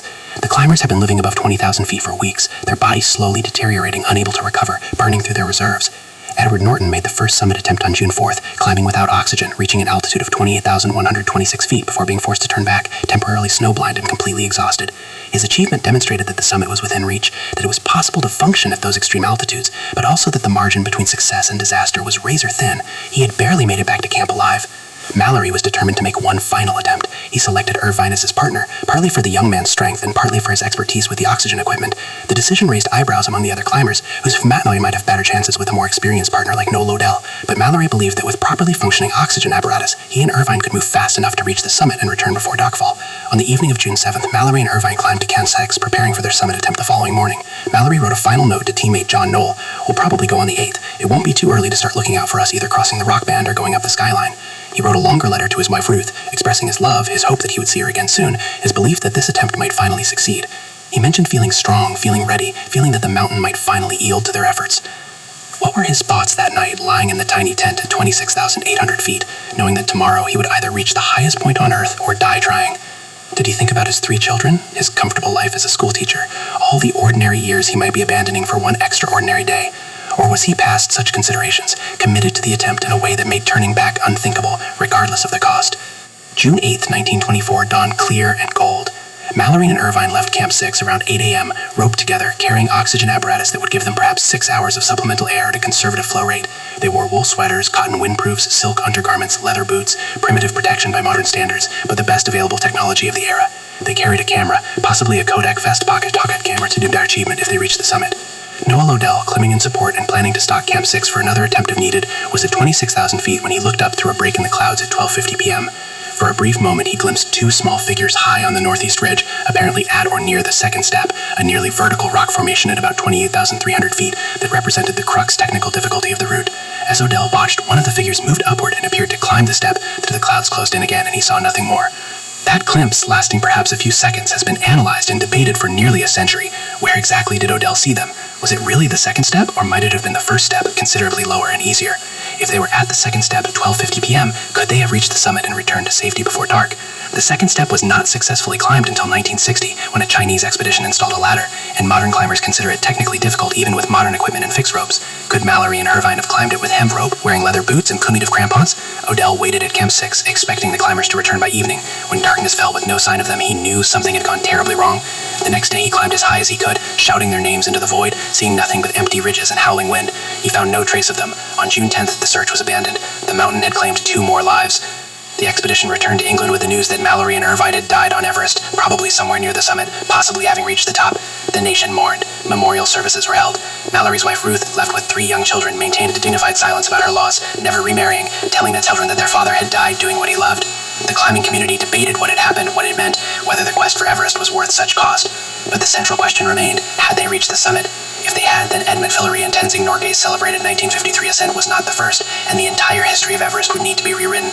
Without proof, the question was unanswerable, and in the absence of answers, the story took on mythological dimensions. Mallory became mountaineering's most legendary figure, not despite the mystery, but because of it. Years passed. Everest was climbed from the north and south sides by small expeditions and massive ones, with oxygen and without, in every season, and the mountain began to give up its secrets. Equipment was found of 10 remnants oxygen bottles. In 1933, an ice axe was discovered at about 27,700 feet on the northeast ridge, identified by its distinctive marking as belonging to either Mallory or Irvine. The location suggested they were descending, that they had gone higher than the ice axe before whatever catastrophe took them. In 1975, a Chinese climber named Wang Hongbao reportedly found an English dead at about 26,760 feet during his team's ascent. He described the body as old from long ago and mentioned it to a Japanese climber during a 1979 expedition, but Wang was killed in an avalanche the following day before he could provide more details or guide others to the location. The story circulated in the climbing community, tantalizing but unverifiable. The question of Mallory and Irvine's fate became one of mountaineering's great mysteries, discussed in pubs and alpine heads, the subject of books and documentaries, a puzzle that seemed unsolvable because the only witnesses were dead and the mountain was not forthcoming with evidence. Various theories proliferated. They had reached the summit but exhausted their oxygen supply on the descent. They had been caught by darkness and hypothermia. They had fallen from the difficult passages on the north face. One had been injured and the other had stayed with him until both died from exposure. In 1999, an expedition specifically organized a search for Mallory and Irvine's bodies set out for Everest. Using Wang Hongbao's description and systematic searching patterns, on May 1st, climber Conrad Anker discovered a body at approximately 26,760 feet. It was lying face down on a steep slope, frozen into the scree, the clothing bleached white by decades of ultraviolet radiation. The body was remarkably preserved by the extreme cold and dry conditions. As the expedition members carefully examined the body, The debate continues in the climbing community. Does reaching the summit but dying on the descent count as a successful ascent? By modern conventions, a climb is only complete when you return safely. The summit is only halfway, as the saying goes. But in 1924, different standards might have applied.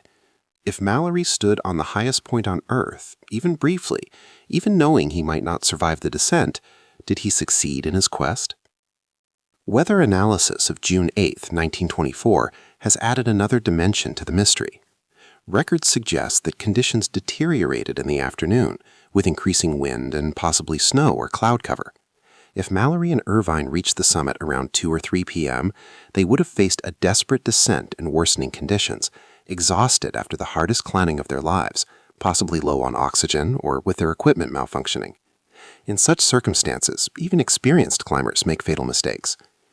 The psychological state of climbers at extreme altitude must also be considered. The death zone above 26,000 feet is so named because the human body literally cannot survive there for extended periods. The brain, starved of oxygen, begins to malfunction. Judgment becomes impaired. Climbers experience hallucinations, confusion, apathy. They make decisions that would be obviously wrong under normal circumstances. If Mallory and Irvine were caught high on the mountain in deteriorating weather, their ability to navigate safely downward would have been severely compromised. Modern expeditions have searched extensively for Andrew Irvine's body, theorizing that it might be higher on the mountain, possibly near the summit, and that his camera might still be with him. If that camera could be found, and if the film could be developed, modern photographic technology can sometimes recover images from film exposed to extreme conditions for decades, then the mystery might finally be solved. Expeditions in 2001, 2004, and 2019 specifically targeted areas where Irvine's body might be, using drones, high-resolution photography, and systematic searching patterns, but found nothing. The Chinese government has complicated search efforts by restricting access to certain areas of the mountain, particularly the north side. There have been persistent rumors that Chinese climbers found Irvine's body decades ago, but never reported it, not wanting to complicate their claim to the first ascent from the north side. These rumors remain unverified, entering the mythology surrounding the mystery, adding layers of conspiracy and national rivalry to an already complex story. What is certain is that George Mallory died on June 8, 1924, somewhere high on Mount Everest, in the company of Andrew Irvine, after pushing themselves to the absolute limits of human endurance in pursuit of standing on the highest point on Earth. Whether they achieved that goal remains unknown. Whether it matters if they achieved it is a question each person must answer for themselves. The romantic appeal of the mystery is undeniable. In some ways, the unanswered question has given Mallory a more secure place in history than a confirmed summit would have. Had he successfully climbed Everest and returned safely, he would be remembered as the first to reach the summit, an impressive achievement but a closed chapter. Instead, he exists in perpetual possibility, simultaneously having reached the summit and not reached it, Schrodinger's mountaineer, his story open to interpretation and imagination. This ambiguity has allowed each generation to project its own values onto Mallory and his final climb. In the 1950s, he represented the triumph of British determination and spirit. In the 1970s, he became a tragic figure, a victim of imperial obsession and the pressure to achieve national glory. In recent decades, he has been recast as an environmental parable, an example of how human ambition can lead us into hostile territories where we do not belong. Each interpretation reveals as much about the interpreters as about the historical facts. Mallory's own words, preserved in his letters and the few interviews he gave, resist simple interpretation. He spoke about climbing in terms that were simultaneously practical and mystical. In one letter, he described it as a means of getting as high as possible on a mountain, utterly pragmatic. In another, he wrote about the spiritual power that Everest possesses, suggesting something transcendent. These contradictions make him human rather than heroic, someone struggling with the same questions about meaning and purpose that confront everyone. The ethics of searching for and disturbing Mallory's body generated significant controversy in the climbing community. Some argued that the expedition had violated sacred ground, that the dead should be left where they fell, that the mountain itself is their memorial and tombstone. Others contended that solving the mystery honored Mallory and Irvine by giving them their rightful place in history, that leaving them unknown served no one. After examining Mallory's body, the expedition members covered it with rocks, a makeshift burial, leaving him on the mountain that had become his grave. Modern commercial expeditions regularly pass near where Mallory's body rests. Everest has become so crowded, so commercialized, that hundreds of people each year attempt the summit, guided by professional companies that provide logistics, support, and bottled oxygen. These modern climbers face many of the same challenges Mallory confronted: the altitude, the cold, the technical difficulties, but with vastly superior equipment, better weather forecasting, and comprehensive support systems. Even so, people continue to die on Everest, reminding us that the mountain remains dangerous, that technology cannot completely eliminate risk. What would Mallory think of modern Everest with its fixed ropes and aluminum ladders, its traffic jams of climbers queuing for hours to reach the summit, its piles of discarded equipment and oxygen bottles? Would he see it as a victory of human determination over natural obstacles, or as a degradation of the pure challenge he sought?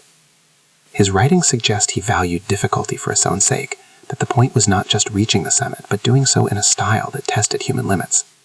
The modern approach, maximizing safety and success rates, might have struck him as missing the point entirely. The photographs of Mallory's body distributed worldwide after the 1999 discovery sparked discussions about dignity, privacy, and the ethics of documenting death. Here was a man lying in the position where he had died 75 years earlier, his body preserved in intimate detail, his final moments frozen in time. Publishing those images seemed to some observers like a violation, transforming tragedy into spectacle. But others argued that the images served as powerful reminders of mortality and the cost of exploration, that they honored Mallory by showing exactly what sacrifice means. The mystery of Mallory and Irvine connects to all the expeditions explored in this book through common themes: human determination to explore the unknown, the price of that determination, and how the vanished explorers become more legendary than those who returned. Percy Fawcett in the Amazon, Amelia Earhart over the Pacific, the Franklin expedition in the Arctic, all share this transformation from historical figures into mythological ones through the act of disappearance. There is something in human nature that resists closure, that finds more meaning in questions than answers. The mysteries endure not because we lack the technological resources to solve them, but because on some level we don't want them solved. The vanished explorers serve a psychological function, representing the part of ourselves that yearns for adventure beyond the safe boundaries of ordinary life, the part that whispers we could be extraordinary if we were only willing to risk everything. George Mallory and Sandy Irvine vanished into that space between the known and unknown, between achievement and failure, between life and death. They exist there still, perpetually climbing toward the summit in the imagination of everyone who's heard their story. Whether they reached that summit in fact becomes in this light almost irrelevant. They reached it in spirit, in commitment, in the willingness to stake their lives on an impossible goal. The philosophical question, because it's there, has been asked in countless contexts since Mallory made it famous. Why go to the moon? Why dive to evade Sessions-Wrench? Why attempt anything difficult and dangerous with no practical benefit? Because it's there. Because the human mind cannot rest with blank spaces on the map. Because we are driven to test ourselves against challenges that might destroy us. Because the act of striving matters more than the outcome. On Everest, the mountain holds the full answer. Somewhere in the ice and rock near the summit, or scattered down the north face, or buried under snowdrifts that will not melt for millennia, lies the camera that might contain definitive proof. Perhaps Irvine's body rests there too, preserved like Mallory's, waiting to be found. Or perhaps the mountain will keep its secrets forever, the camera ground to dust by freeze law cycles, the film degraded beyond recovery, Irvine's body lost in a gray pass that goes down to the very heart of the mountain. In Buddhist cosmology, Mount Everest, known locally as Chemuluma, goddess miles of the world, is sacred, a dwelling place of deities not meant for human intrusion. The Sherpas who live in the mountain's shadow traditionally sought permission from the mountain before climbing, making offerings respecting its power and autonomy. Western climbers brought a different mindset, seeing the mountain as an obstacle to overcome, a challenge to human capability, a prize to be claimed. This cultural clash adds another dimension to the story, the question of why we have any right to impose our ambitions on these landscapes, whether reaching the summit justifies the environmental damage, the cultural disruption, the bodies left behind as trail markers. Mallory's famous 3 words, because it's there, can be read as profound or absurd depending on your perspective. To some, it captures the essential human drive to explore, to push boundaries, to engage with the world's challenges. To others, it sounds like empty justification for dangerous egotism, risking death for nothing more than bragging rights, abandoning family and responsibility for a moment of glory that serves no one. Both readings are valid, both exist simultaneously in the story. The last person to see Mallory and Irvine was Noel Odell, who died in 1987 at age 96, having spent 63 years thinking about those few seconds when he glimpsed 2 figures high on the mountain. In interviews, he remained uncertain about exactly where he saw them, whether they could have reached the summit, what their state of mind might have been. He spoke of them with reverence and sorrow, 2 companions who had walked into the unknown and never returned, leaving him to carry their memory for the rest of his long lives.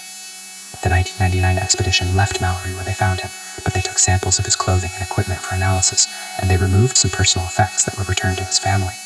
His grandson, also named George Mallory, spoke publicly about the discovery, expressing mixed feelings, glad to have some closure about his grandfather's fate, disturbed by the intrusion, grateful that the world still remembered and cared about the story.